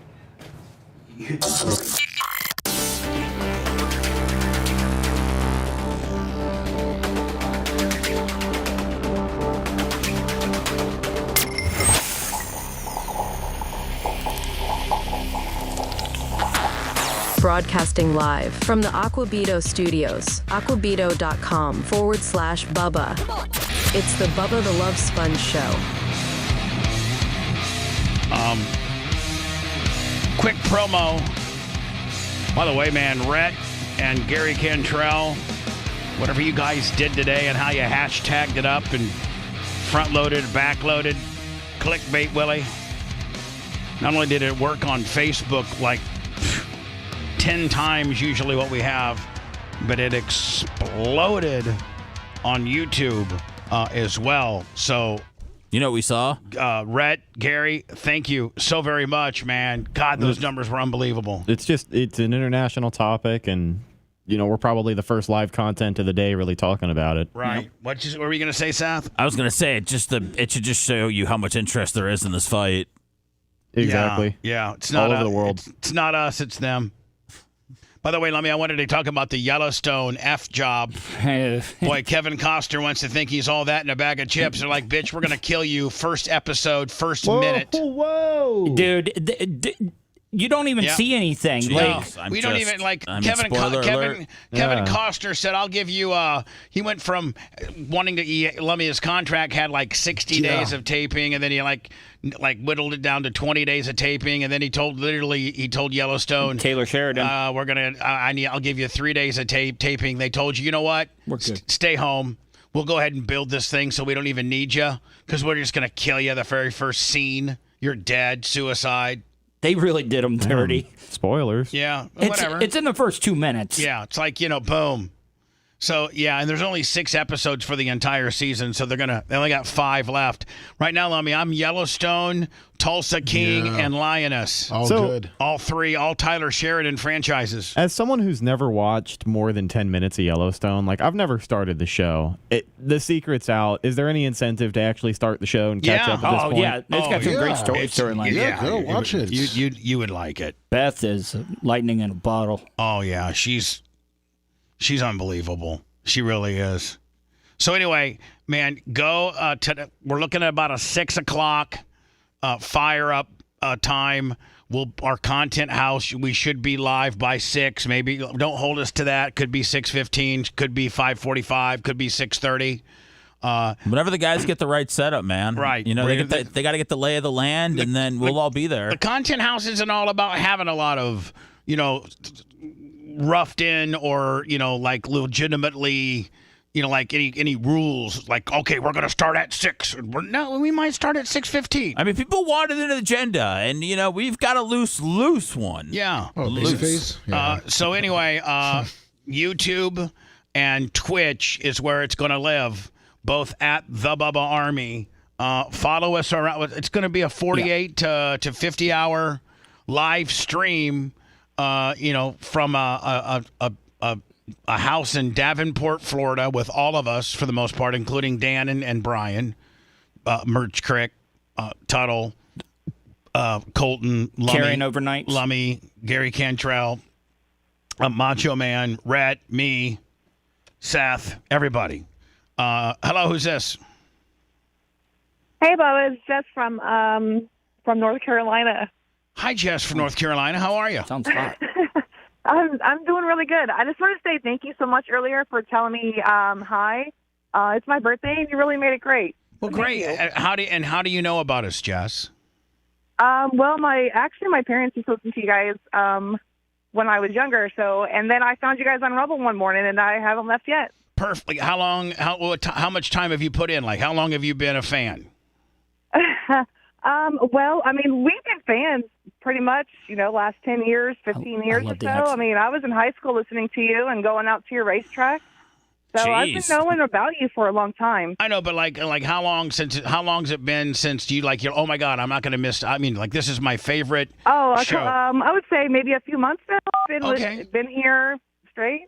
Perfect. How about, you know what? I love female listeners, and more importantly, I'd like to put you on hold, get your mailing address, give it to the Merch Crick, get your shirt size, and maybe send you up a nice little care package, a little Bubba Army care package. What are your numbers so we can make sure we get you the right size? Tuttle. I just want to make sure. Listen, I'm not going to lie. It's going to be about a large right now. I just had a baby, so I'm working on it. Okay, but a large perfect. right now. hot. Perfect. That means the knocks are filled with milk. Yeah. Oh, yeah. She's got milk. Yeah, man, no lie. Milk-filled knocks. We love that. That's that right. might be our Milkshakes all around. Milkshakes all around. I love this woman. Jess, let me put you on hold. Lummy's going to get your information. Is your husband a fan too? Oh, he is. He knew about you. He knew more stuff about you than I did. All right, so well, yeah, he is. Let's get his shirt size and stuff too, so that Merch Crick can get you guys off. And I got the new Bubba Army pocket knives that I'm sure he'd like. So I'm gonna get you guys a really nice care package up there in North Carolina. I appreciate you. I'll talk to her real quick. Thank you so much. Thank you so much. Thank you, Jess. Seth, I love your laugh, by the way. Like, I am such a fan of your laugh. Thank you so much. She hates you, but she loves your laugh. I'll take whatever I can get. No. Hold on. Now No, listen. I love Seth. Don't forget to check out the content house this weekend. Oh, I definitely. So, all right, hold on. Let me you take the information, not Tuttle. With the stiff pinky finger. Yeah, it's Do you think he's horny, Bubba? Yeah, it's direct. Last call of the day, of the week. We're out of here. Hi, go ahead. You got to put that one on hold. Two's on. It's one. I got to get one. One's her. Yeah. 2. Hello. Hello. Hello. Yes. Oh, this is Nick. Hey. I have a couple of questions. I'm coming to the Davenport Ale House. I remember a few weeks ago you said something about there being like a fee for a buffet or something? Is that still? No, I mean it's just going to be order off the menu regularly. We're going to be in the courtyard area, which fits about 200 people. They're going to staff it up with extra people so they can get your stuff to you. But we were thinking about doing a food deal, but it just got a little too cumbersome. So everybody's just kind of on their own. We will be. All right, I'm a big eater like you. I'm a big eater like you. I got a lot in common with you. I've been listening to you since 1993, Tampa, the Power Pig. All right, cool. Well, I'll see you tomorrow night at the Davenport Ale House. Okay, buddy? Yes, sir. Have a good weekend, guys. See you tomorrow night. You as well. Thank you, sir. So we'll all be navigating over there, looking about a 6 o'clock start time. It'll be on our Twitch channel, which is at the Bubba Army, and also our YouTube channel, which is also the same. See you then. Thanks for letting me finish. You've been listening to the Bubba the Love Sponge Show, starring me, Bubba the Love Sponge, co-host and show historian Lummit. It's Seth, co-host and president of podcasting. It's Brian Matroni, king of counter programming. Rhett, the filthy ginger video editor. Yeah, back here wiring up. It's Mini Macho. The BRN agent, Thomas Buttoned Up B. Co-host, Dr. Dan Diaco, Esquire of Council. Co-host, J. Diaco, Esquire, the Spitting Cobra of Council. Now, time for the legal disclaimer. Exactly. The Bubba the Love Sponge Show is intended solely for the enjoyment of our listening audience. Any rebroadcast, retransmission, or other use of this show without express written consent of the Bubba Radio Network is prohibited. We must dissuade him of this delusion. Until next time, always remember. Repent